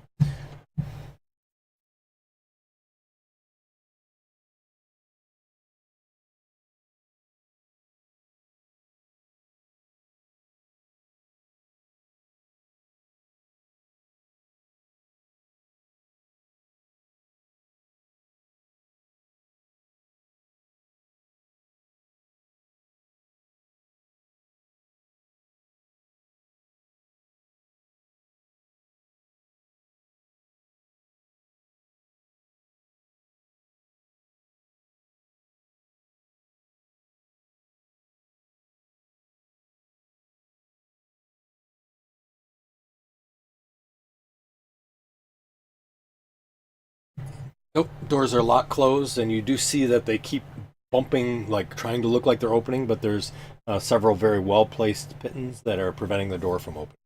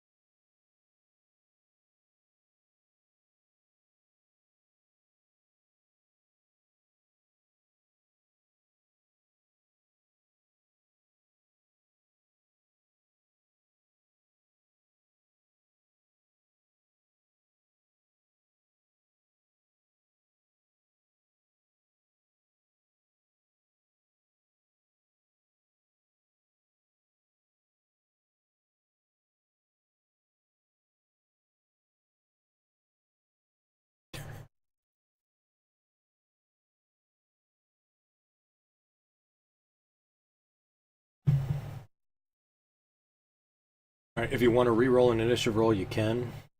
Ones that are down at the bottom, but otherwise, if you want to keep your initiative roll, that's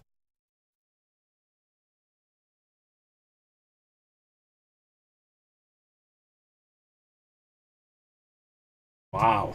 That's impressive.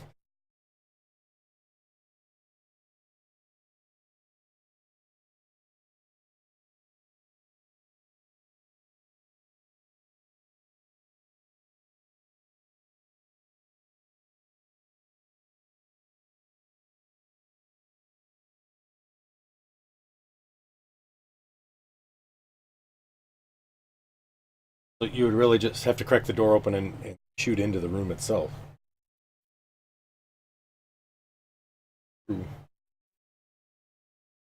Probably the doors would probably have to be cracked open. So I think they're pretty tight to the floor.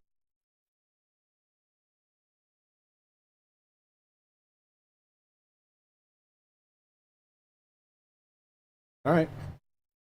I have them all there for you, buddy. If you want to go ahead and target them, you can.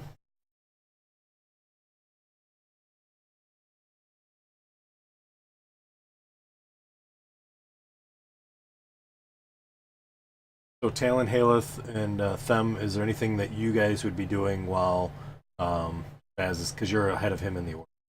Anything that you would be readying or anything before he casts the spell?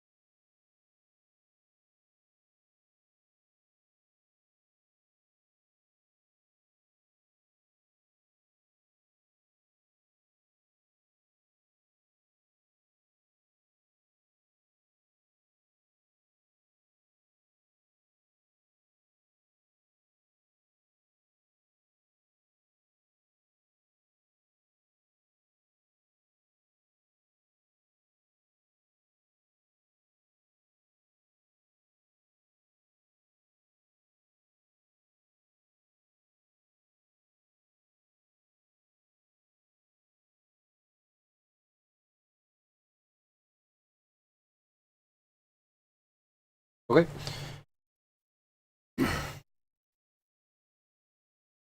Alrighty. So he cracks the door open for you, Spaz.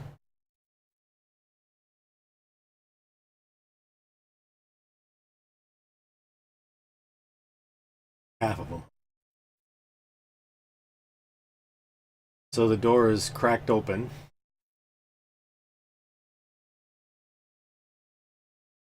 All right, and that'll put us at the top of the order. Them, what would you like to do?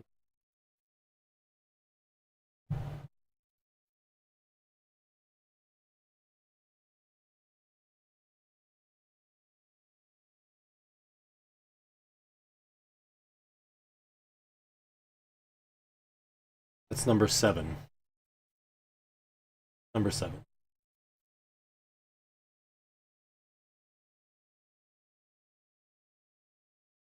Correct.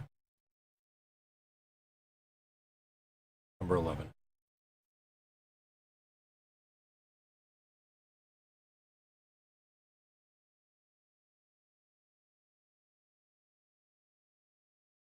Thanks, Spaz. Most 1d4s ever roll.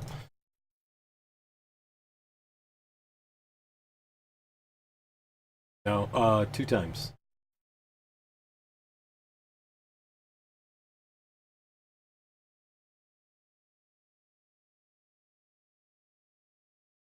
Don't blame at all. Okay.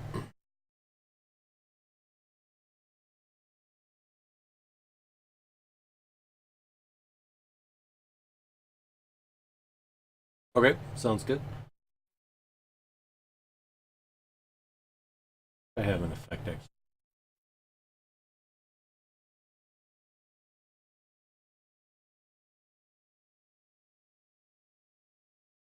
Kuluth. Yep. Okay. Sure. Alan.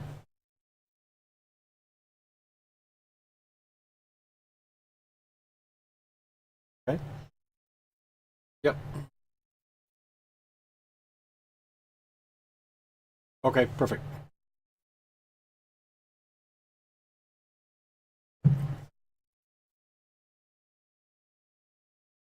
Yep, nice shot.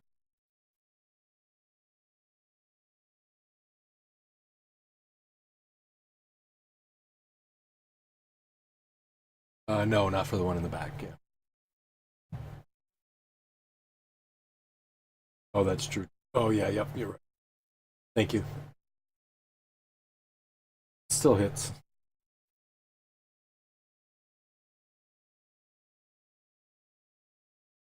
Uh huh.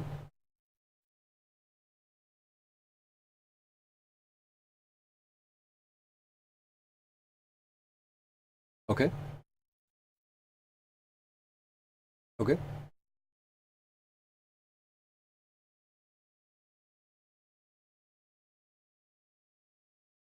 Okay.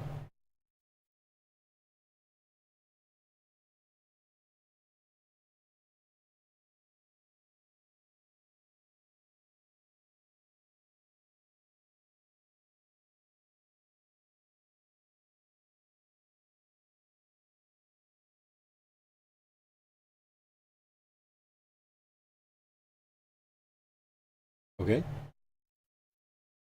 Alrighty. All lose they're incapacitated. I don't think it makes a difference. Okay.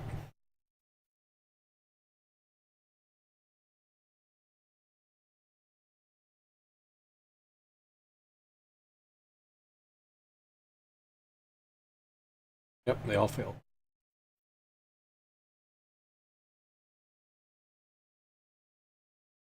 Now they're all incapacitated.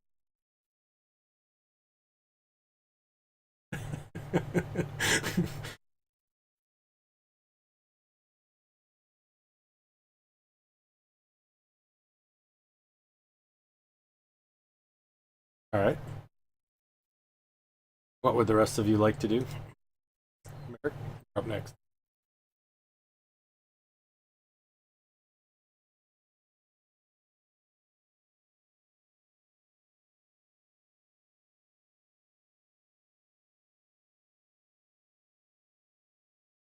Okay.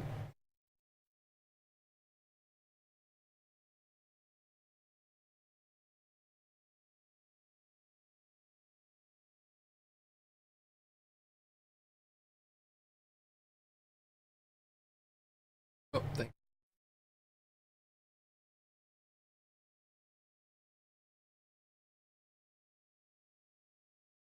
So is that the plan that you all are going to attack them kind of at once, each one?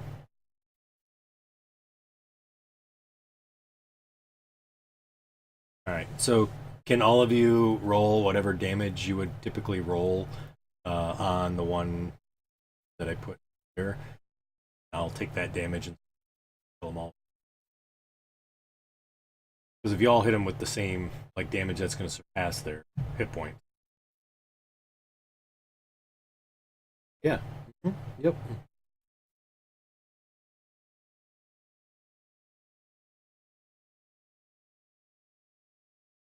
But you'd be at advantage because they're incapacitated, right? If you hit first, not moving.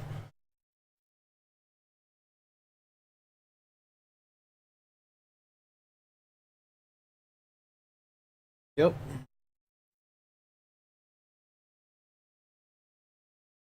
Yeah. So there's only four of them. So we would say that you'd all be able to kill them within the first round before they could attack. And that way we can save spending 1 million.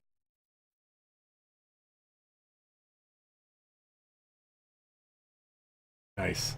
So you guys are able to quickly dispatch them. We could roll through it, but it seems like you're going to destroy them anyway. Yeah, exactly. Granted, you may take some hits and burn up some stuff. Okay, so you're able to quickly dispatch the 4 worms that are there. There you go.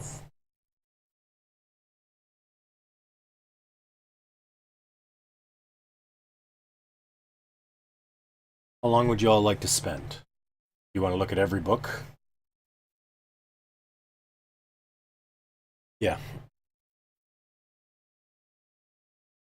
When you did come in, though, because you walked around the room, right? Yep.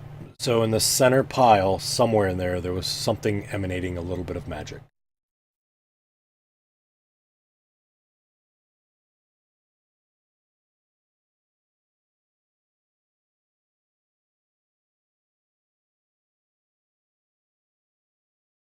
All right, sounds good. Uh, yep. And then, would you use the rod again or the wand? Okay, gotcha. So you're able to find there is one book that's there that is magical that you finally dig through and find. That book is there. The rest of the books, as you guys continue to kind of look through, are various. It's sort of a treasure trove, really, of books that are there, and they seem to contain um, information about kind of religious studies of necromancy. Is really kind of what they talk about, and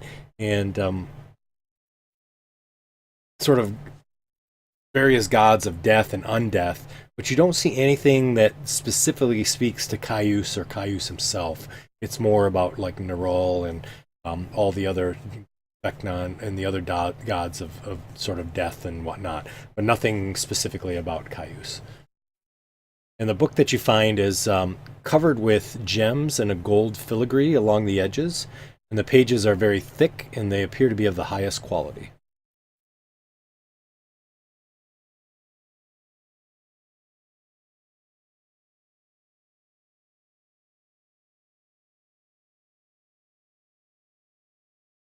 Yeah, anybody can read it.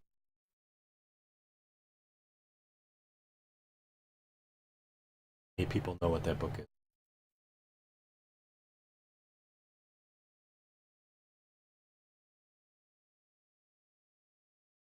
All right, maybe not then.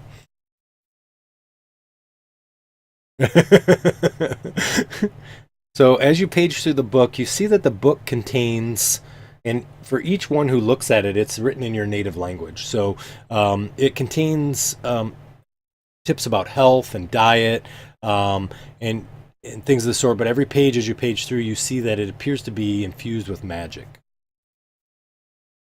So this is a book of bodily health. So if you read this book over 6 days or less, spending 48 hours to read it, your constitution increases by 2, and there's no maximum for what it can go to.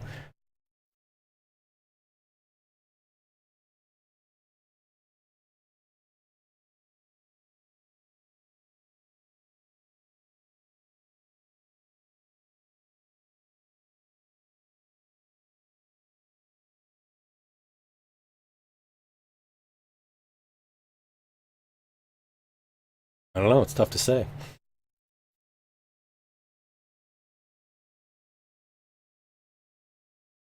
You could try it and see what happens. So essentially, that means you need to read the book 8 hours a day, 6 days, in order to get it completely read.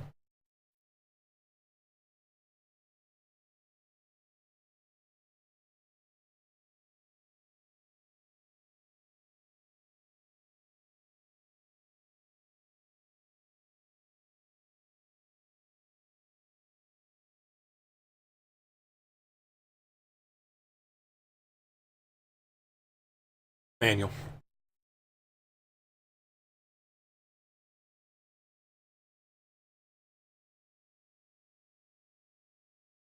Yep, it is. It's Constitution. Yep, +2.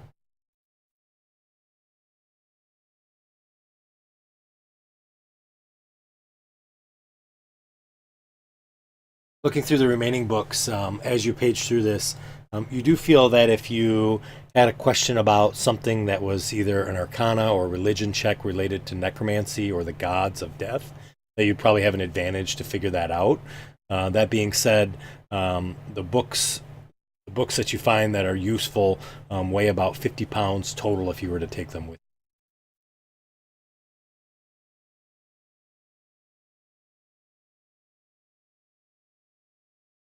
Yep. So it would be about 150 books that you would carry, and it'd weigh 50 pounds total. It'd be something that'd take you like 10 minutes to page through the books to figure out if you wanted to do it. So it couldn't be like a spot check that you get advantage on, but if you did like a ritual sort of thing, you could have advantage on. Okay. Okay.